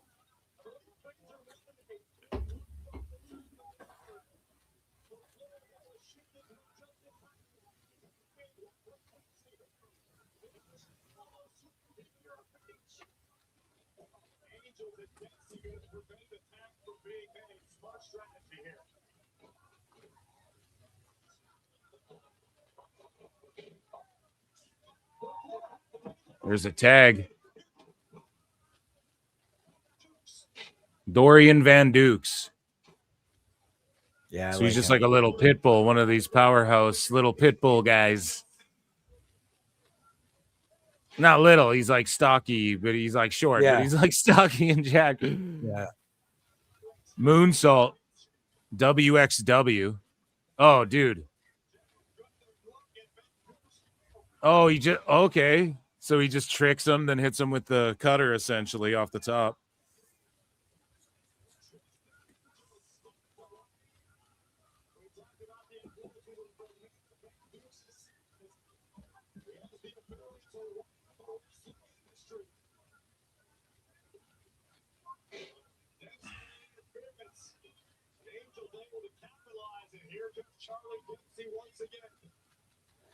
No, eventually we're going to see Van Dukes and Javon go at it. Butterfly Where, suplex. I don't know. Oh, man. Dempsey got it. Dude, he was up high on that shit, man. I was worried for a second. Oh. I thought Dempsey was going to land on the back of his fucking head, dude.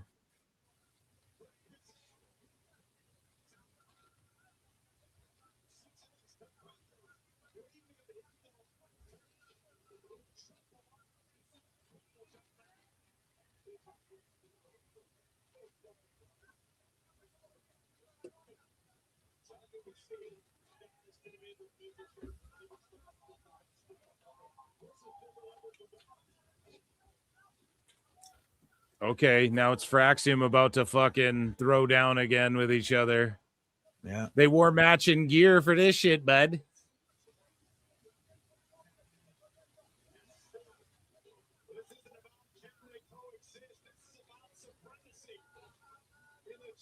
Oh, shit.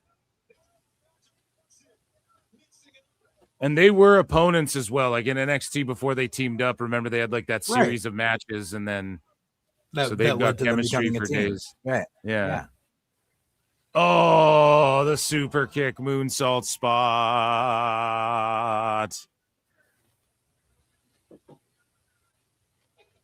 Super kick. Oh, kick out.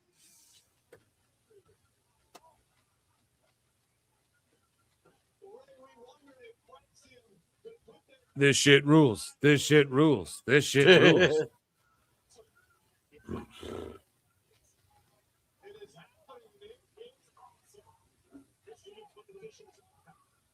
Oh shit. Enzigiri on the or Gamengiri, whatever the fuck you call it. It's like a Gamengiri when they like run up the rope, isn't it? Or is that like when it's to the back? I can't remember. Yeah, Gabagoo.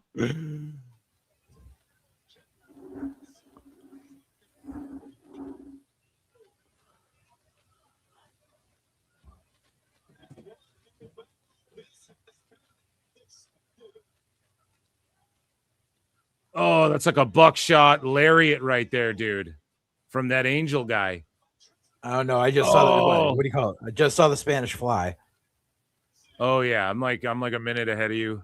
If you're on YouTube, sometimes like ads will come up, so then you gotta like fast forward because the thing's still playing or whatever. So you gotta like go up a few if anybody's delayed. Just check. Sling Blade. Oh yeah, you're right. Flying knee, everybody's hitting their shit.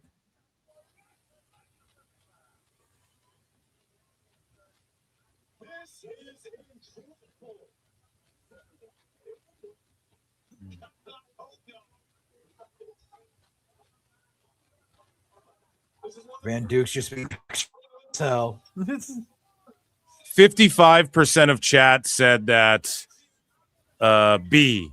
You rate Stand and Deliver a B. Oh my God, what a dive.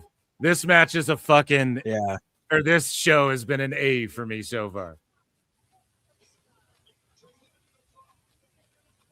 But yeah, I think Stand and Deliver was like a B or B plus show. It wasn't the worst. Say it was a C. B minus or B. I give it a B minus. Yeah, B minus. B minus.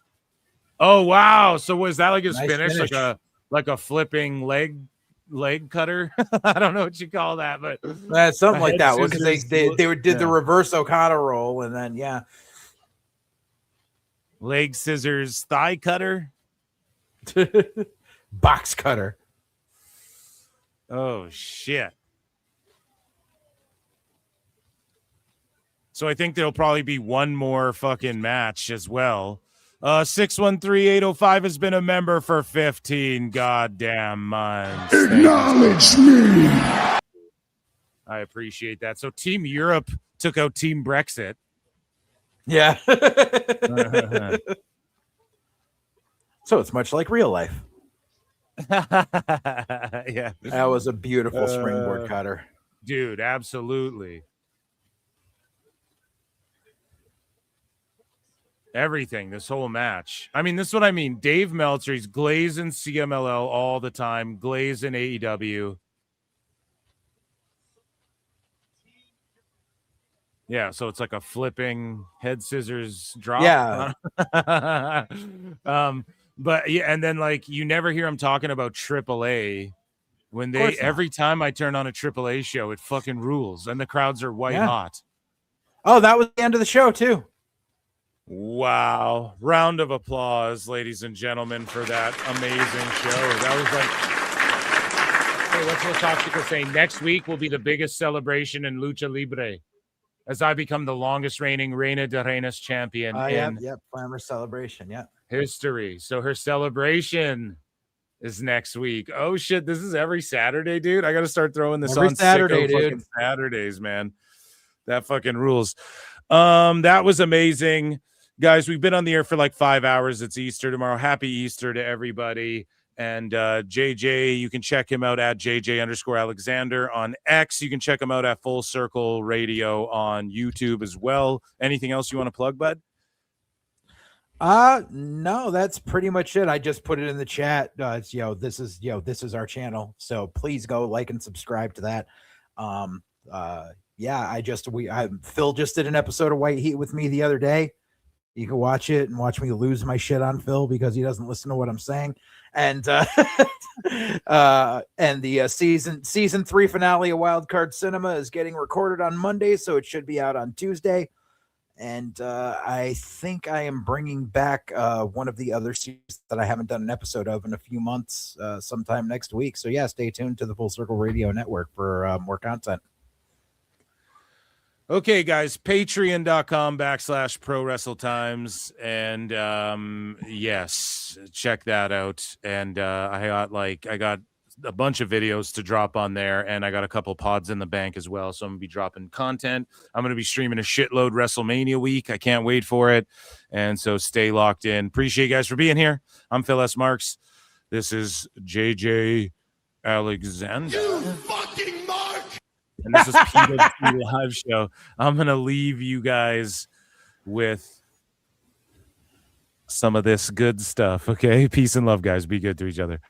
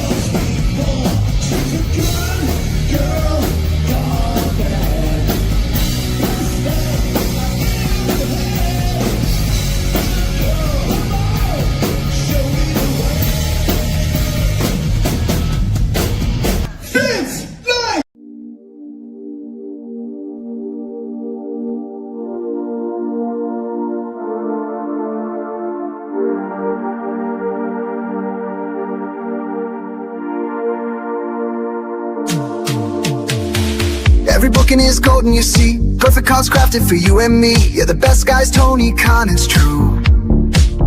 Triple cup, best damn booker in the land. 3 red cups stacked up, always in command. Triple cup, living legend of the fight. Just a call away from making it right. Never see him back card, no way. Got the whole roster locked in for the day. A Crimson Tower, modern art. Triple cup, triple cup. Every booking is golden, you see. Perfect cards crafted for you and me. Yeah, the best guys, Tony Khan, it's true. Triple cup, best damn booker in the land. 3 red cups stacked up, always in command. Triple cup.